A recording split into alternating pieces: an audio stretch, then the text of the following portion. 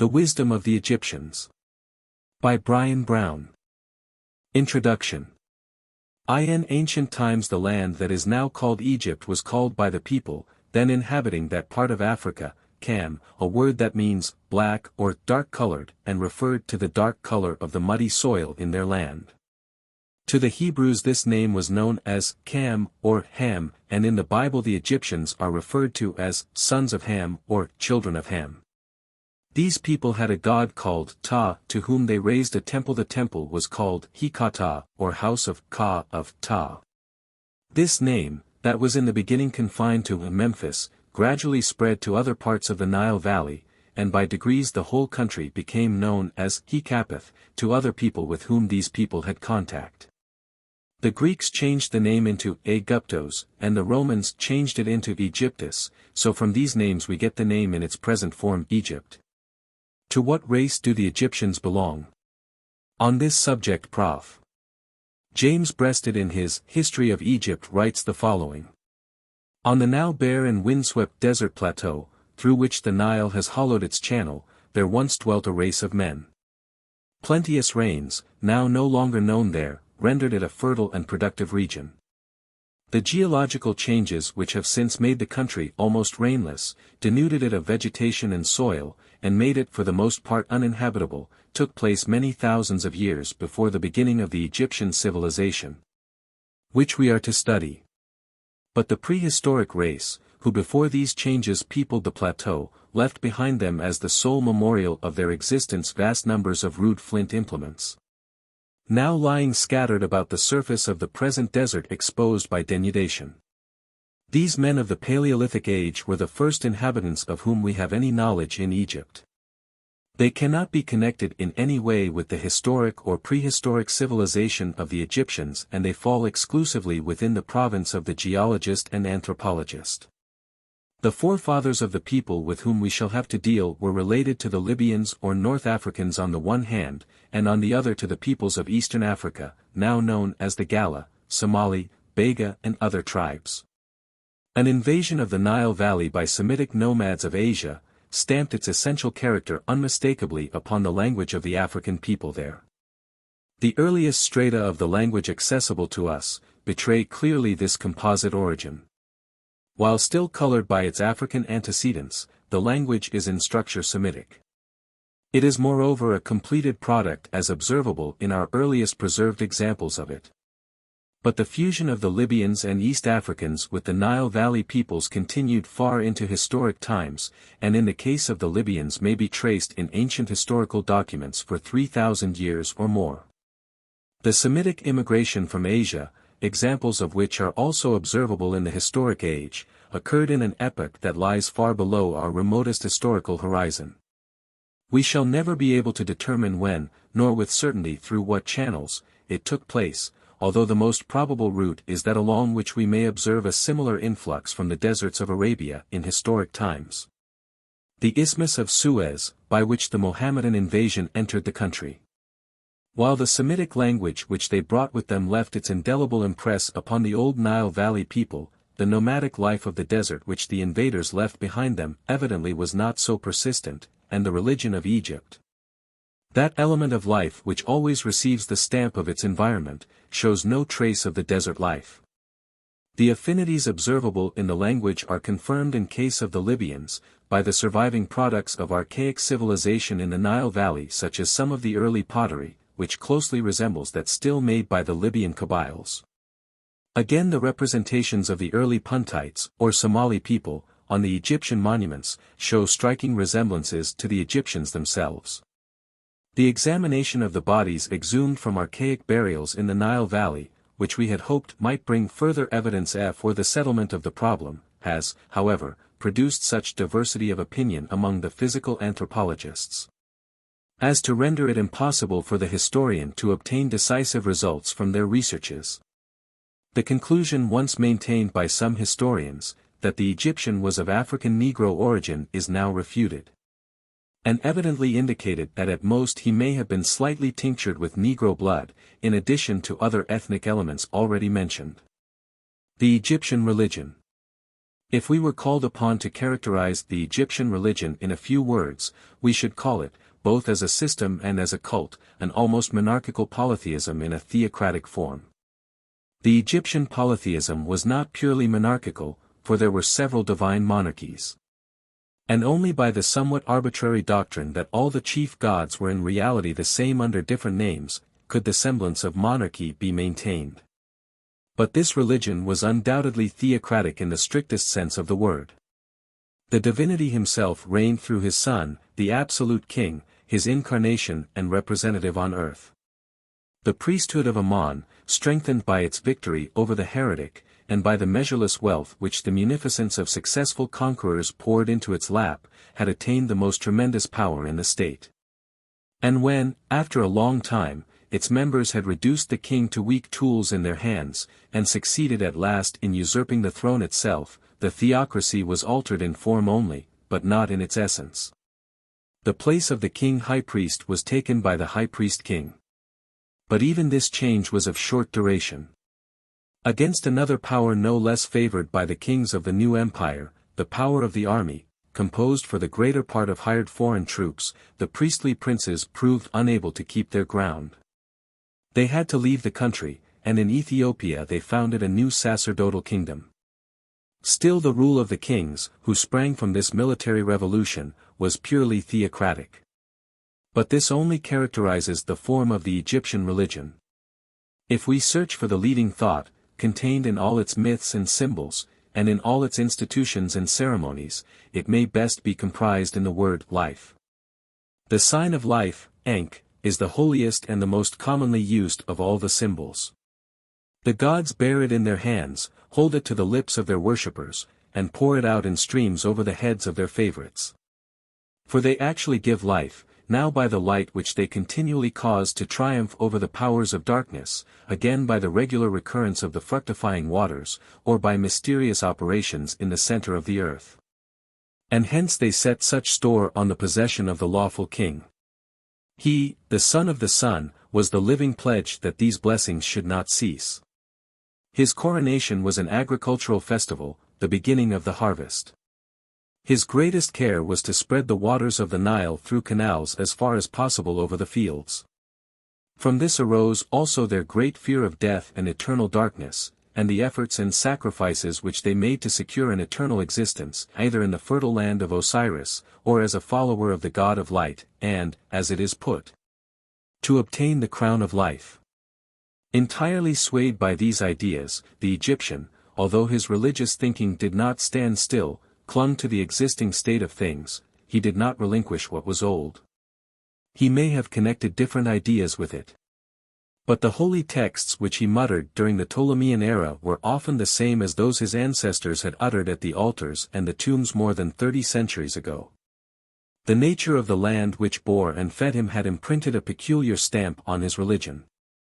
Moreover, his religion became to him more and more the only thing of supreme value.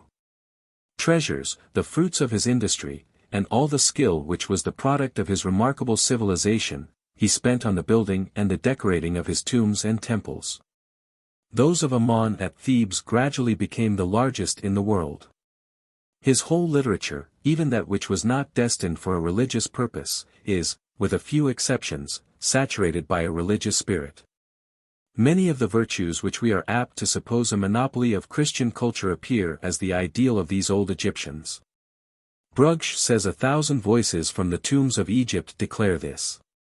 One inscription in Upper Egypt says, "He loved his father, he honored his mother, he loved his brethren, and never went from his home in bad temper. He never preferred the great man to the low one." Another says, "I was a wise man, my soul loved God. I was a brother to the great men and a father to the humble ones, and never was a mischief maker." An inscription at Sais, on a priest who lived in the sad days of Cambyses, says, "I honored my father, I esteemed my mother, I loved my brothers. I found graves for the unburied dead. I instructed little children.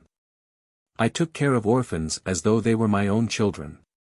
For great misfortunes were on Egypt in my time, and on this city of Sais." In speaking of the ancient books of Egyptian wisdom, the Ptah-Hotep and the Ke'Gemini, Dr.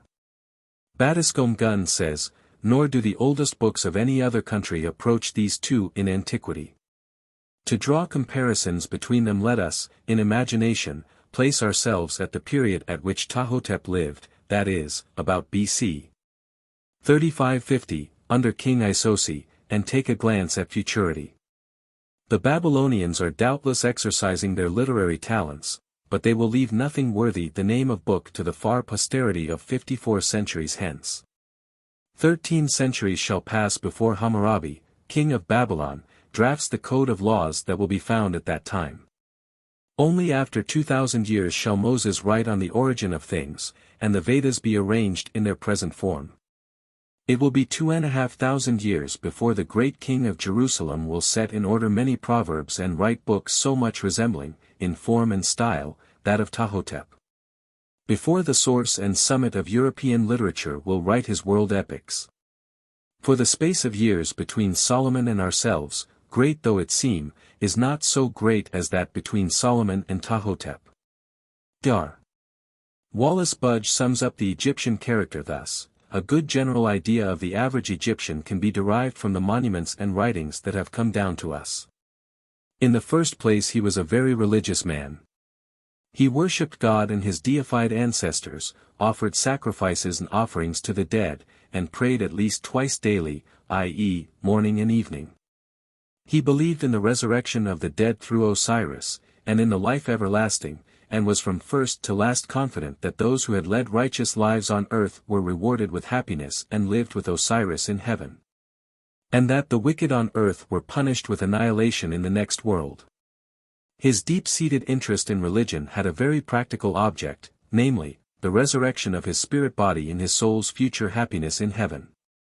His conscience was well developed and made him obey religious, moral, and civil laws without question. A breach of any of these he atoned for, not by repentance, for which there is no word in his language, but by the making of offerings. In all religious matters he was strongly conservative, and his conservatism led him to hold at the same time beliefs that were not only inconsistent with each other, but sometimes flatly contradictory. In reality, his religious books are filled with obsolete beliefs, many of which were contradicted by his religious observances. He had a keen sense of humor and was easily pleased. He loved eating and drinking, music and dancing, festivals and processions, and display of all sorts and kinds, and he enjoyed himself whenever an opportunity offered. Over and over again the living are exhorted to eat and drink and enjoy themselves. His morality was of the highest kind, and he thoroughly understood his duty towards his neighbor. He was kindly and humane, he fed the hungry, gave drink to the thirsty, lent a boat to the shipwrecked man, protected the widows and orphans, and fed the starving animals of the desert. He loved his village and his home and rejoiced when he was loved by his father, praised by his mother, and beloved by his brothers and sisters. He was a hard worker, as the taxes wrung from him by tax-gatherers and priests in all periods testify. He was intensely superstitious, and was easily duped by the magician and medicine man, who provided him with spells and incantations and amulets of all kinds. He was slow to anger and disliked military service and war. His idea of heaven was the possession of a homestead in a fertile district, with streams of water and luxuriant crops of wheat, barley, fruit, etc., wherein he would live a life of leisure surrounded by all those whom he had known and loved upon earth. He had no wish to enlarge the borders of Egypt, except for the loot which raids brought in. He never sought to bestow the blessings of Egyptian civilization upon other lands, and he never indulged in missionary enterprises of any kind. His religious toleration was great. He was content to serve God and Pharaoh, and he wished above all things to be allowed to till his land and do his own business in his own way in peace. The influence of his beliefs and religion, and literature, and arts and crafts on the civilization of other nations can hardly be overestimated. In one of the least known periods of the world's history he proclaimed the deathlessness of the human soul, and his country has rightly been named the land of immortality. How do you find this book? Any thoughts about the book or the author? Any suggestion for improvement? Please take a moment to share your thoughts in a comment. If you like it, share it with your friends who might enjoy it as well. Subscribe to keep in touch. Visit CompleteAudiobooks.com for more quality content. 1. The Story of Egypt. Egypt has been called the father of history and the mother of civilization, and well may she be called both, for her influence upon the ancient world must have been great.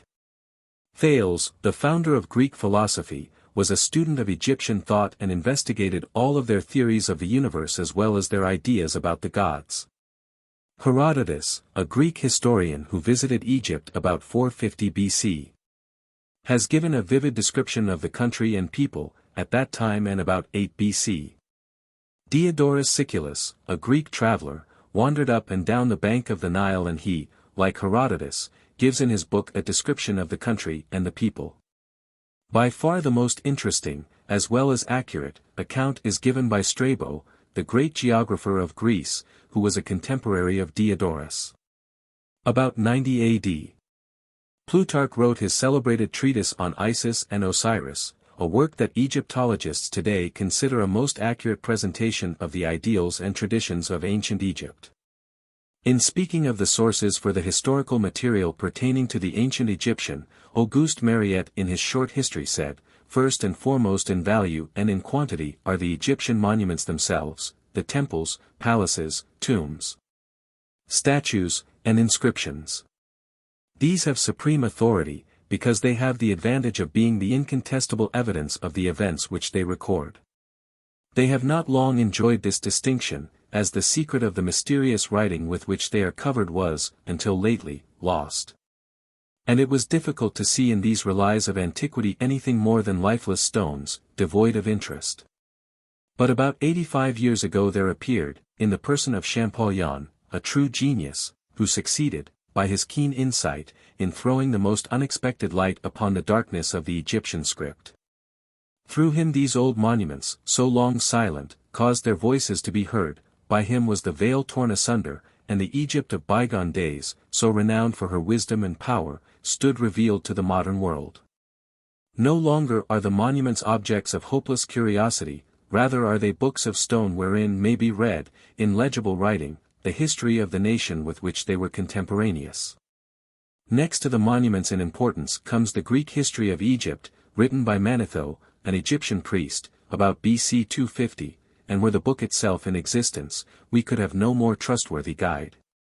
Egyptian by birth and priest by profession, Manetho, besides being instructed in all the mysteries of his religion, must have also been conversant with foreign literature, for he was a Greek scholar, and equal to the task of writing a complete history of his own country in that language. If only we had that book today, it would be a priceless treasure. But the work of the Egyptian priest perished, along with many others, in the great wreck of ancient literature, the burning of the great library at Alexandria. And all we possess of it are a few fragments preserved in the pages of subsequent historians. Origin of the Egyptian race. Prof. Wallace Budge writes on the Egyptian race, the flint tools and weapons that have been found on the skirts of the desert at various places in Egypt, and that are generally admitted to be older than those of the Neolithic period, i.e. the New Stone Age, render it extremely probable that the country was inhabited by men in the Paleolithic period, i.e., the Old Stone Age. The questions that naturally arise in connection with them are, who were they? To what race did they belong? If they were immigrants, where did they come from? In the limited space afforded by a single chapter it is impossible to enumerate even the most important of the arguments of which these questions have formed the subjects, or the principal theories, old and new, of the origin of the Egyptians. Fortunately, Egyptian archaeology, even in its present imperfect state, supplies a number of facts, which will suggest answers to these questions that are tolerably correct. And, as time goes on and the results of further research are perfected, our knowledge of these difficult questions may assume a decisive character. The human remains that have been found in Neolithic graves in Egypt prove that the Egyptians of the Neolithic period in Upper Egypt were Africans. And there is good reason for thinking that they were akin to all the other inhabitants of the Nile Valley at that time. When the great geological change took place that turned into a river valley the arm of the sea that extended as far as Esna, and the Nile deposits had formed the soil of Egypt. Their ancestors migrated from the south to the north and occupied the land made by the Nile. Whether these facts apply equally to the delta cannot be said, for no Neolithic graves in the delta are known. Egyptian tradition of the dynastic period held that the aboriginal home of the Egyptians was Punt, and though our information about the boundaries of this land is of the vaguest character, it is quite certain that a very large portion of it was in Central Africa, and it probably was near the country called in our times Uganda. There was in all periods frequent intercourse between Egypt and Punt, and caravans must have journeyed from one country to the other at least once a year. In the dynastic period several missions by sea were dispatched to the port of Punt to bring back myrrh and other products of the country, which were so dear to the heart of the kinsmen of the Puntites who were settled in Egypt. Now, if the inhabitants of the southern portion of the valley of the Nile were attracted to the good and fertile land of Egypt, it follows, as a matter of course, that foreign peoples who heard of this rich land would migrate thither in order to partake of its products and to settle in it. The peoples on the western bank Libyans and the dwellers in the eastern desert would intermarry with the native Egyptians, and the same would be the case with the Negro and half-Negro tribes in the Sudan. At a very early period, and certainly in Neolithic times, a considerable number of Semites must have made their way into Egypt, and these came from the Arabian Peninsula on the other side of the Red Sea, either for trading purposes or to settle in Egypt. Some of these crossed the Red Sea in its narrowest part, probably near the Straits of Bab al-Mandeb at the southern end of it, and made their way into the country where the comparatively modern town of Sennar now stands, just as their descendants did some 3,000 to 5,000 years later. Here they would find themselves not only in fertile land, but they would also be in touch with the tribes living in the region where, from time immemorial, alluvial gold has been found in considerable quantities. Others of the Semites must have made their way into the delta by the Isthmus of Suez, and there is no doubt that by intermarriage they modified the physical characteristics of many of the natives. Others, again, must have entered Egypt by way of the very ancient caravan route through the Wadi Hamanat, which left the Red Sea near the modern town of Qusar and ended on the Nile near Kinna in Upper Egypt. It is impossible to think that the Semites in Arabia had no seagoing boats in which to cross the Red Sea, and that those who lived on the coast halfway down the Red Sea would be obliged to go so far north as the Isthmus of Suez, or so far south as Bab al-Mandeb before they could cross over into Africa. In the case of the natives of the delta, foreign influences of another kind would be at work. Here would flock traders of all kinds from the land that is now called Palestine, and from the islands of the Mediterranean, and from the seacoast and the countries inland to the west of Egypt. Some think that even in the Neolithic period there were many settlers who had come from the southern countries of Europe. If the above remarks are only approximately true, we are justified in assuming that the population of the valley of the Nile was even at this early period very much mixed. It must, however, be noted that neither Libyans, nor Semites, nor seafaring folk of any kind, altered the fundamental characteristics of the African dwellers on the Nile. The beginning of Egyptian history. Towards the end of the New Stone Age the Egyptians acquired the knowledge of working in copper, and with tools of this metal they found themselves able to do many things that were before impossible to them. With copper drills they perforated beads and hollowed out stone jars and vessels, and with copper knives and chisels they sculptured stone figures of men, animals, etc., with a skill that was truly wonderful. They had long known how to produce fire, and one of its principal uses among them was to smelt copper. In many respects the state of Egypt at the close of this period was not greatly unlike that in which we know it to have been in the earliest part of the dynastic period. It was divided roughly into districts, or as we might say, counties, which at a later period were called nomes by the Greeks. Each district had its own symbol, which was generally that of its totem, and probably its own god, or gods, who must have been served by some kind of priest. The laws which men draw up for the protection of their wives, cattle, and possessions generally, as soon as they settled down in towns and villages, were, no doubt, administered in the rough and ready way that has been common among African communities from time immemorial. A system of irrigation must have been in use at this time, but it is improbable that there was any central controlling authority. The men of each district protected the part of the bank of the Nile that belonged to them, and made and maintained their own canals, and the high, banked causeways, which connected the towns and villages during the period of the Nile flood, and served as roads. There must have been a head man or governor in each district who possessed a good deal of power, and each town was probably ruled by a kind of mayor with due regard to the interests of the owners of large properties of different kinds. In the villages the largest landowners were probably supreme, but the old men, or fathers, of each village must have enjoyed a certain authority. For a considerable time before the dynastic period there must have been kings in Egypt, some ruling over Upper Egypt, and some over Lower Egypt and the Delta. A portion of a monument, now called the Palermo stone, because it is preserved in the Museum of Palermo in Sicily, supplies the names of several kings of Lower Egypt, e.g., Sika, Tau, Desh, Neheb, Uachner, and Mecca. It is quite certain that the names of several kings of Upper Egypt were given on the missing portion of the monument, and this fact proves that at that time southern and northern Egypt formed two separate and independent kingdoms. When complete, the Palermo stone contained a series of annals, which recorded the principal events in the reigns of the pre-dynastic kings, and also of the dynastic kings down to the middle of the 5th dynasty. There were also included the names of the principal festivals that were celebrated in these reigns, and also the height of the Nile flood yearly, given in cubits, palms, fingers, and spans.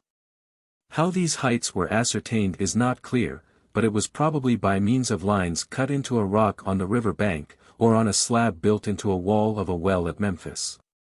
The height of the Nile flood then, as now, was valuable for determining the degree of prosperity of the country that was probable during the year. We have already said that the native African element in Upper Egypt was reinforced continually from the south, and we may assume that the process of reinforcement usually went on peacefully, and that the Egyptians in Upper Egypt assimilated their newly arrived kinsmen from the south without difficulty. This, however, was fated not to go on indefinitely, for on one occasion at least, probably a century or two before the dynastic period began, a host of men from the south or southeast swept down upon Egypt. This invasion in many respects seems to have been similar to that which took place under Pianki, the king of Nubia, whose capital was at Napt, or Napata, about 720 BC.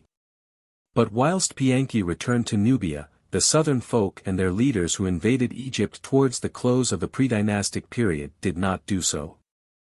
If we take into account the effect of this pre-dynastic invasion upon the civilization of Egypt, we must assume that the invaders were more highly civilized than the people they conquered. And if we assume this, we must further assume that the invaders came from the country now called Abyssinia and the lands to the south of it. Their route was the old trade route known today as the Blue Nile Caravan Route, which has been chosen from time immemorial by the captains of caravans, because it makes it unnecessary to traverse the first 4 cataracts. Among the invaders who came by this route were natives of the eastern desert, the remote ancestors of the Blemmyes and the modern Hadendoa and Cognate tribes, and Semites, who had originally crossed the Red Sea from Asia to Africa. We have no distinct record of this invasion, still less have we any details of it, and we have no knowledge of the causes that led up to it. But in an inscription of the Ptolemaic period cut on the walls of the Temple of Edfu in Upper Egypt, we certainly have a legendary account of it. In this inscription the victorious leader is accompanied by men who are called Mesniu, or blacksmiths, who came from the west of the Nile, i.e., from a country to the south of Egypt, and not from a country to the southeast. This view agrees quite well with what is known of the dynastic period, for the pharaohs often had to fight hordes of enemies from countries so far south as the White Nile and the Gazelle and Jur rivers. And their descendants were probably to be found in the Nobadi, who terrified the Romans, and the Baggara, who fought under the Mahdi in our own times. There may have been a conquest of Egypt by the peoples to the west of Egypt at one time, and another by the peoples to the east at another time, or the enemies of Egypt on both banks of the White and Blue Niles may have invaded the country together. In any case, the purport of the inscription, the contents of which we will now describe, is to show that the king of the south and his descendants first conquered Upper Egypt and then Lower Egypt. The Edfu text sets forth that Areharmachis was king of Tosti, the land of the bow, i.e., the country of all the peoples who fought with bows and arrows, or the eastern Sudan. In the 363d year of his reign he dispatched a force into Egypt, and overcoming all opposition, this god established himself and his followers at Edfu. Having discovered that the enemy had collected in force to the southeast of Thebes, Horus and his followers, or the blacksmiths, armed with spears and chains, set out and joined battle with them, and utterly defeated them at a place called Chepmet. For the first time probably the natives armed with weapons made of flint found themselves in mortal combat with foreign enemies armed with metal weapons. Their defeat was unavoidable. Soon after this battle the natives again collected in force to the northeast of Dendra, about 50 miles north of Thebes, where they were attacked and again defeated by Horus. Another battle took place a little later on at Haban, about 150 miles south of Memphis, and Horus cut up many of his defeated foes and offered them to the gods. Horus then pursued the enemy into the delta, and wherever he did battle with them he defeated them. In one place the arch-rebel Set appeared with his followers and fought against Horus and his blacksmiths, but Horus drove his spear into Set's neck, fettered his limbs with his chain, and then cut off his head, and the heads of all his followers. Horus then sailed over the streams in the delta, and slew the enemy in detail, and made himself master of the whole of the delta, from the swamps on the west of the left main arm of the Nile to the desert in the east. The text goes on to say that companies of the blacksmiths settled down on lands given to them by Horus on the right and left banks of the Nile and in what is now called Middle Egypt. Thus the followers of Horus from the south effectively occupied the country. Horus returned to Edfu and made an expedition against the people of Wawat, now northern Nubia, and punished their rebellion. He then sailed back to Edfu and established the worship of Horus of Edfu, and ordered a symbol of this god to be placed in every temple of Egypt. Now the symbol referred to is the winged solar disk, with a serpent on each side of it, and the statement suggests that Horus established the worship of a form of the sun god in Egypt. If this be really so, Horus and his followers must have come from the east, where sun worship was common, and must have found that the Egyptians were not sun worshippers. The Egyptians, like most of the peoples in the Nile Valley, ancient and modern, only worshipped the sun under compulsion. On the other hand, the worship of the moon was universal, and the native gods of the Egyptians were of a kind quite different from those worshipped in the eastern desert and among the peoples of Arabia, Syria, and the northern delta. Beginning of dynastic history. As the result, however, of one of the battles between the forces of the south and north, which was fought probably near Annulator, Heliopolis the king of the south gained the victory. And he was henceforth able to call himself king of the south, king of the north. Who this mighty uniters of the two lands really was is not known, but the native tradition, which was current at Abydos, and presumably throughout Egypt, in the 13th century before Christ, stated that he was called Mina. This tradition was also accepted in the time of the Greek historians, for they all agree in saying that the first king of Egypt was called Menes. Manetho, the Egyptian historian on the dynasties. In this history of Egypt, Manetho gave a list of the kings of Egypt, which he divided into 3 parts, each containing several groups of kings which he called dynasties. But it is not quite clear what he meant by the word dynasty. Though his history is lost, for copies of his king list are preserved in the works of later writers. The oldest of these is that which is said to have been written by Julius Africanus, in the 3rd century of our era, which is preserved in the Chronicle of Eusebius, Bishop of Caesarea, born AD 264, and died about 340. In this work Eusebius also gives a copy of the list of the dynasties of ancient Egypt. Dynasties/duration in years. Ancient Empire. 1 to 2/Tenite/555. 3 to 5/Memphite/746. 6/Elephantine/203. 7 to 8/Memphite/142 years. 70 days. 9 to 10/Heracleopolite/294. Middle Empire. 11 to 13/Theban/666. 14/Zoit/184. 15 to 17/Hyksos, Delta, 18-511. New Empire. 18-20/Theban/593. 21/Tenite/130. 22/Bubastite/170. 23/Tenite/89. 24/Sate/6. 25/Ethiopian/50. 26/Sate/138. 27/Persian/121. 28/Sate/7. 29/Mendesian/21.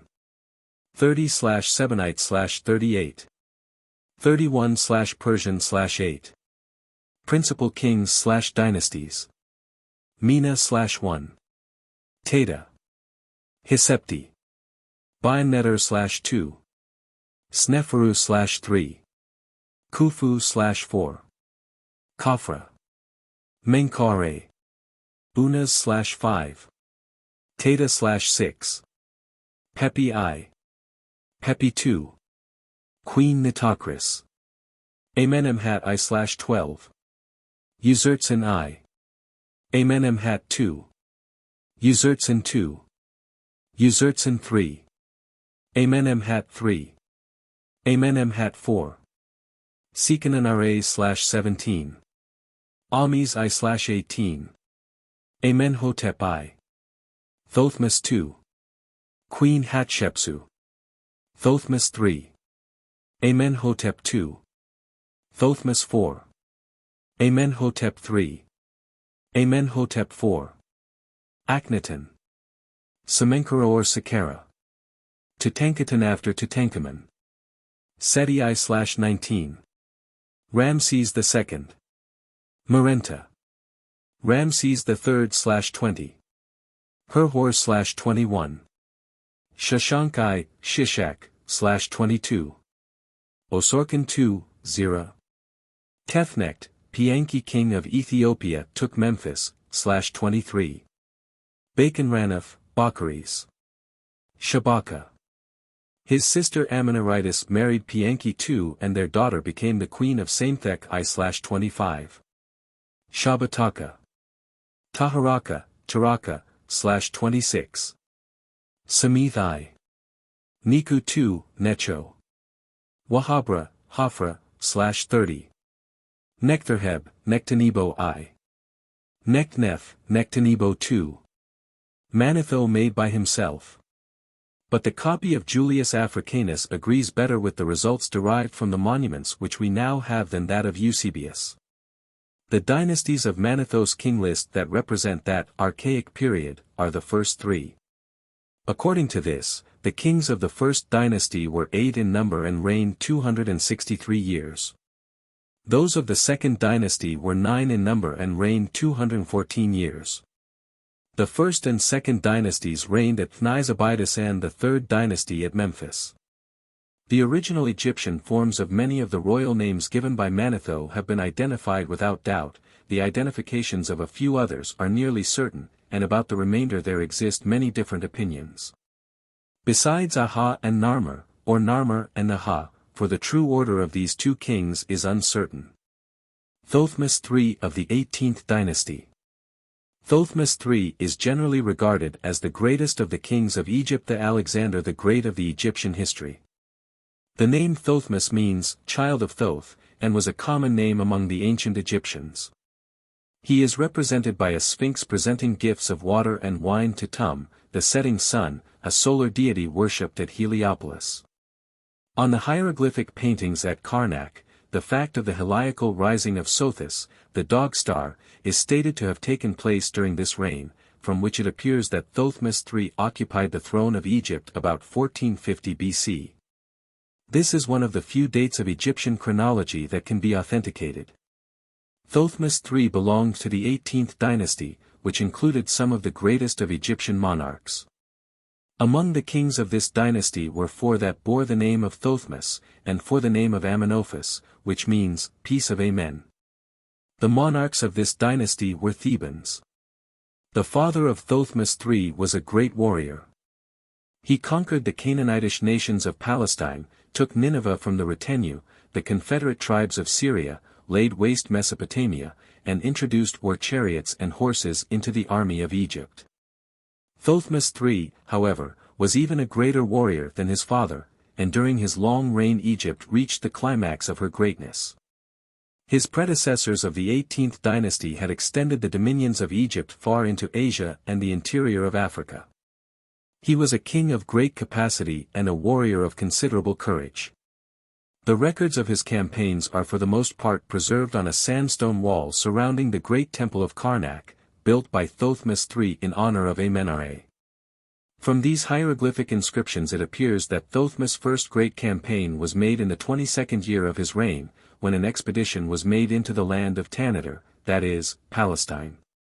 A full account of his marches and victories is given, together with a list of 119 conquered towns. This monarch lived before the time of Joshua. And therefore the records of his conquests present us with the ancient Canaanite nomenclature of places in Palestine between the times of the patriarchs and the conquest of the land by the Israelites under Joshua. Thothmes set out with his army from Tanis, that is Zoan, and after taking Gaza, he proceeded, by way of the plain of Sharon, to the more northern parts of Palestine. At the Battle of Megiddo he overthrew the confederated troops of native princes. And in consequence of this signal victory the whole of Palestine was subdued. Crossing the Jordan near the Sea of Galilee, Thothmes pursued his march to Damascus, which he took by the sword. And then returning homeward by the Judean hills and the south country of Palestine, he returned to Egypt laden with the spoils of victory. In the 30th year of his reign Thothmes led an expedition against the retinue, the people of northern Syria. In this campaign he attacked and captured Kadesh, a strong fortress in the valley of Orontes, and the capital town of the retinue. The king pushed his conquests into Mesopotamia, and occupied the strong fortress of Carchemish, on the banks of the Euphrates.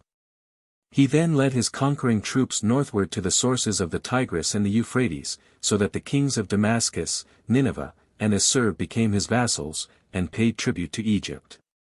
Punt or Arabia was also subdued, and in Africa his conquests extended to Cush or Ethiopia. His fleet of ships sailed triumphantly over the waters of the Black Sea. Thus Thothmes ruled over lands extending from the mountains of Caucasus to the shores of the Indian Ocean, and from the Libyan desert to the great river Tigris. Besides distinguishing himself as a warrior and as a record writer, Thothmes III was one of the greatest of Egyptian builders and patrons of art. The great temple of Ammon at Thebes was the special object of his fostering care.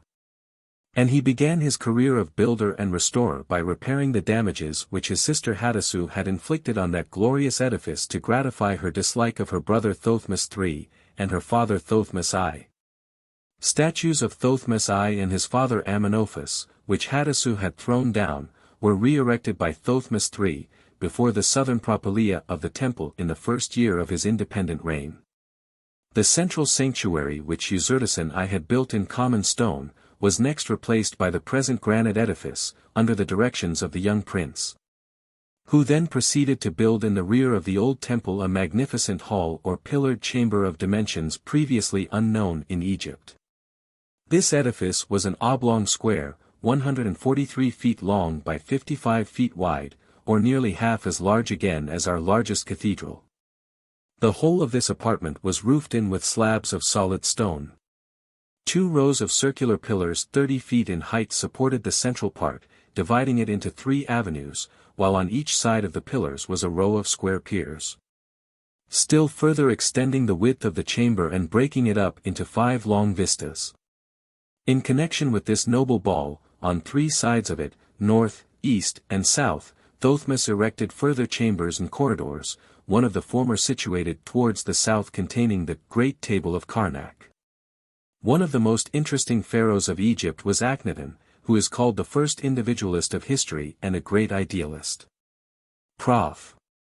Wallace Budge gives this account of his kingship. Amenhotep Akhenaten was the son of Amenhotep III by his wife T, and he reigned about 20 years.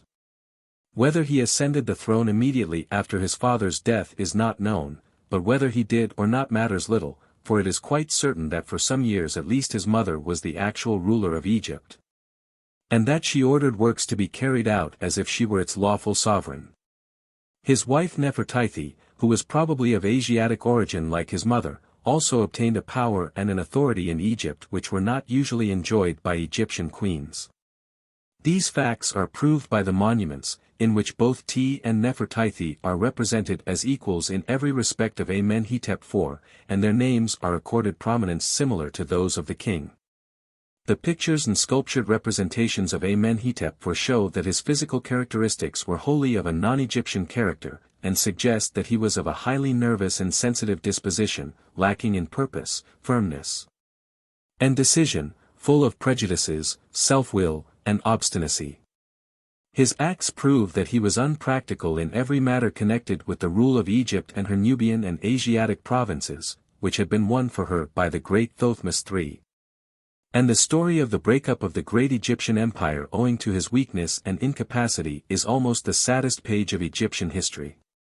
His alien blood, derived from his mother and grandmother, caused to develop in him a multitude of strange ideas about religion, art, and government that were detestable to the Egyptians, whose national characteristics he neither recognized nor understood, and with whom he had no true sympathy. When he ascended the throne he adopted a series of names that proclaimed to all Egypt that he held religious views of a different character from those held by the majority of the Egyptians. Some of these resembled the doctrines of the sun god as taught by the priests of Heliopolis, but others were obnoxious to the Egyptians generally. His father and grandfather probably held exactly the same religious views, but if they did they took care not to allow them to disturb the peace of the country, nor to interrupt the business of the state. Amenhotep IV proclaimed a new form of worship, and, to all intents and purposes, a new god, whom he called Aten. Now Aten was well known to the Egyptians as the god of the solar disk, and they had been familiar with him from the earliest period. But Amenhotep IV assigned to him new attributes, which are very difficult to describe.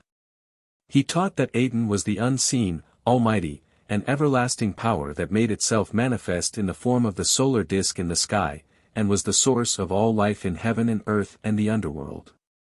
He ascribed to Aten a monotheistic character, or oneness, which he denied to every other god, but when we read the hymns to Aten of which the king approved, it is extremely difficult to understand the difference between the oneness of Aten and the oneness of Amen-Ra, or Ra, or of any other great Egyptian god.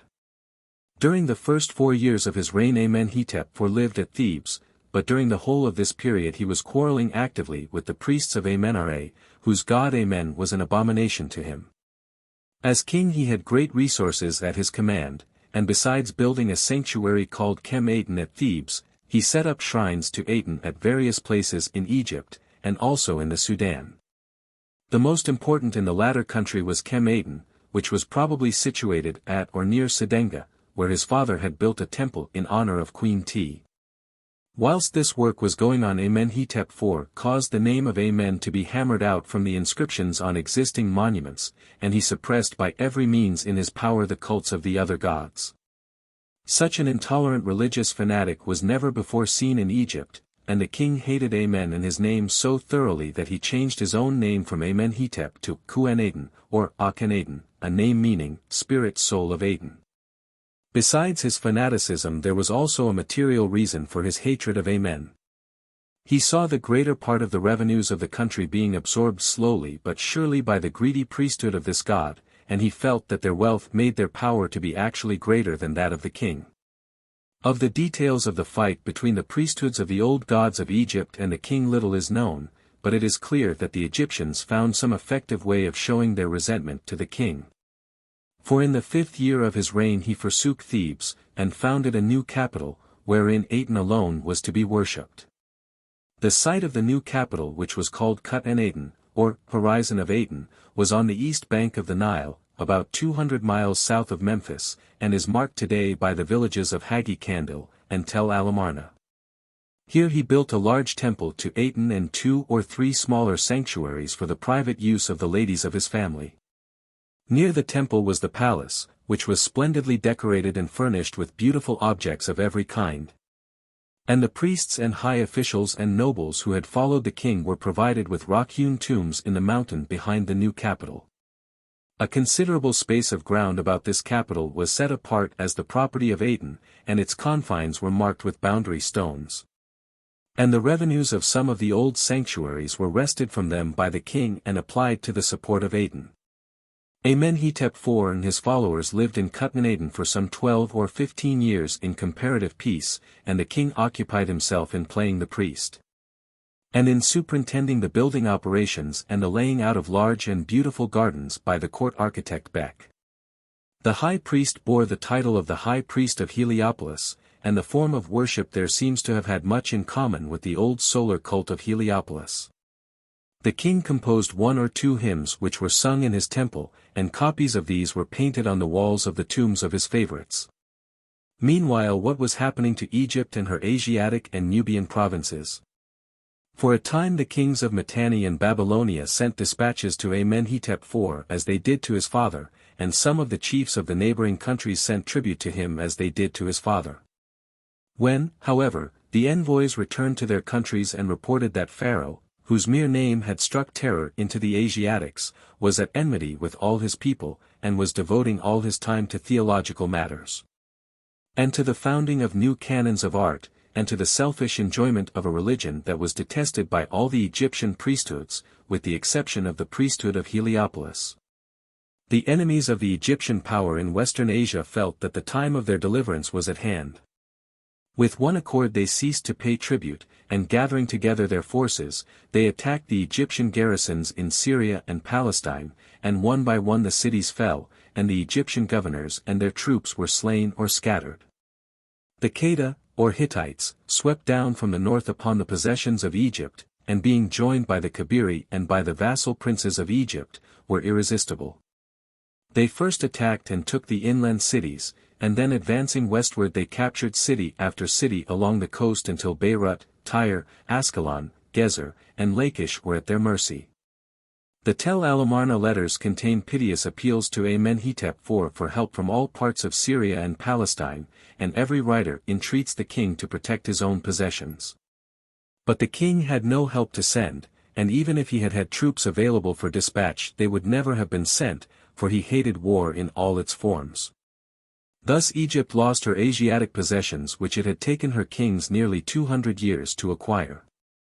Meanwhile discontent was growing everywhere in Egypt itself, and conspiracies against the king were spreading in all directions. When these had reached formidable proportions the king died, but whether his death was due to anxiety, disease, or poison cannot be said. Amenhotep IV had no son, and his family consisted of 6 daughters, the eldest of whom died before her father. He was buried in a tomb hewn in the mountains behind his town, and his stone coffin, or sarcophagus, was found there in 1893 by the native tomb robbers, who cut out the cartouches from it and sold them to travelers. Amenhotep IV was succeeded by Saqqara, who had married one of his daughters called Merit-Aten, and had probably assisted his father-in-law in his various religious undertakings. Saqqara ruled the town of Aten for 2 or 3 years, and was succeeded by Tut-Enkhamen, a son of Amenhotep III, who married a daughter of Amenhotep IV called Enkhsenpatang.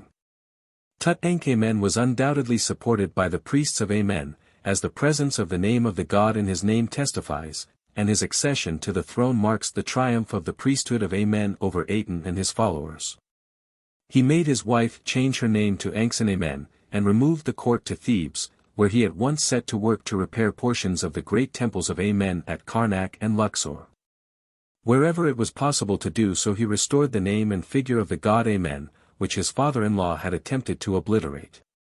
He carried out certain building operations in the Sudan and received tribute from the chiefs of the country, but he undertook no military expeditions into Syria, and made no attempt to renew the sovereignty of Egypt in Western Asia.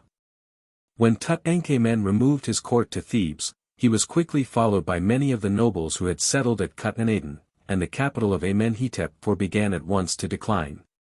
The services in the temple languished, and the sculptors and artists who had designed their works in accordance with the canons of art devised and approved by Amenhotep IV found themselves without employment. The working classes who had lived on the court left the town, which in a very few years became forsaken. The Aten temples were thrown down, and before many years had passed the town became a heap of ruins. Thus the triumph of Amen, the god who had delivered the Egyptians from the Naxos, was complete. Ramesses II of the 19th dynasty. Ramesses II, called the Napoleon of Egypt, lived about 2 centuries after Thothmes III, and ascended the throne about 1300 BC. Ramesses I was the third king of the 19th dynasty. And for personal exploits, the magnificence of his works, and the length of his reign, he was not surpassed by any of the kings of ancient Egypt, except by Thothmes III. His grandfather, Ramesses I, was the founder of the dynasty. His father, Seti I, is celebrated for his victories over the Retinue, or Syrians, and over the Shasu, or Arabians, as well as for his public works, especially the great temple he built at Karnak. Ramesses II was, however, a greater warrior than his father. He first conquered Kush, or Ethiopia. Then he led an expedition against the Kheti, or Hittites, whom he completely routed at Kadesh, the ancient capital, a town on the river Orontes, north of Mount Lebanon. In this battle Ramesses was placed in the greatest danger. But his personal bravery stood him in good stead, and he kept the Hittites at bay till his soldiers rescued him. He thus commemorates on the monuments his deeds. I became like the god Mentu, I hurled the dart with my right hand. I fought with my left hand, I was like Baal in his time before their slight, I had come upon 2,500 pairs of horses, I was in the midst of them. But they were dashed in pieces before my steeds.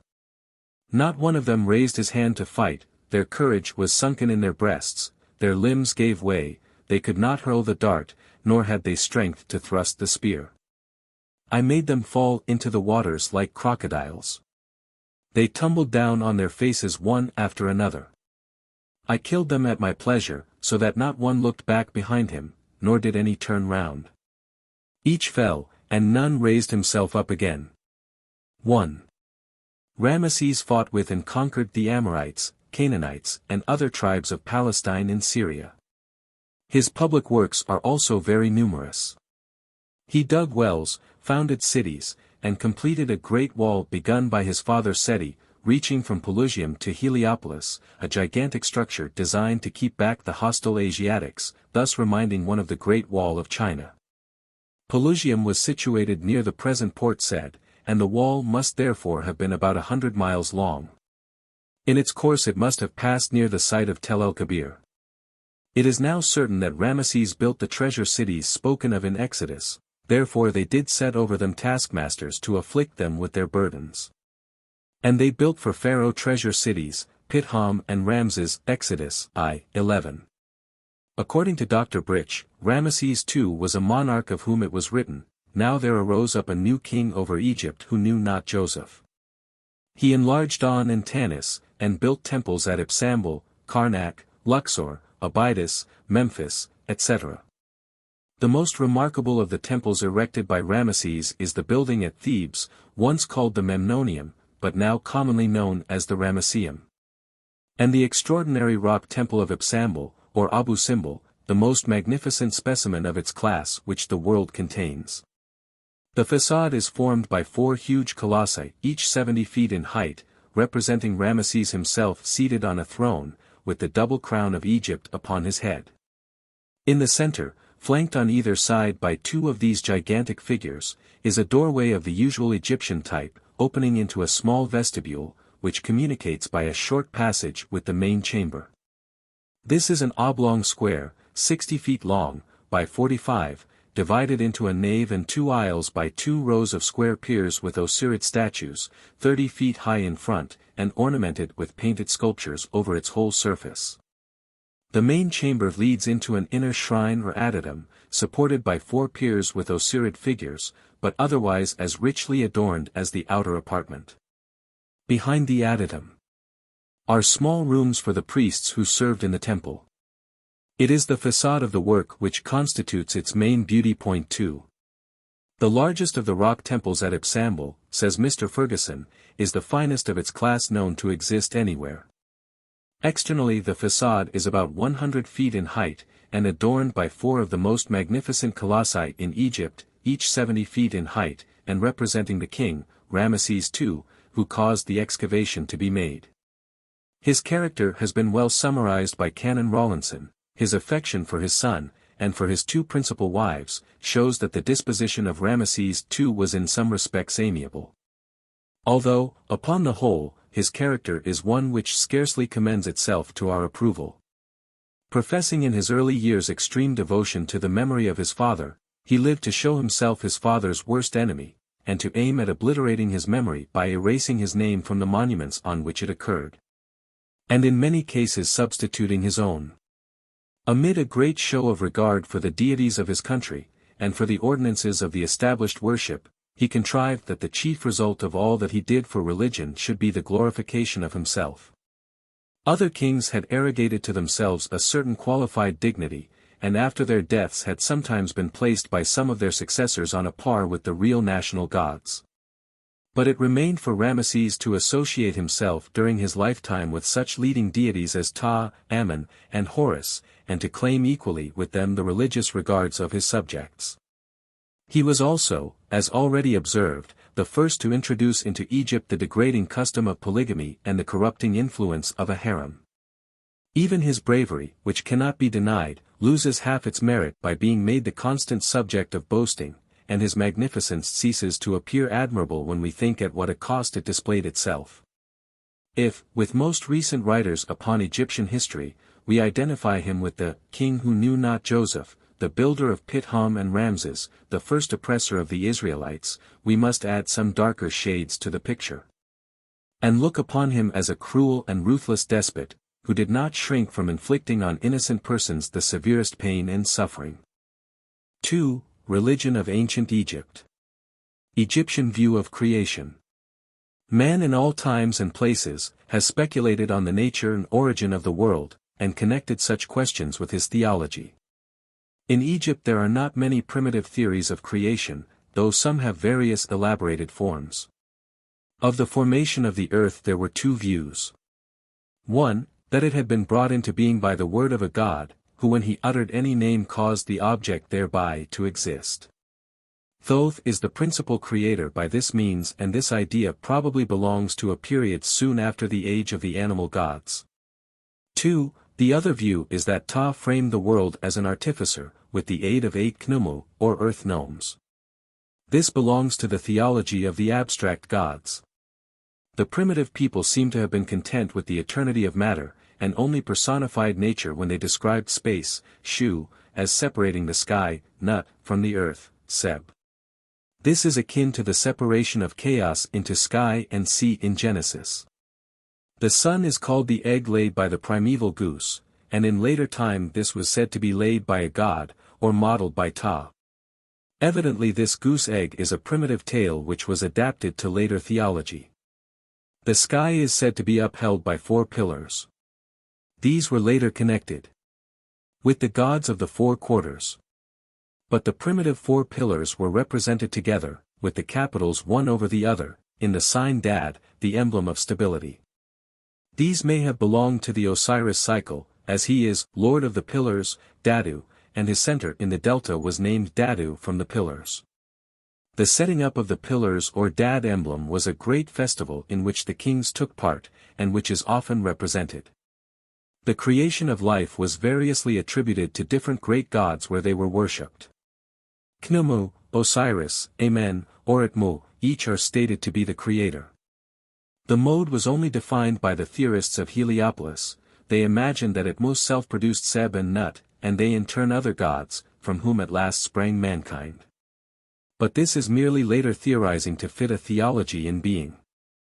The cosmogonic theories, therefore, were by no means important articles of belief, but rather assumptions of what the gods were likely to have done similar to the acts of men. The creation by the word is the more elevated idea, and is parallel to the creation in Genesis. The conception of the nature of the world was that of a great plain, over which the sun passed by day, and beneath which it traveled through the hours of night. The movement of the sun was supposed to be that of floating on the heavenly ocean, figured by its being in a boat, which was probably an expression for its flotation. The elaboration of the nature of the regions through which the sun passed at night essentially belongs to the Ra theology, and only recognizes the kingdom of Osiris by placing it in one of the hours of night. The old conception of the dim realm of the cemetery god seeker occupies the fourth and fifth hours, the sixth hour is an approach to the Osiride region, and the seventh hour is the kingdom of Osiris. Each hour was separated by gates, which were guarded by demons who needed to be controlled by magic formulae. The gods of ancient Egypt. Before dealing with the special varieties of the Egyptians' belief in gods, it is best to try to avoid a misunderstanding of their whole conception of the supernatural. The term God has come to tacitly imply to our minds such a highly specialized group of attributes that we can hardly throw our ideas back into the more remote conceptions to which we also attach the same name. It is unfortunate that every other word for supernatural intelligences has become debased, so that we cannot well speak of demons, devils, ghosts, or fairies without implying a noxious or a trifling meaning. Quite unsuited to the ancient deities that were so beneficent and powerful. If then we use the word God for such conceptions, it must always be with the reservation that the word has now a very different meaning from what it had to ancient minds. To the Egyptian the gods might be mortal. Even Ra, the sun god, is said to have grown old and feeble. Osiris was slain, and Orion, the great hunter of the heavens, killed and ate the gods. The mortality of gods has been dwelt on by Dr. Fraser in the Golden Bough, and the many instances of tombs of gods, and of the slaying of the deified man who was worshipped, all show that immortality was not a divine attribute. Nor was there any doubt that they might suffer while alive. One myth tells how Ra, as he walked on earth, was bitten by a magic serpent and suffered torments. The gods were also supposed to share in a life like that of man, not only in Egypt but in most ancient lands. Offerings of food and drink were constantly supplied to them, in Egypt laid upon the altars, in other lands burnt for a sweet savor. At Thebes the divine wife of the god, or high priestess, was the head of the harem of concubines of the god. And similarly in Babylonia the chamber of the god with the golden couch could only be visited by the priestess who slept there for oracular responses. The Egyptian gods could not be cognizant of what passed on earth without being informed, nor could they reveal their will at a distant place except by sending a messenger.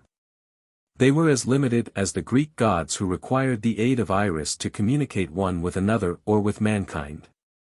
The gods, therefore, have no divine superiority to man in conditions or limitations. They can only be described as pre-existent, acting intelligences, with scarcely greater powers than man might hope to gain by magic or witchcraft of his own. This conception explains how easily the divine merged into the human in Greek theology, and how frequently divine ancestors occurred in family histories. By the word theology is designated the knowledge about gods. There are in ancient theologies very different classes of gods. Some races, as the modern Hindu, revel in a profusion of gods and godlings, which are continually being increased. Others, as the Turanians, whether Sumerian Babylonians, modern Siberians, or Chinese, do not adopt the worship of great gods, but deal with a host of animistic spirits, ghosts, devils, or whatever we may call them. And shamanism or witchcraft is their system for conciliating such adversaries. But all our knowledge of the early positions and nature of great gods shows them to have stood on an entirely different footing to these varied spirits. Were the conception of a god only an evolution from such spirit worship of one god, polytheism would precede monotheism in each tribe or race. What we actually find is the contrary of this. Monotheism is the first stage traceable in theology. Hence we must rather look on the theologic conception of the Aryan and Semitic races as quite apart from the demon worship of the Turanians. Indeed, the Chinese seem to have a mental aversion to the conception of a personal god, and to think either of the host of earth spirits and other demons, or else of the pantheistic abstraction of heaven. Wherever we can trace back polytheism to its earliest stages we find that it results from combinations of monotheism. In Egypt even Osiris, Isis, and Horus, so familiar as a triad, are found at first as separate units in different places, Isis as a virgin goddess, and Horus as a self-existent god. Each city appears to have but one god belonging to it, to whom others were added. Similarly in Babylonia each great city had its supreme god. And the combinations of these, and their transformations in order to form them in groups when their homes were politically united, show how essentially they were solitary deities at first. Not only must we widely distinguish the demonology of races worshipping numerous earth spirits and demons from the theology of races devoted to solitary great gods, but we must further distinguish the varying ideas of the latter class. Most of the theologic races have no objection to tolerating the worship of other gods side by side with that of their own local deity. It is in this way that the compound theologies built up the polytheism of Egypt and of Greece. But others of the theologic races have the conception of a jealous God, who would not tolerate the presence of a rival. We cannot date this conception earlier than Mosaism, and this idea struggled hard against polytheistic toleration. This view acknowledges the reality of other gods, but ignores their claims. The still later view was that other gods were non-existent, a position started by the Hebrew prophets in contempt of idolatry, scarcely grasped by early Christianity, but triumphantly held by Islam. We therefore have to deal with the following conceptions, which fall into two main groups that probably belong to different divisions of mankind. Animism. Demonology. Tribal monotheism. At any state the unity of different gods may be accepted as a modus vivendi or as a philosophy. Combinations forming tolerant polytheism. Jealous monotheism. Sole monotheism. All of these require mention here as more or less of each principle, both of animism and monotheism can be traced in the innumerable combinations found during the 6,000 years of Egyptian religion, these combinations of beliefs being due to combinations of the races to which they belonged. Before we can understand what were the relations between man and the gods, we must first notice the conceptions of the nature of man. In the prehistoric days of Egypt, the position and direction of the body was always the same in every burial. Offerings of food and drink were placed by it, figures of servants, furniture, even games, were included in the grave. It must be concluded therefore that it was a belief in immortality which gave rise to such a detailed ritual of the dead, though we have no written evidence upon this. So soon as we reach the age of documents we find on tombstones that the person is denoted by the ku between the arms of the ka. From later writings it is seen that the ku is applied to a spirit of man, while the ka is not the body but the activities of sense and perception. Thus, in the earliest age of documents, two entities were believed to vitalize the body. The Ka is more frequently named than any other part, as all funeral offerings were made for the Ka. It is said that if opportunities of satisfaction in life were missed it is grievous to the Ka, and that the Ka must not be annoyed needlessly. Hence it was more than perception, and it included all that we might call consciousness. Perhaps we may grasp it best as the self, with the same variety of meaning that we have in our own word. The Ka was represented as a human being following after the man. It was born at the same time as the man, but persisted after death and lived in and about the tomb. It could act and visit other Kas after death, but it could not resist the least touch of physical force. It was always represented by two upraised arms, the acting parts of the person. Beside the Ka of man, all objects likewise had their Kas, which were comparable to the human Ka, and among these the Ka lived. This view leads closely to the world of ideas permeating the material world in later philosophy. The Khu is figured as a crested bird, which has the meaning of glorious or shining in ordinary use.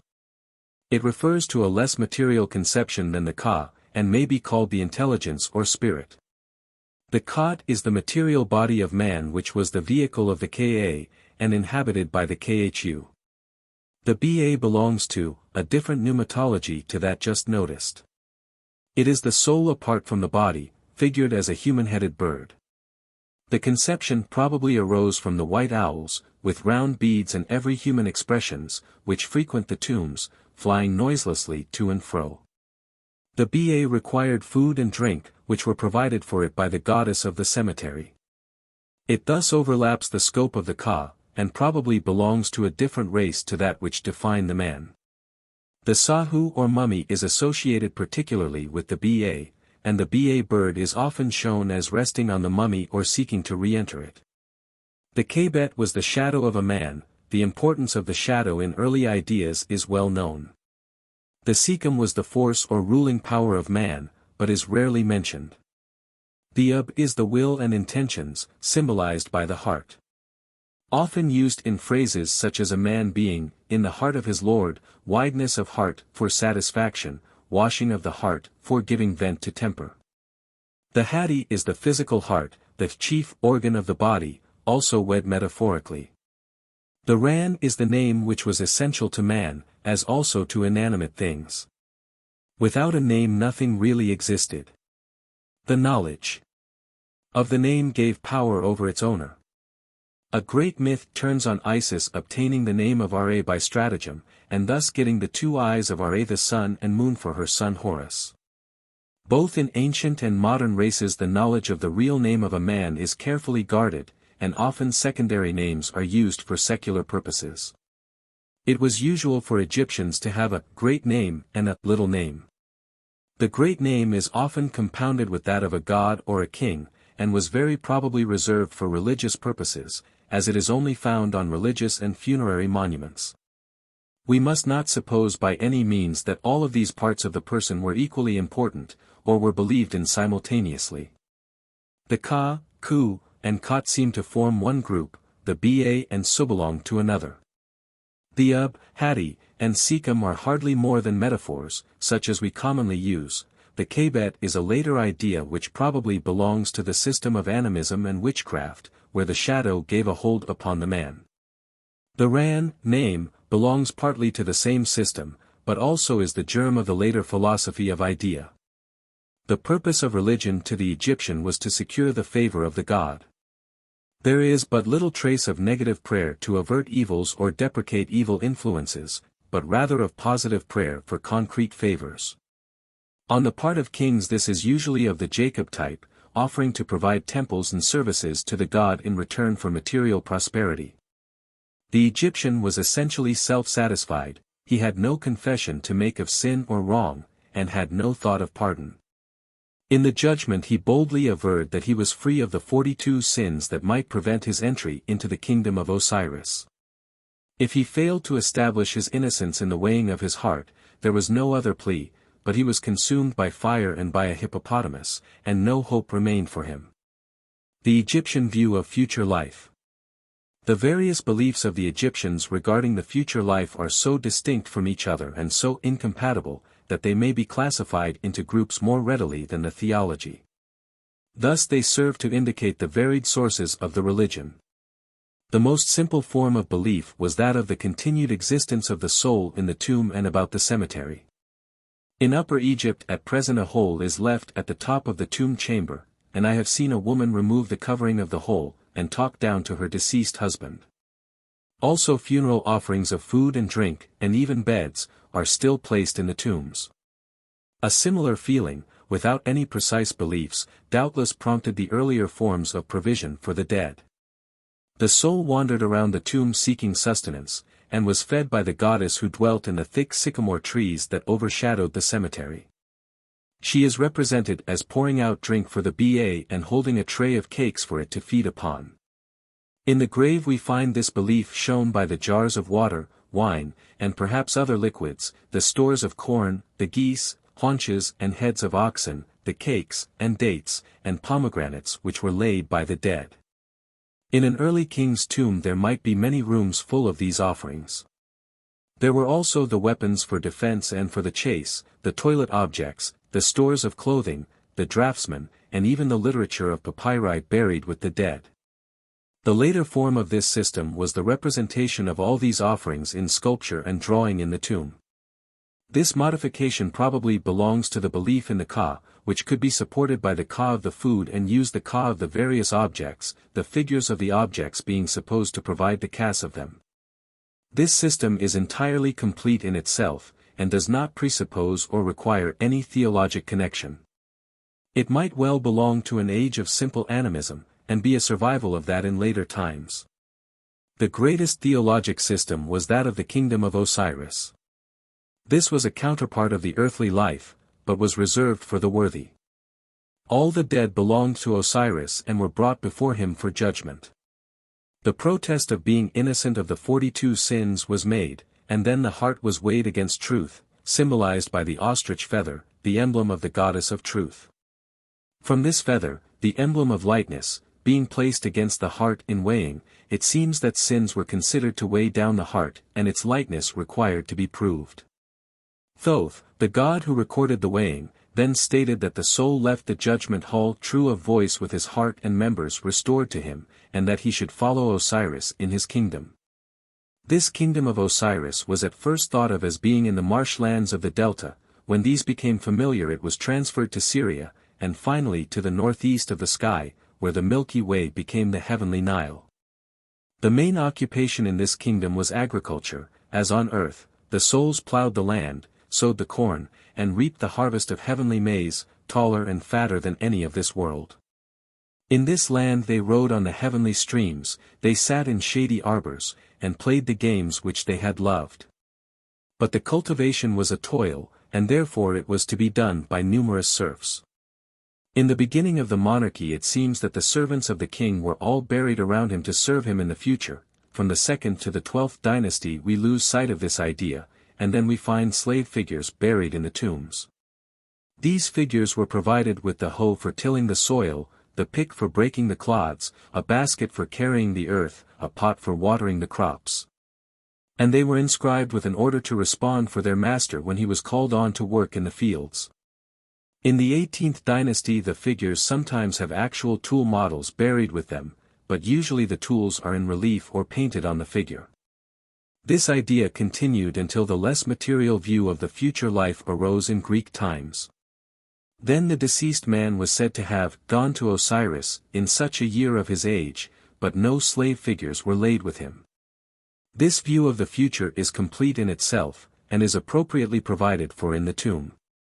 A third view of the future life belongs to an entirely different theologic system, that of the progress of the sun god Ra. According to this the soul went to join the setting sun in the west, and prayed to be allowed to enter the boat of the sun in the company of the gods. Thus it would be taken along in everlasting light, and saved from the terrors and demons of the night over which the sun triumphed. No occupations were predicated of this future. Simply to rest in the divine company was the entire purpose, and the successful repelling of the powers of darkness in each hour of the night by means of spells was the only activity. To provide for the solar journey a model boat was placed in the tomb with the figures of boatmen, to enable the dead to sail with the sun, or to reach the solar bark. This view of the future implied a journey to the west, and hence came the belief in the soul setting out to cross the desert westward. We find also an early god of the dead, Khentimenty, he who is in the west, probably arising from this same view. This god was later identified with Osiris when the fusion of the two theories of the soul arose. At Abydos Khentimenty only is named at first, and Osiris does not appear until later times, though that cemetery came to be regarded as specially dedicated to Osiris. Now in all these views that we have named there is no occasion for preserving the body. It is the Ba that is fed in the cemetery, not the body. It is an immaterial body that takes part in the kingdom of Osiris, in the sky. It is an immaterial body that can accompany the gods in the boat of the sun. There is so far no call to conserve the body by the peculiar mummification which first appears in the early dynasties. The dismemberment of the bones, and removal of the flesh, which was customary in the prehistoric times, and survived down to the 5th dynasty, would accord with any of these theories, all of which were probably pre-dynastic.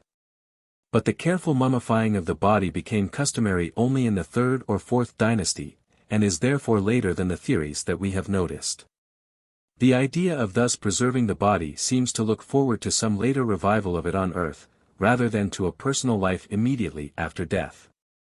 The funeral accompaniment of this view was the abundance of amulets placed on various parts of the body to preserve it. A few amulets are found worn on a necklace or bracelet in early times. But the full development of the amulet system was in the 26th to 30th dynasties. We have tried to disentangle the diverse types of belief, by seeing what is incompatible between them. But in practice we find every form of mixture of these views in most ages.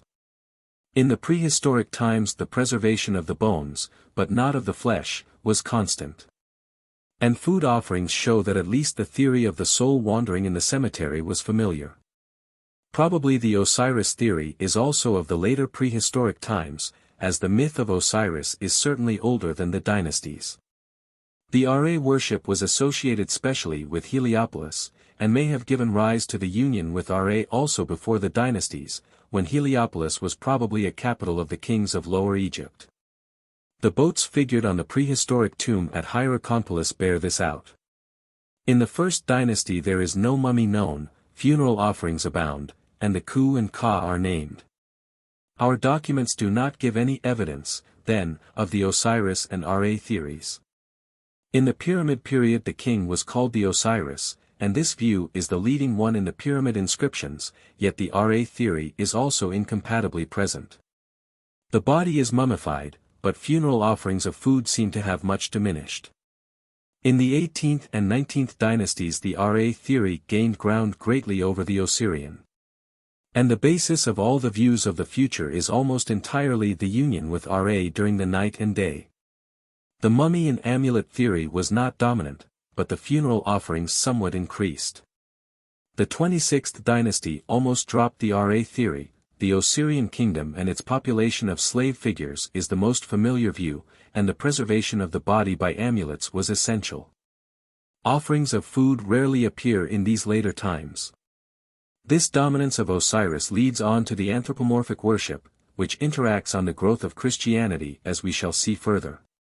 Lastly, when all the theologic views of the future had perished, the oldest idea of all, food, drink, and rest for the dead, has still kept its hold upon the feelings of the people in spite of the teachings of Islam.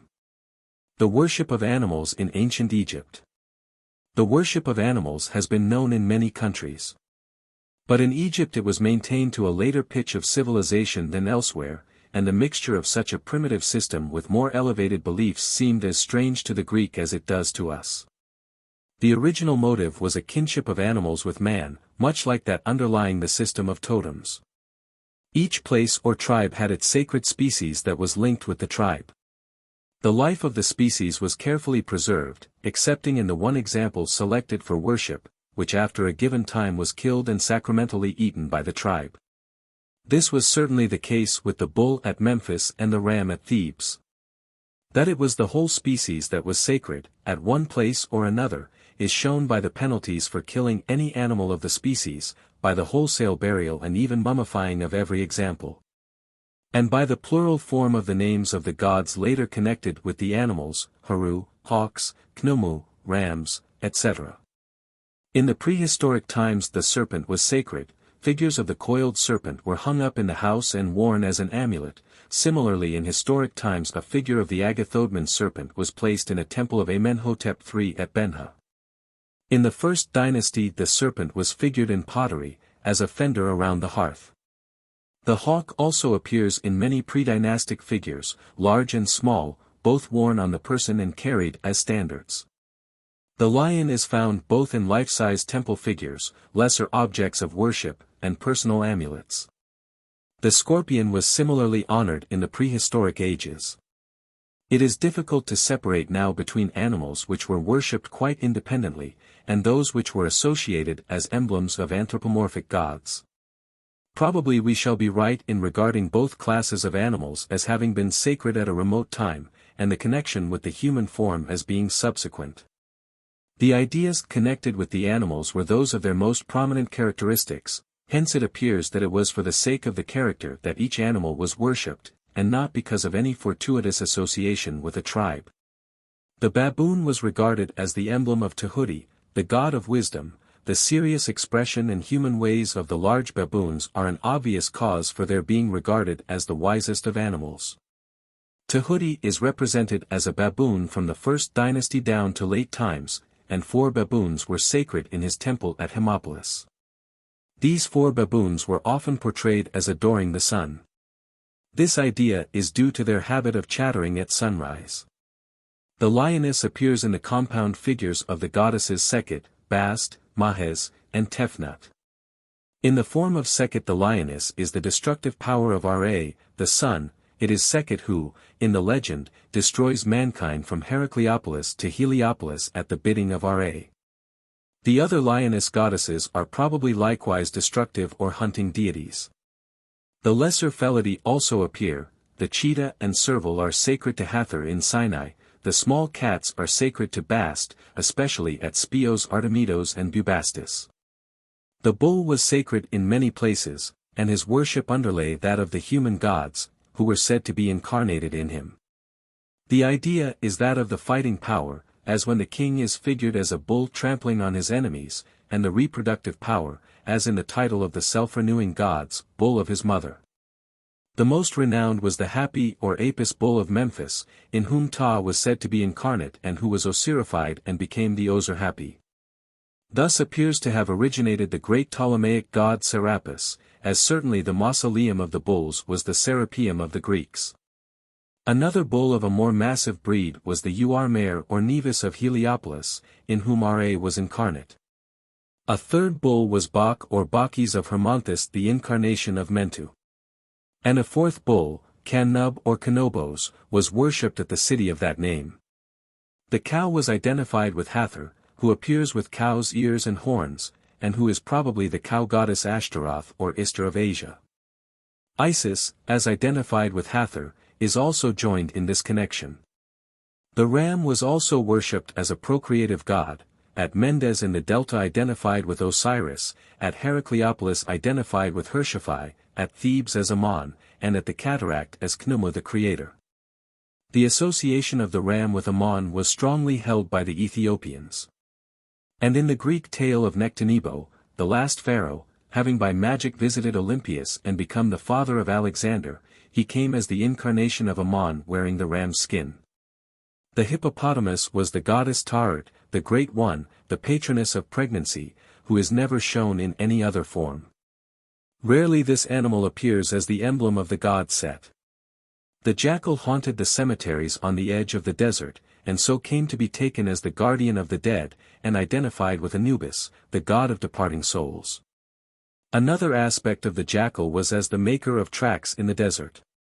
The jackal paths are the best guides to practicable courses, avoiding the valleys and precipices, and so the animal was known as Upyut, the opener of ways, who showed the way for the dead across the western desert.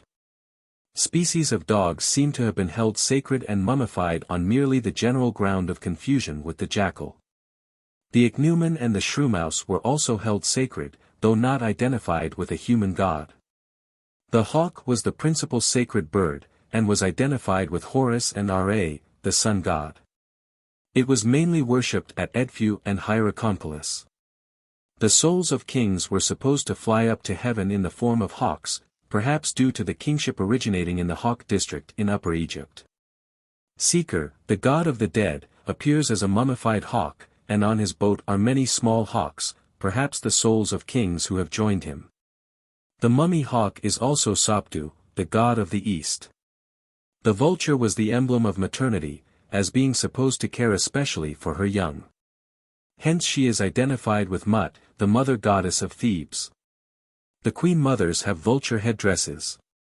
The vulture is shown hovering over kings to protect them, and a row of spread-out vultures are figured on the roofs of the tomb passages to protect the soul. The ibis was identified with Tahuti, the god of Hermopolis. The goose is connected with Ammon of Thebes. The swallow was also sacred. The crocodile was worshipped especially in the Fayum, where it frequented the marshy levels of the Great Lake, and Strabo's description of the feeding of the sacred crocodile there is familiar. It was also worshipped at Onyphis. And at Nubti or Ombos it was identified with Set, and held sacred. Beside the name of Sebek or Sukkos in Fayum, it was there identified with Osiris as the western god of the dead. The frog was an emblem of the goddess Heqt, but was not worshipped. The cobra serpent was sacred from the earliest times to the present day. It was never identified with any of the great deities, but three goddesses appear in serpent form, Uazet, the delta goddess of Buto. Mert-Seger, the lover of silence, the goddess of the Theban necropolis, and Ran-Nut, the harvest goddess. The memory of great pythons of the prehistoric days appears in the serpent-necked monsters on the slate palettes at the beginning of the monarchy, and the immense serpent Agap of the underworld in the later mythology. The serpent has however been a popular object of worship apart from specific gods. We have already noted it on prehistoric amulets, and coiled round the hearths of the early dynasties. Serpents were mummified. And when we reach the full evidences of popular worship, in the terracotta figures and jewelry of later times, the serpent is very prominent. There were usually two represented together, one often with the head of Serapis, the other of Isis, so therefore male and female. Down to modern times a serpent is worshipped at Sheikh Haredi, and miraculous cures attributed to it, S.R.E.B. 213. Various fishes were sacred, as the oxyrhynchos, phagros, lepidotos, lados, and others, but they were not identified with gods, and we do not know of their being worshipped. The scorpion was the emblem of the goddess Selk, and is found in prehistoric amulets, but it is not known to have been adored, and most usually it represents evils, where Horus is shown overcoming noxious creatures. It will be observed that nearly all of the animals which were worshipped had qualities for which they were noted, and in connection with which they were venerated. If the animal worship were due to totemism, or a sense of animal brotherhood in certain tribes, we must also assume that that was due to these qualities of the animal. Whereas totemism in other countries does not seem to be due to veneration of special qualities of the animals. It is therefore more likely that the animal worship simply arose from the nature of the animals, and not from any true totemism, although each animal came to be associated with the worship of a particular tribe or district. The groups of gods. In a country which has been subjected to so many inflows of various peoples as has Egypt, it is to be expected that there would be a great diversity of deities and a complex and inconsistent theology. To discriminate the principal classes of conceptions of gods is the first step toward understanding the growth of the systems. The broad diversion of animal gods and human gods is obvious. And the mixed type of human figures with animal heads is clearly an adaptation of the animal gods to the later conception of a human god. Another valuable separator lies in the compound. Names of gods. It is impossible to suppose a people uniting two gods, both of which belonged to them aboriginally. There would be no reason for two similar gods in a single system, and we never hear in classical mythology of Hermes Apollo or Pallas Artemis, while Zeus is compounded with half of the barbarian gods of Asia. So in Egypt, when we find such compounds as Amon-Ra, or Tasokar Osiris, we have the certainty that each name in the compound is derived from a different race. And that a unifying operation has taken place on gods that belonged to entirely different sources. We must beware of reading our modern ideas into the ancient views. As we noticed in an earlier part of this chapter, each tribe or locality seems to have had but one god originally. Certainly the more remote our view, the more separate are the gods. Hence to the people of any one district, the god was a distinctive name for their own god. And it would have seemed as strange to discriminate him from the surrounding gods, as it would to a Christian in Europe if he specified that he did not mean Allah or Shiva or heaven when he speaks of God. Hence we find generic descriptions used in place of the god's name, as Lord of Heaven, or Mistress of Turquoise, while it is certain that specific gods as Osiris or Hathor are in view. A generic name, God, or the God, no more implies that the Egyptians recognized a unity of all the gods, than God, in the Old Testament implies that Yahweh was one with Chemosh and Baal. The simplicity of the term only shows that no other object of adoration was in view. We have already noticed the purely animal gods. Following on these we now shall describe those which were combined with a human form, then those which are purely human in their character, next those which are nature gods, and lastly those which are an abstract character. Animal-headed gods, beside the worship of species of animals, which we have noticed in the last chapter, certain animals were combined with the human form. It was always the head of the animal which was united to a human body.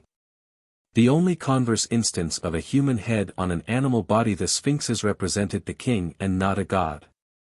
Possibly the combination arose from priests wearing the heads of animals when personating the god, as the high priest wore the ram's skin when personating Amon. But when we notice the frequent combinations and love of symbolism shown upon the early carvings, the union of the ancient sacred animal with the human form is quite in keeping with the views and feelings of the primitive Egyptians. Many of these composite gods never emerged from the animal connection, and these we must regard as belonging to the earlier stage of theology.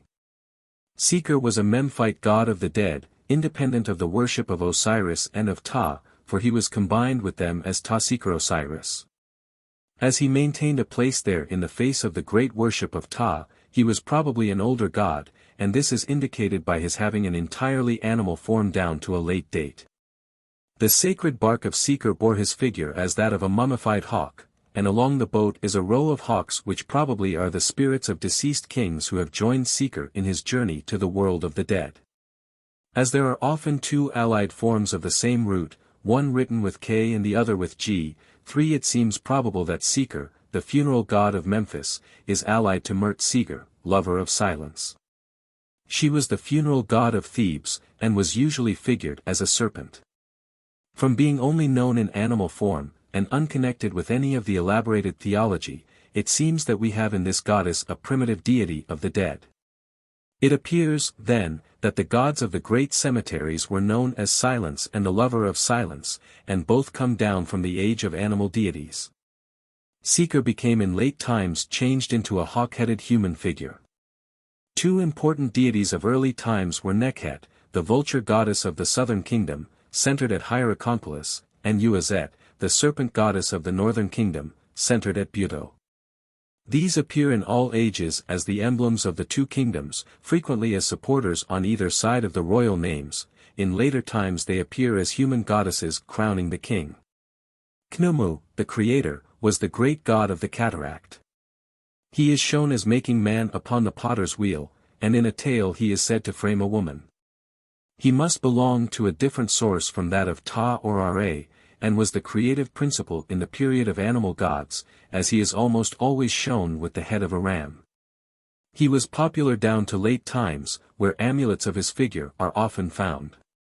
Tahuti, or Thoth, was the god of writing and learning, and was the chief deity of Hermopolis. He almost always has the head of an ibis, the bird sacred to him. The baboon is also a frequent emblem of his, but he is never figured with the baboon head.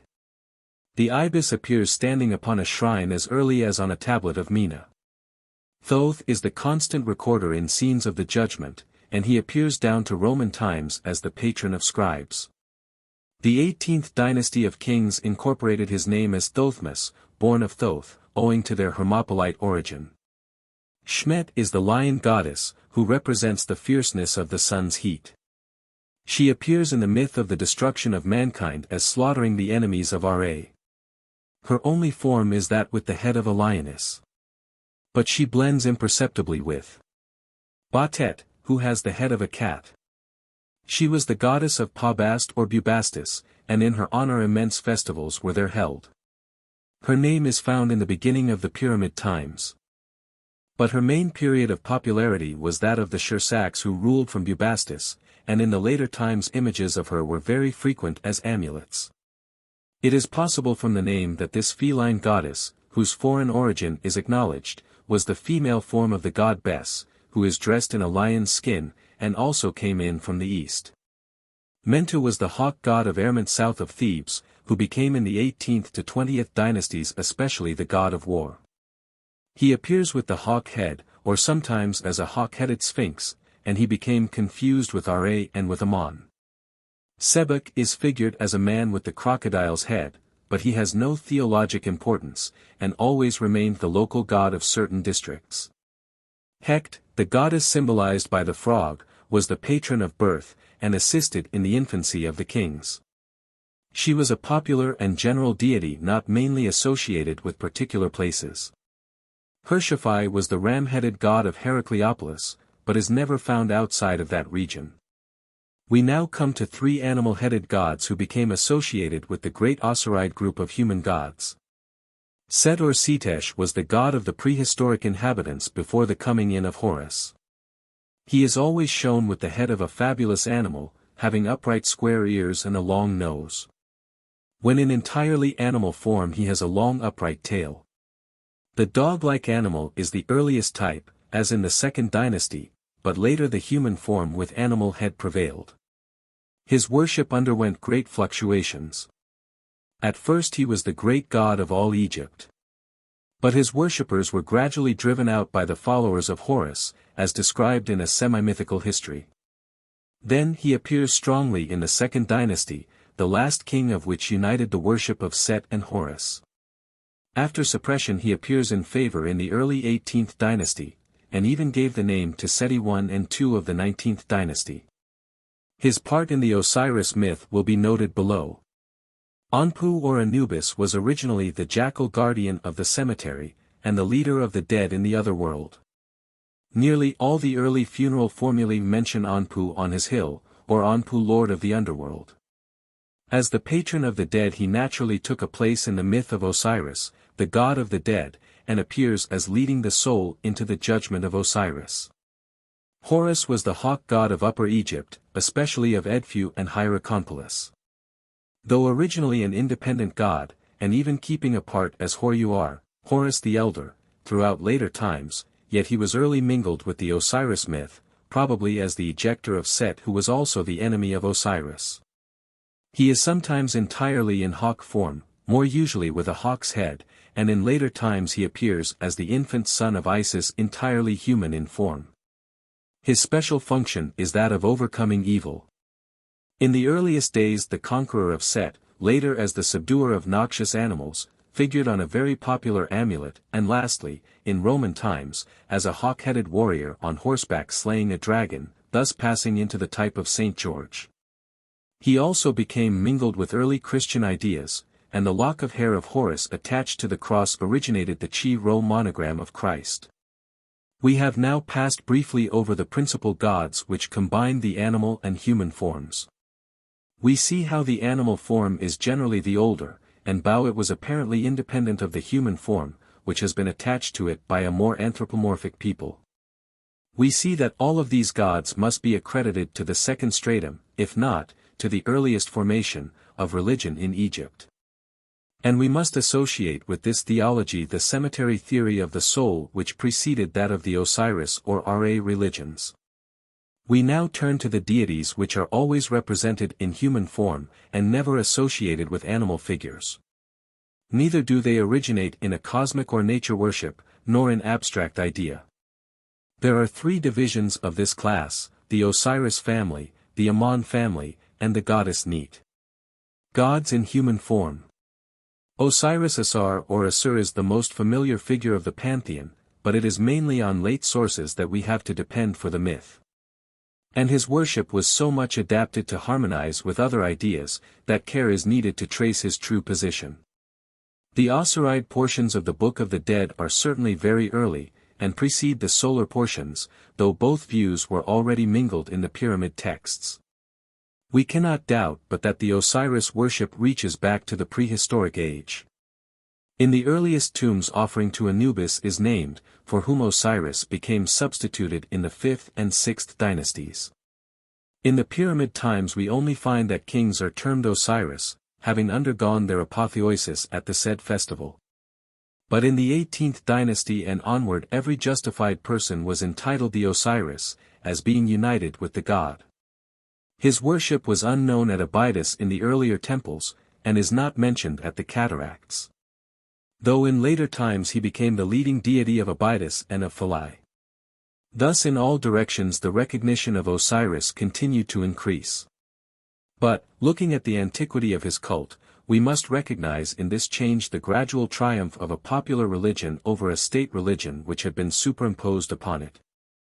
The earliest phase of Osirism that we can identify is in portions of the Book of the Dead.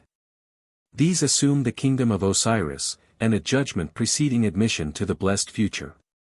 The completely human character of Osiris and his family are implied, and there is no trace of animal or nature worship belonging to him. How far the myth, as recorded in Roman times by Plutarch, can be traced to earlier and later sources is very uncertain.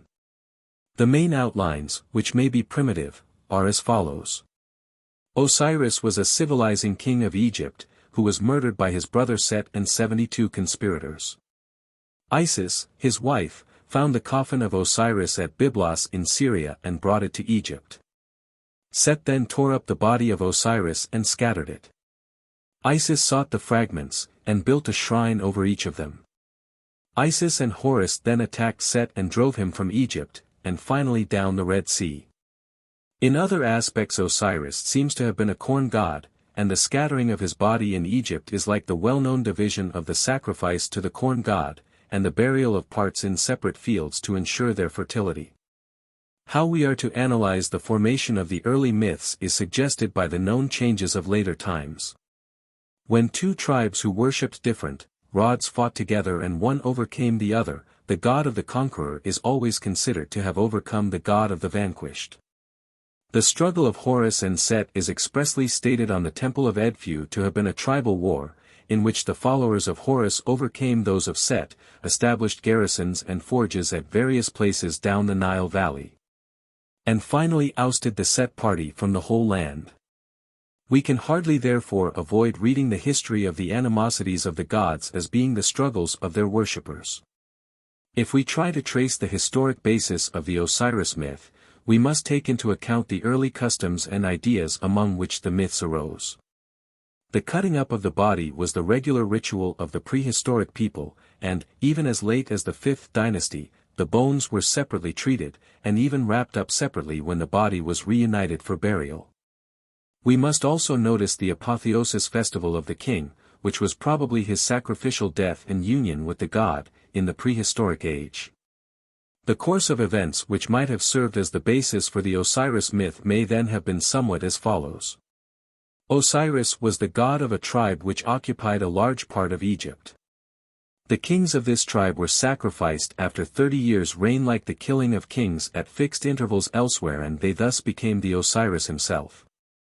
Their bodies were dismembered, as usual at that period, the flesh ceremonially eaten by the assembled people as was done in prehistoric times, and the bones distributed among the various centers of the tribe, the head to Abydos, the neck, spine, limbs, etc. to various places, of which there were 14 in all. The worshippers of Set broke in upon this people, stopped this worship, or killed Osiris, as was said, and established the dominion of their animal god.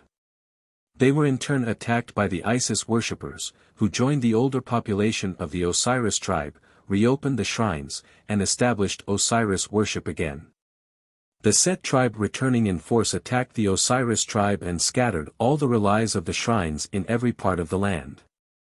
To re-establish their power, the Osiris and Isis tribes called in the worshippers of the hawk Horus, who were old enemies of the Set tribe, and with their help finally expelled the Set worshippers from the whole country.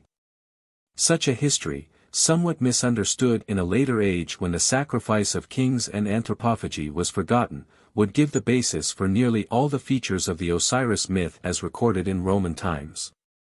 If we try to materialize this history more closely, we see that the Osiris worshippers occupied both the Delta and Upper Egypt, and that 14 important centers were recognized at the earliest time, which afterwards became the capitals of nomes, and were added to until they numbered 42 divisions in later ages.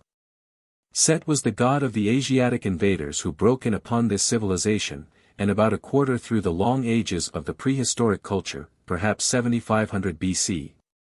We find material evidences of considerable changes brought in from the Arabian or Semitic side. It may not be unlikely that this was the first triumph of Set. The Isis worshippers came from the Delta, where Isis was worshipped at Buto as a virgin goddess, apart from Osiris or Horus. These followers of Isis succeeded in helping the rest of the early Libyan inhabitants to resist the Set worship, and re-establish Osiris. The close of the prehistoric age is marked by a great decline in work and abilities, very likely due to more trouble from Asia, when Set scattered the relics of Osiris. Lastly, we cannot avoid seeing in the Horus triumph the conquest of Egypt by the dynastic race who came down from the district of Edfu and Hierakonpolis, the centers of Horus worship, and helped the older inhabitants to drive out the Asiatics. Nearly the same chain of events is seen in later times, when the Berber king Ahmes I helped the Egyptians to expel the Hyksos. If we can thus succeed in connecting the archaeology of the prehistoric age with the history preserved in the myths, it shows that Osiris must have been the national god as early as the beginning of prehistoric culture. His civilizing mission may well have been the introduction of cultivation, at about 8000 BC, into the Nile Valley. The theology of Osiris was at first that of a god of those holy fields in which the souls of the dead enjoyed a future fief. There was necessarily some selection to exclude the wicked from such happiness, and Osiris judged each soul whether it were worthy. This judgment became elaborated in detailed scenes, where Isis and Nebhat stand behind Osiris who is on his throne, Anubis leads in the soul, the heart is placed in the balance, and Thoth stands to weigh it and to record the result. The occupation of the souls in this future we have noticed in an earlier part of this chapter. The function of Osiris was therefore the reception and rule of the dead, and we never find him as a god of action or patronizing any of the affairs of life. Isis Aset or Isit became attached at a very early time to the Osiris worship, and appears in later myths as the sister and wife of Osiris. But she always remained on a very different plane to Osiris. Her worship and priesthood were far more popular than those of Osiris, and she appears far more usually in the activities of life. Her union in the Osiris myth by no means blotted out her independent position and importance as a deity, though it gave her a far more widespread devotion. The union of Horus with the myth, and the establishment of Isis as the mother goddess, was the main mode of her importance in later times. Isis as the nursing mother is seldom shown until the 26th dynasty. Then the type continually became more popular, until it outgrew all other religions of the country.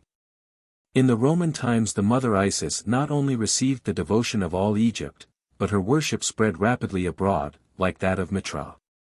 It became the popular devotion of Italy, and, after a change of name due to the growth of Christianity, she has continued to receive the adoration of a large part of Europe down to the present day as the Madonna. Nephthys Nebhat was a shadowy double of Isis, reputedly her sister, and always associated with her, she seems to have no other function. Her name, Mistress of the Palace, suggests that she was the consort of Osiris at the first, as a necessary but passive complement in the system of his kingdom. When the active Isis worship entered into the renovation of Osiris, Nebhat remained of nominal importance, but practically ignored. Horus Heru or Horu has a more complex history than any other god. We cannot assign the various stages of it with certainty, but we can discriminate the following ideas.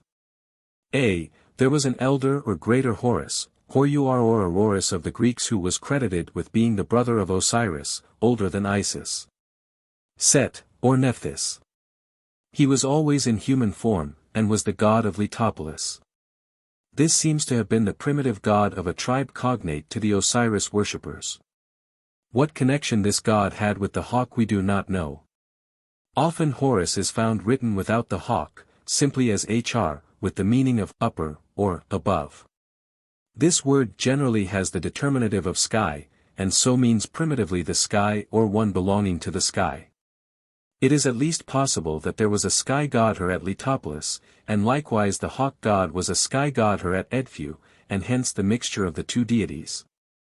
B. The hawk god of the south, at Edfu and Hierakonpolis, became so firmly embedded in the myth as the avenger of Osiris, that we must accept the southern people as the ejectors of the Set tribe. It is always the hawk-headed Horus who wars against Set, and attends on the enthroned Osiris. C. The hawk Horus became identified with the sun god, and hence came the winged solar disk as the emblem of Horus of Edfu, and the title of Horus on the horizons at rising and setting Horimakti, Harmakis of the Greeks. D. Another aspect resulting from Horus being the sky god, was that the sun and moon were his two eyes, hence he was Hormurti, Horus of the two eyes, and the sacred eye of Horus Yuza became the most usual of all amulets. E. Horus, as conqueror of Set, appears as the hawk standing on the sign of gold, Nub. Nubti was the title of Set, and thus Horus is shown trampling upon Set. This became a usual title of the kings. There are many less important forms of Horus, but the form which outgrew all others in popular estimation was F. Harpocrates of the Greeks, Horus the child. As the son of Isis he constantly appears from the 19th dynasty onward. One of the earlier of these forms is that of the boy Horus standing upon crocodiles, and grasping scorpions and noxious animals in his hands. This type was a favorite amulet down to Ptolemaic times, and is often found carved in stone to be placed in a house, but was scarcely ever made in other materials or for suspension on the person. The form of the young Horus seated on an open lotus flower was also popular in the Greek times. But the infant Horus with his finger to his lips was the most popular form of all, sometimes alone, sometimes on his mother's lap. The finger, which pointed to his being a sucking child, was absurdly misunderstood by the Greeks as an emblem of silence. From the 26th dynasty down to late Roman times the infant Horus, or the young boy, was the most prominent subject on the temples, and the commonest figure in the homes of the people. The other main group of human gods was Ammon, Mut, and Khonsu of Thebes. Ammon was the local god of Karnak, and owed his importance in Egypt to the political rise of his district. The Theban kingdom of the 12th dynasty spread his fame. The great kings of the 18th and 19th dynasty ascribed their victories to Ammon. His high priest became a political power which absorbed the state after the 20th dynasty. And the importance of the god only ceased with the fall of his city. The original attributes and the origin of the name of Ammon are unknown, but he became combined with Ra, the sun god, and as Ammon-Ra he was king of the gods, and lord of the thrones of the world. The supremacy of Ammon was for some centuries an article of political faith, and many other gods were merged in him, and only survived as aspects of the great god of all. The queens were the high priestesses of the god, and he was the divine father of their children, the kings being only incarnations of Ammon in their relation to the queens. Mut, the great mother, was the goddess of Thebes, and hence the consort of Ammon. She is often shown as leading and protecting the kings, and the queens appear in the character of this goddess. Little is known about her otherwise. Khonsu is a youthful god combined in the Theban system as the son of Ammon and Mut. He is closely parallel to Thoth as being a god of time, as a moon god, and of science, the executor of plans. A large temple was dedicated to him at Karnak, but otherwise he was not of religious importance.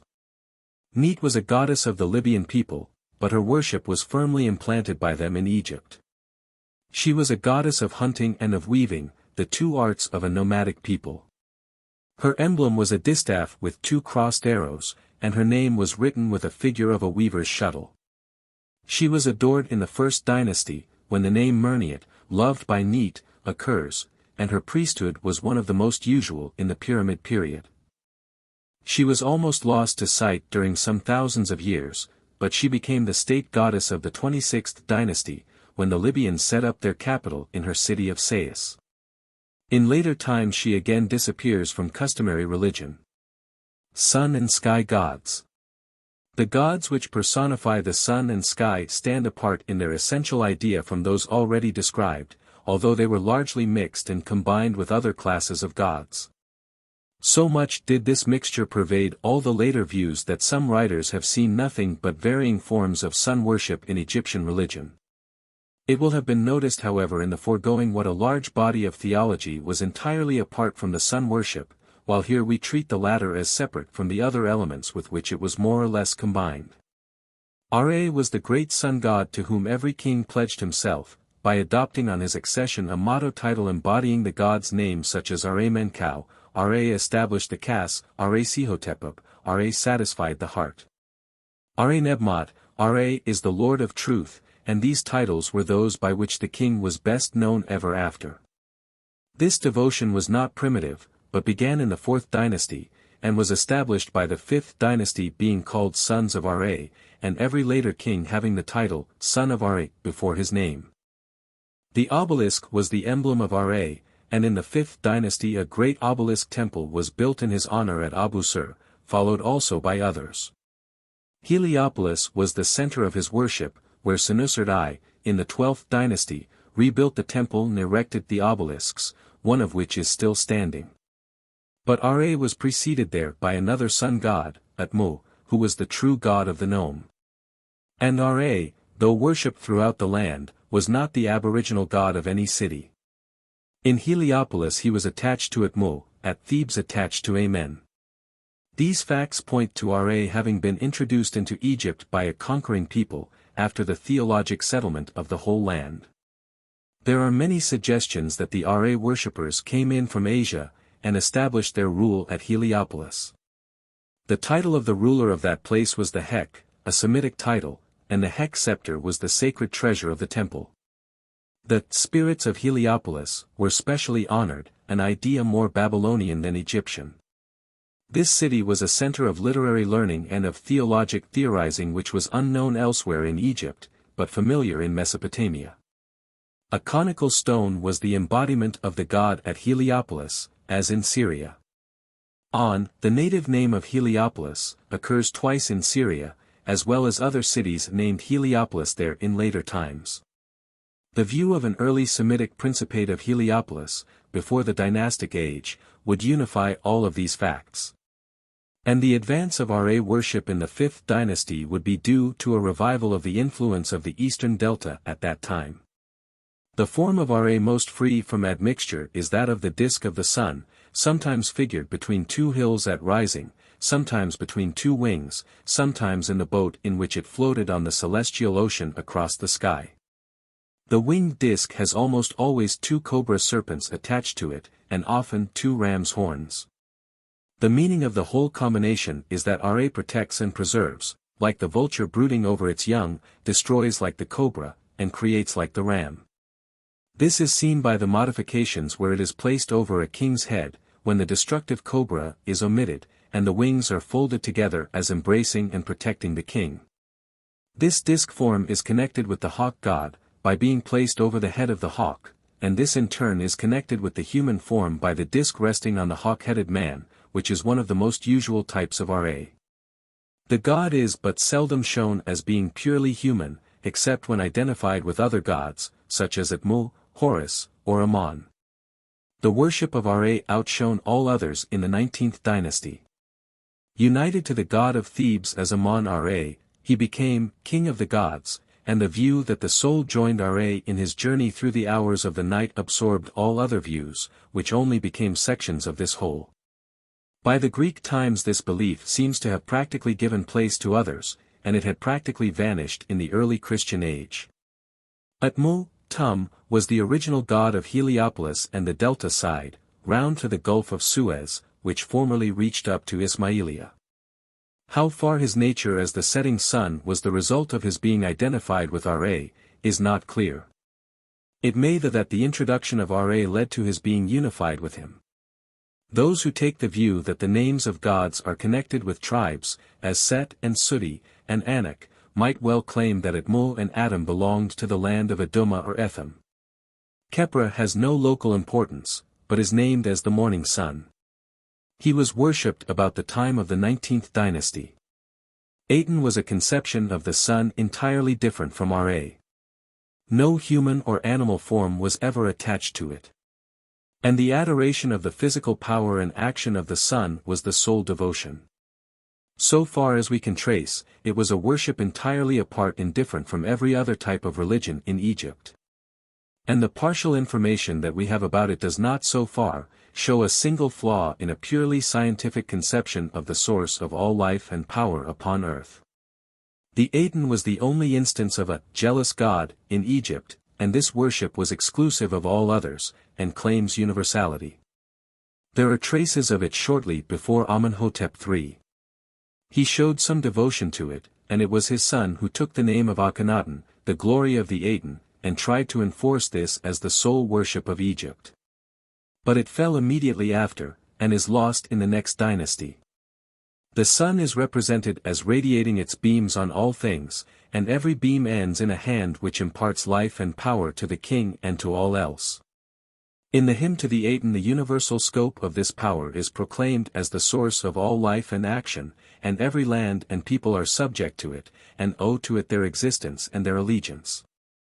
No such grand theology had ever appeared in the world before, so far as we know, and it is the forerunner of the later monotheist religions, while it is even more abstract and impersonal, and may well rank as a scientific theism. Honor was the local god of Thynis in Upper Egypt, and Sebennytos in the Delta a human sun god.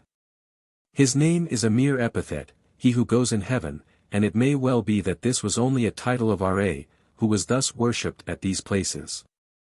Sopdu was the god of the eastern desert, and he was identified with the cone of glowing zodiacal light which precedes the sunrise.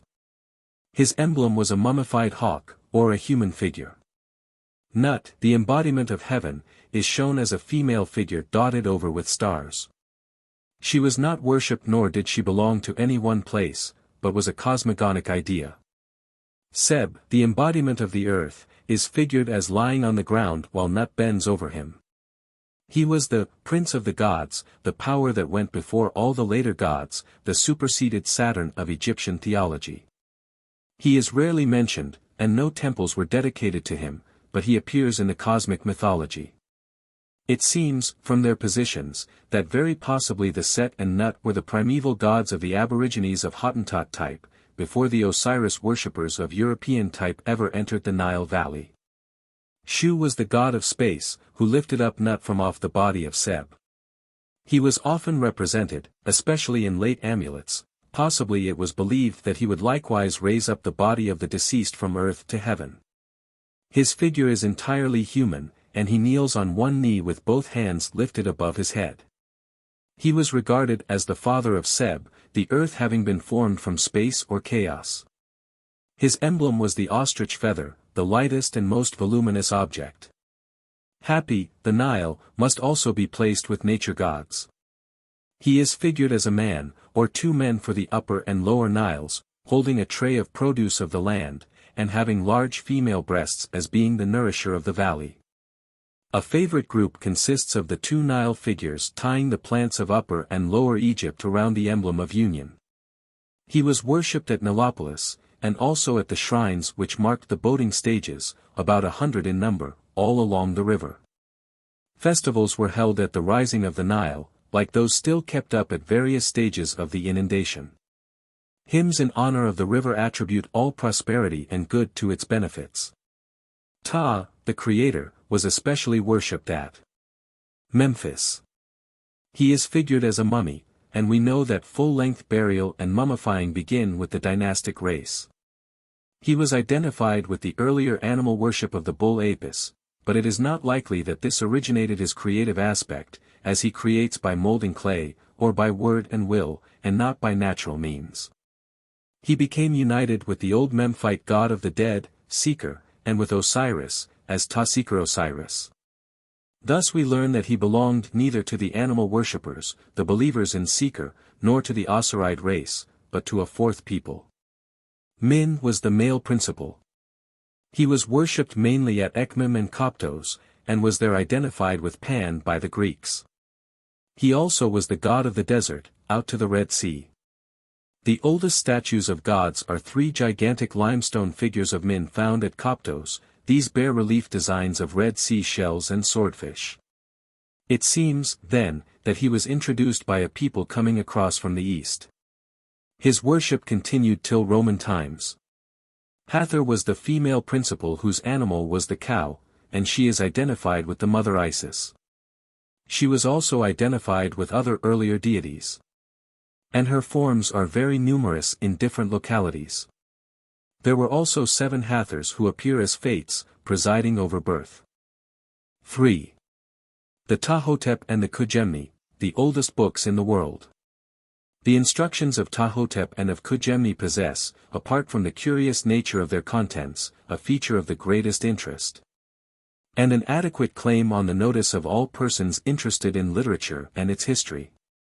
For if the datings and ascriptions in them be accepted as trustworthy, there is no reason why they should not be accepted. They were composed about 4,000 years before Christ, and 3,550 years before Christ, respectively. And the significance of those remote dates is, that they are the oldest books in the world, the earliest extant specimens of the literary art. They stand on the extreme horizon of all that ocean of paper and ink that has become to us as an atmosphere, a fifth element, an essential of life.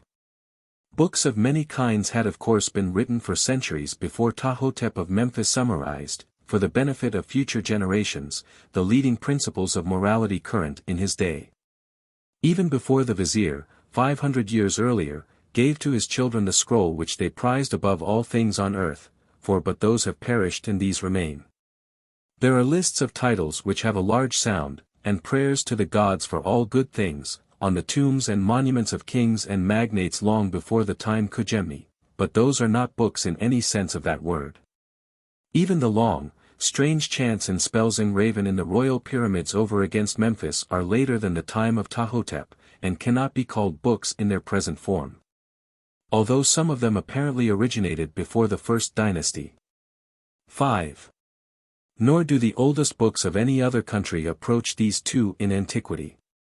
To draw comparisons between them, let us, in imagination, place ourselves at the period at which Ptah-Hotep lived, that is about BC 3550, under King Isosi, living forever, and take a glance at futurity. The Babylonians are doubtless exercising their literary talents, but they will leave nothing worthy the name of book to the far posterity of 54 centuries hence. 13 centuries shall pass before Hammurabi, king of Babylon, drafts the code of laws that will be found at that time. Only after 2,000 years shall Moses write on the origin of things, and the Vedas be arranged in their present form. It will be 2,500 years before the great king of Jerusalem will set in order many proverbs and write books so much resembling, in form and style, that of Ptah-Hotep. Before the source and summit of European literature will write his world epics. For the space of years between Solomon and ourselves, great though it seem, is not so great as that between Solomon and Ptah-Hotep. Nothing definite is known concerning these two nobles beyond what is said of them in their works. A fine tomb of a certain Ke'Gemini exists at Memphis. His titles, so far as can be ascertained, are, Judge of the High Court, Governor of the land unto its limit, south and north, Director of every command. He has sometimes been supposed to be identical with our Ke'Gemini. But I am assured by those most competent to judge that this tomb cannot be earlier than the 5th dynasty, a good 300 years from the date assigned to the moralist. So that the theory that they are one person may be dismissed as highly improbable. No other person of the name is known. The position is much the same with Ptah-Hotep.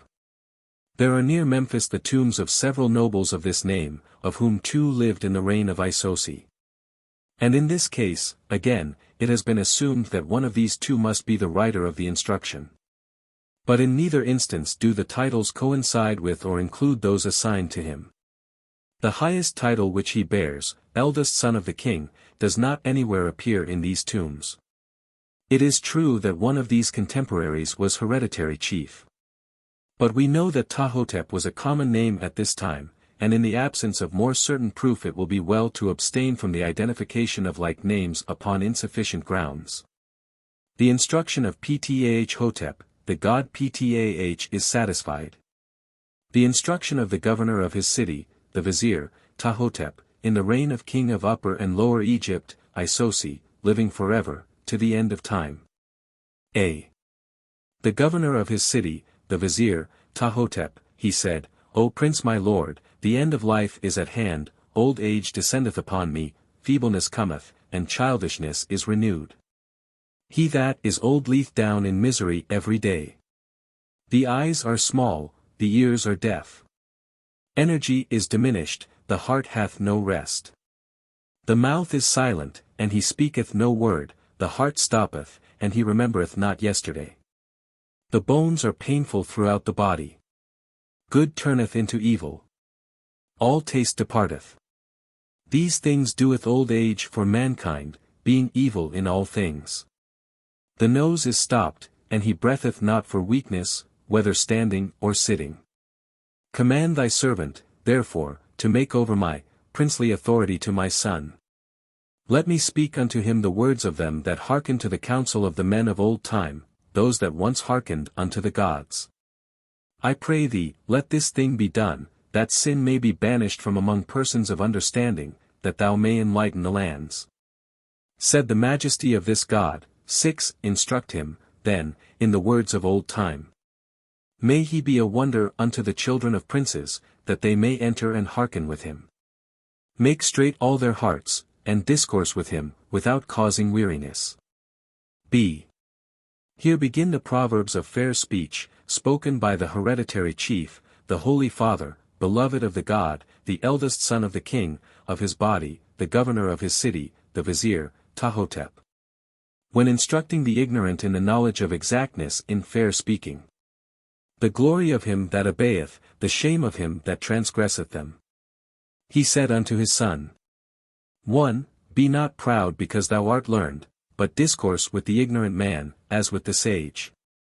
For no limit can be set to skill, neither is there any craftsman that possesseth full advantages. Fair speech is more rare than the emerald that is found by slave maidens on the pebbles. 2.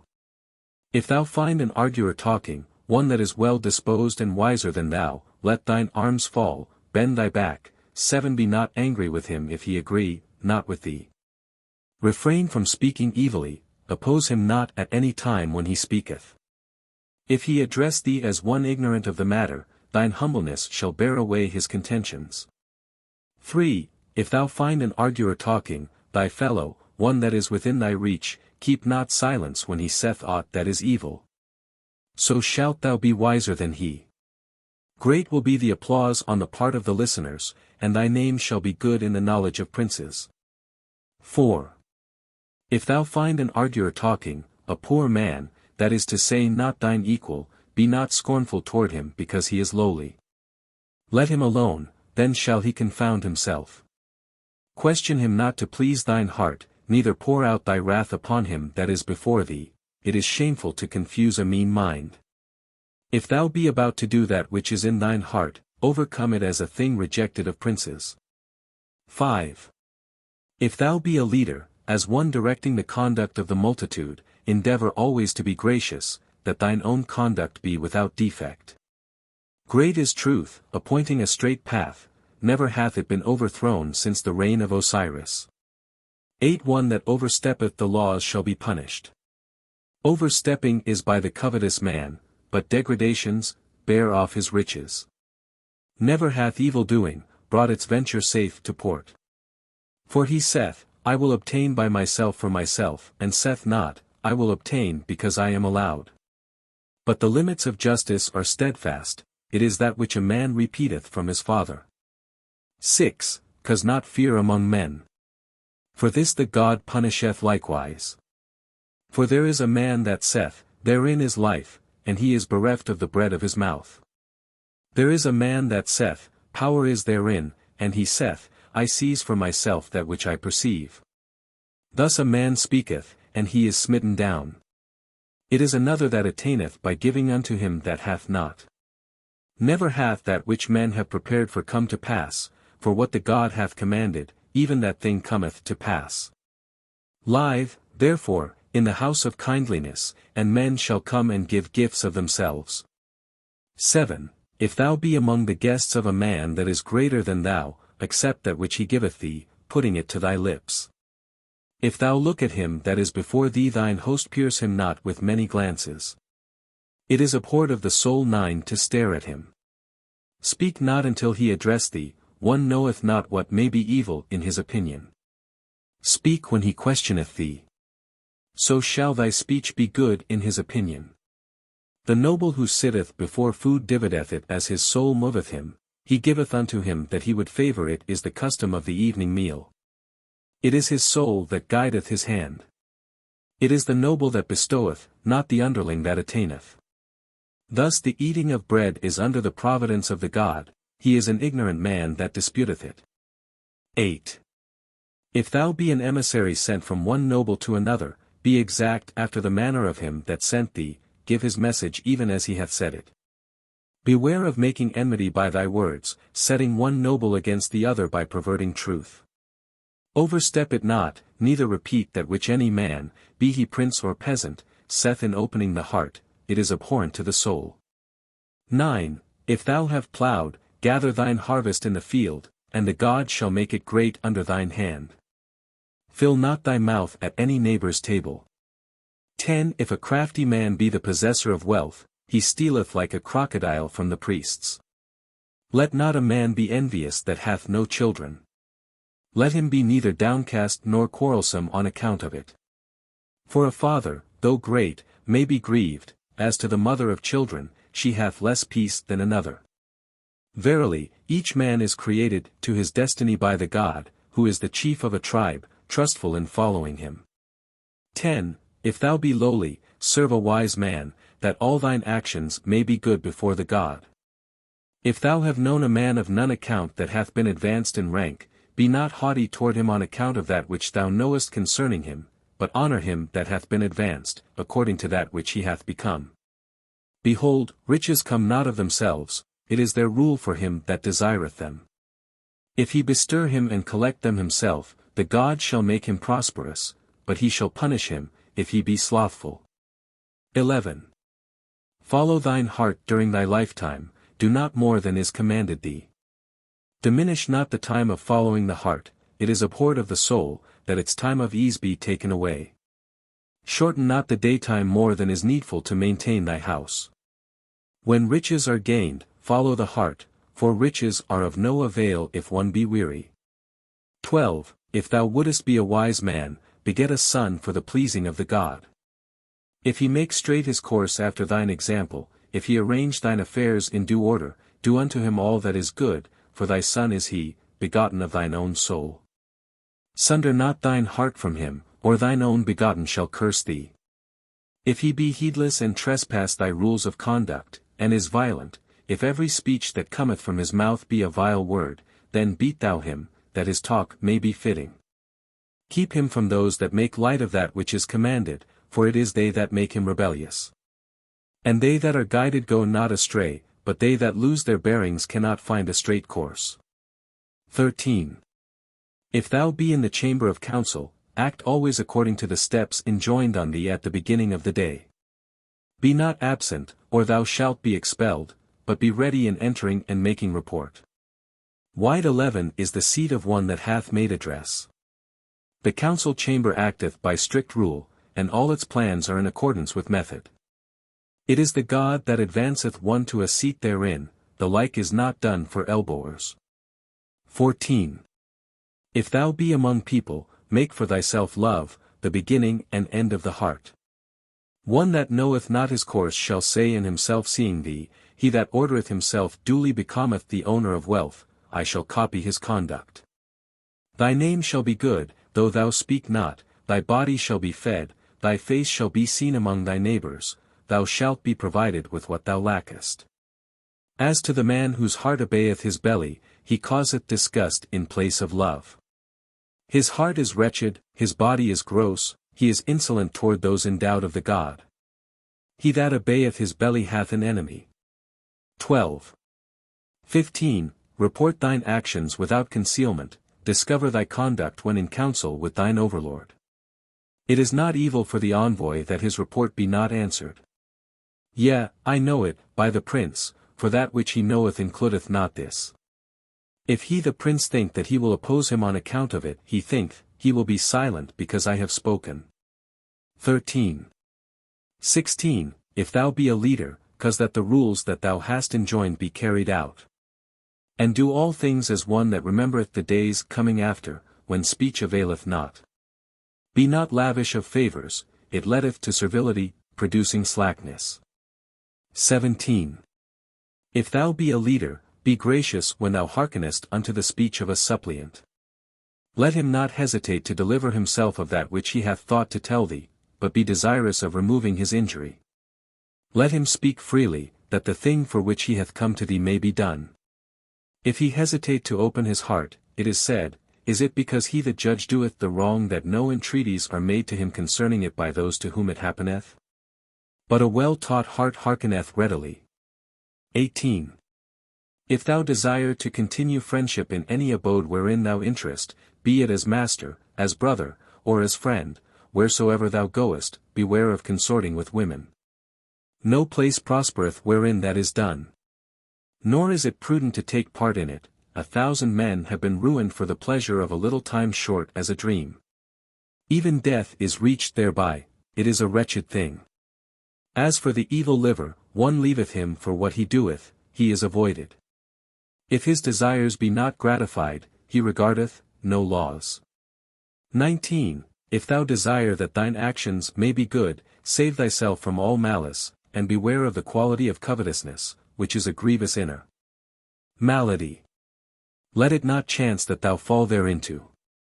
It setteth at variance fathers-in-law and the kinsmen of the daughter-in-law, it sundereth the wife and the husband.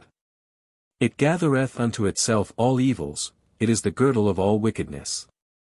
14. But the man that is just flourisheth, truth goes in his footsteps, and he mocketh habitations therein, not in the dwelling of covetousness. 20. Be not covetous as touching shares, in seizing that which is not thine own property. Be not covetous toward thy neighbors, for with a gentleman praise availeth more than might. He that is covetous cometh empty from among his neighbors, being void of the persuasion of speech. One hath remorse for even a little covetousness when his belly cooleth. 21. If thou wouldest be wise, provide for thine house, and love thy wife that is in thine arms. Fill her stomach, clothe her back, oil is the remedy of her limbs. Gladden her heart during thy lifetime, for she is an estate profitable unto its Lord. Be not harsh, for gentleness mastereth her more than strength. Give to her that for which she sigheth and that toward which her eye looketh. So shalt thou keep her in thy house. 22. Satisfy thine hired servants out of such things as thou hast, it is the duty of one that hath been favored of the God. In sooth, it is hard to satisfy hired servants. For 1:15 saith, he is a lavish person, one knoweth not that which may come from him. But on the morrow he thinketh, we is a person of exactitude parsimony content therein. And when favors have been shown unto servants, they say, we go.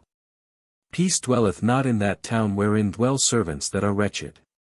23. Repeat not extravagant speech, neither listen thereto, for it is the utterance of a body heated by wrath. When such speech is repeated to thee, hearken not thereto, look to the ground. Speak not regarding it, that he that is before thee may know wisdom. If thou be commanded to do a theft, bring it to pass that the command be taken off thee, for it is a thing hateful according to law. That which destroyeth a vision is the veil over it. 24. If thou wouldest be a wise man, and one sitting in counsel with his overlord, apply thine heart unto perfection. Silence is more profitable unto thee than abundance of speech. Consider how thou may be opposed by an expert that speaketh in counsel. It is a foolish thing to speak on every kind of work, for he that disputeth thy words shall put them unto proof. 25. If thou be powerful, make thyself to be honored for knowledge and for gentleness. Speak with authority, that is, not as if following injunctions, for he that is humble when highly placed falleth into errors. Exalt not thine heart, that it be not brought low. Be not silent, but beware of interruption and of answering words with heat. Put it far from thee, control thyself. The wrathful heart speaketh fiery words, it darteth out at the man of peace that approacheth, stopping his path. One that reckoneth accounts all the day passeth not an happy moment. One that gladdeneth his heart all the day provideth not for his house. The bowman hitteth the mark, as the steersman reacheth land, by diversity of aim. He that obeyeth his heart shall command. 16. 26. Let not a prince be hindered when he is occupied, neither oppress the heart of him that is already laden. For he shall be hostile toward one that delayeth him, but shall bear his soul unto one that loveth him. The disposal of souls is with the God, and that which he loveth is his creation. Set out, therefore, after a violent quarrel. Be at peace with him that is hostile unto thee his opponent. It is such souls that make love to grow. 27. Instruct a noble in such things as be profitable unto him, cause that he be received among men. Let his satisfaction fall on his master, for thy provision dependeth upon his will. By reason of it thy belly shall be satisfied, thy back will be clothed thereby. Let him receive thine heart, that thine house may flourish and thine honor if thou wish it to flourish thereby. He shall extend thee a kindly hand. Further, he shall implant the love of thee in the bodies of thy friends. Forsooth, it is a soul loving to hearken. 17. 28. if thou be the son of a man of the priesthood, and an envoy to conciliate the multitude. 18 Speak thou without favoring one side. Let it not be said, his conduct is that of the nobles, favoring one side in his speech. Turn thine aim toward exact judgments. 29.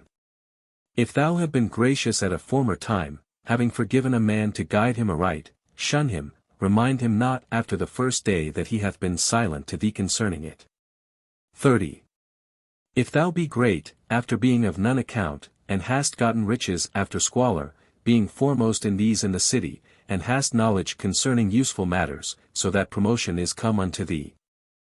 Then swathe not thine heart in thine hoard, for thou art become the steward of the endowments of the God. Thou art not the last, another shall be thine equal, and to him shall come the like fortune and station. 31. Bend thy back unto thy chief, thine overseer in the king's palace, for thine house dependeth upon his wealth, and thy wages in their season. How foolish is one that quarrelleth with his chief, for one liveth only while he is gracious. Plunder not the houses of tenants, neither steal the things of a friend, lest he accuse thee in thine bearing, which thrusteth back the heart. 19 If he know of it, he will do thee an injury. Quarrelling in place of friendship is a foolish thing. 32. Concerning unnatural sin. 33. If thou wouldest seek out the nature of a friend, ask it not of any companion of his, but pass a time with him alone, that thou injure not his affairs. Debate with him after a season. Test his heart in an occasion of speech. When he hath told thee his past life, he hath made an opportunity that thou may either be ashamed for him or be familiar with him. Be not reserved with him when he openeth speech, neither answer him after a scornful manner. Withdraw not thyself from him, neither interrupt him whose matter is not yet ended, whom it is possible to benefit. 34. Let thy face be bright what time thou livest. That which goeth into the storehouse must come out therefrom, and bread is to be shared. He that is grasping in entertainment shall himself have an empty belly. He that causeth strife cometh himself to sorrow. Take not such an one for thy companion. It is a man's kindly acts that are remembered of him in the years after his life. 20. 35. Know well thy merchants. For when thine affairs are in evil case, thy good repute among thy friends is a channel, which is filled. It is more important than the dignities of a man, and the wealth of one passeth to another. The good repute of a man's son is a glory unto him, and a good character is for remembrance. 36. Correct chiefly, instruct conformably therewith. Vice must be drawn out that virtue may remain. Nor is this a matter of misfortune, for one that is a gainsayer becometh a strife-maker. 37. If thou make a woman to be ashamed, wanton of heart, not known by her townfolk, to be falsely placed, be kind unto her for a space, send her not away, give her to eat. The wantonness of her heart shall esteem thy guidance. C. If thou obey these things that I have said unto thee, all thy demeanor shall be of the best, for verily, the quality of truth is among their excellences. Set the memory of them in the mouths of the people, for their proverbs are good. Nor shall any word that hath here been set down cease out of this land for ever, but shall be made a pattern whereby princes shall speak well. They my words shall instruct a man how he shall speak, after he hath heard them. Yea, he shall become as one skillful in obeying, excellent in speaking, after he hath heard them. Good fortune shall befall him, for he shall be of the highest rank. He shall be gracious to the end of his life, he shall be contented always. His knowledge shall be his guide, into a place of security, wherein he shall prosper while on earth. The scholar 21 shall be content in his knowledge. As to the prince, in his turn, forsooth, his heart shall be happy, his tongue made straight. And in these proverbs his lips shall speak, his eyes shall see, and his ears shall hear, that which is profitable for his son, so that he deal justly, void of deceit. 38. A splendid thing is the obedience of an obedient son. He cometh in and listeneth obediently. Excellent in hearing, excellent in speaking, is every man that obeyeth what is noble, and the obedience of an obeyer is a noble thing. Obedience is better than all things that are, it mocketh goodwill. How good it is that a son should take that from his father by which he hath reached old age obedience. That which is desired by the God is obedience, disobedience is abhorred of the God. Verily, it is the heart that mocketh its master to obey or to disobey, for the safe and sound life of a man are his heart. It is the obedient man that obeyeth what is said, he that loveth to obey, the same shall carry out commands. He that obeyeth becometh one obeyed. It is good indeed when a son obeyeth his father, and he his father that hath spoken hath great joy of it. Such a son shall be mild as a master, and he that heareth him shall obey him that hath spoken. He shall be comely in body and honored by his father. His memory shall be in the mouths of the living, those upon earth, as long as they exist. 22. 39. Let a son receive the word of his father, not being heedless of any rule of his. Instruct thy son thus, for the obedient man is one that is perfect in the opinion of princes. If he direct his mouth by what hath been enjoined him. Watchful and obedient, thy son shall be wise, and his going seemly. Heedlessness leadeth into disobedience on the morrow, but understanding shall establish him. As for the fool, he shall be crushed. 40. As for the fool, devoid of obedience, he doeth nothing. Knowledge he regardeth as ignorance. Profitable things are hurtful things. He doeth all kinds of errors, so that he is rebuked therefore every day. He liveth in death therewith, it is his food. At chattering speech he marvelleth, as at the wisdom of princes, living in death every day. He is shunned because of his misfortunes, by reason of the multitude of afflictions that cometh upon him every day.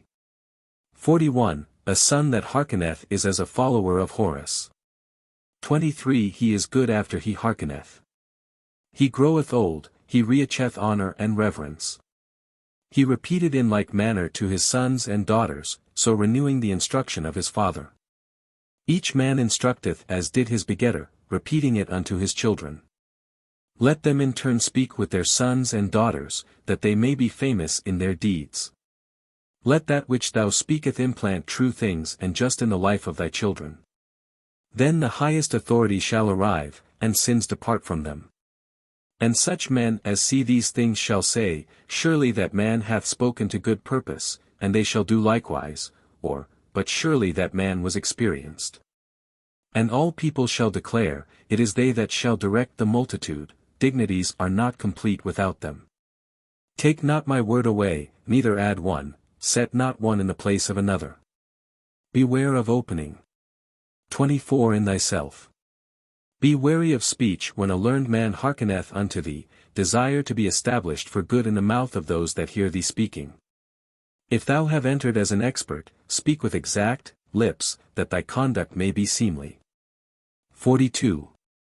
Be thine heart overflowing, but refrain thy mouth. Let thy conduct be exact while amongst nobles, and seemly before thy Lord, doing that which he hath commanded. Such a son shall speak unto them that hearken to him. Moreover, his begetter shall be favored. Apply thine heart, what time thou speakest, to saying things such that the nobles who listen declare, how excellent is that which cometh out of his mouth. 43. Carry out the behest of thy Lord to thee. How good is the teaching of a man's father, for he hath come from him, who hath spoken of his son while he was yet unborn, and that which is done for him the son is more than that which is commanded him. Forsooth, a good son is of the gift of the God, he doeth more than is enjoined on him, he doeth right, and putteth his heart into all his goings. D. If now thou attain thy position, the body shall flourish, the king shall be content in all that thou doest, and thou shalt gather years of life not fewer than I have passed upon earth. I have gathered even 50 years of life, for the king hath bestowed upon me favors more than upon my forefathers, this because I wrought truth and justice for the king unto mine old age. It is finished. From its beginning to its end.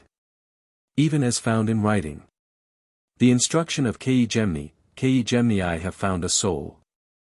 1. The cautious man flourisheth, the exact one is praised, the innermost chamber openeth unto the man of silence. wide 25 is the seat of the man gentle of speech, but knives are prepared against one that forceth a path, that he advance not, save in due season. 2. If thou sit with a company of people, desire not the bread that thou likest.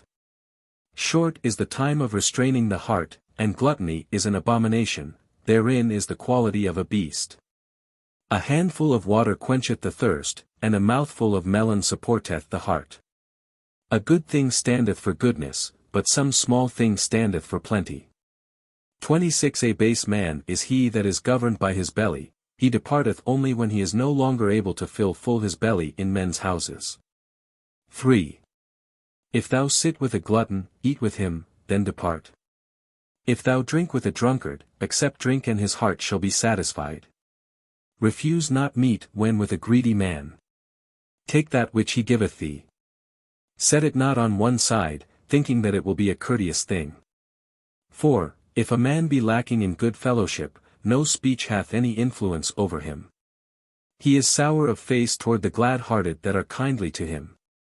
He is a grief unto his mother and his friends, and all men cry, Let thy name be known, thou art silent in thy mouth when thou art addressed. 5. Be not haughty because of thy might in the midst of thy young soldiers. Beware of making strife, for one knoweth not the things that the God will do when he punisheth. The vizier caused his sons and daughters to be summoned, when he had finished the rules of the conduct of men. And they marveled when they came to him. Then he said unto them, Hearken unto everything that is in writing in this book, even as I have said it in adding unto profitable sayings. And they cast themselves on their bellies, and they read it, even as it was in writing. And it was better in their opinion than anything in this land unto its limits. Now they were living when His Majesty, the King of Upper and Lower Egypt, Huni, departed, and His Majesty, the King of Upper and Lower Egypt, Senforu, was enthroned as a gracious king over the whole of this land. Then was Ke'Gemini made governor of his city and vizier. The instructions of Amenemhet, the god Amon is first. Beginneth here the instruction made by the Majesty of the King of Upper and Lower Egypt, Ptah-Hotep, son of the Sun, Amenemhet, the Justified. 27 He speaketh thus in discovering words of truth unto his Son, the Lord of the world. 1. Shine forth, he saith, even as the God. Hearken to that which I say unto thee. That thou may reign over the land, that thou may govern the world, that thou may excel in goodness. 2. Let one withdraw himself from his subordinates entirely. It befalleth that mankind give their hearts unto one that causeth them fear. Mix not among them alone, fill not thine heart with a brother, no not a trusted friend, make for thyself no familiar dependence, in these things is no satisfaction. 3. When thou least down have a care for thy 28 very life, since friends exist not for a man in the day of misfortunes. I gave to the beggar, and caused the orphan to live, I made him that had not to attain, even as he that had. 4. But it was the eater of my food that made insurrection against me, to whom I gave mine hands, he created disturbance thereby, they that arrayed them in my fine linen regarded me as a shadow. And it was they that anointed themselves with my spices that entered my harem. 5. My images are among the living, and my achievements are among men. But I have made an heroic story that hath not been heard. A great feat of arms that hath not been seen. Surely one fighteth for a lassoed ox that forgetteth yesterday. 29 And good fortune is of no avail unto one that cannot perceive it. 6. It was after the evening meal, and night was come. I took for myself an hour of ease. I lay down upon my bed, for I was weary. My heart began to wander. I slept. And lo! Weapons were brandished, and there was conference concerning me. I acted as the serpent of the desert. 30. 7. I awoke to fight, I was alone. I found one struck down, it was the captain of the guard. Had I received quickly the arms from his hand, I had driven back the dastards by smiting around. But he was not a brave man on that night, nor could I fight alone, an occasion of prowess cometh not to one surprised. Thus was I. 8. Behold, then, vile things came to pass, for I was without thee. The courtiers knew not that I had passed on to thee my power. I sat not with thee on the throne. 31 Let me then, make my plans. Because I awed them not, I was not unmindful of them. But mine heart bringeth not to remembrance the slackness of servants. 9. Have ever women gathered together assailants? Are assassins reared within my palace? Was the opening done by cutting through the ground? The underlings were deceived as to what they did. 32 But misfortunes have not come in my train since my birth, nor hath there existed the equal of me as a doer of valiance. 10. I forced my way up to Elephantine, I went down unto the coast lakes. 33 I have stood upon the boundaries of the land, and I have seen its center. I have set the limits of might by my might in my deeds. 11 I raised corn, I loved Nopi, 34 The Nile begged of me every valley. In my reign none hungered. None thirsted therein. They were contented in that which I did, saying concerning me, every commandment is meet. 12 I overcame lions, I carried off crocodiles. I cast the Nubians under my feet, I carried off the southern Nubians.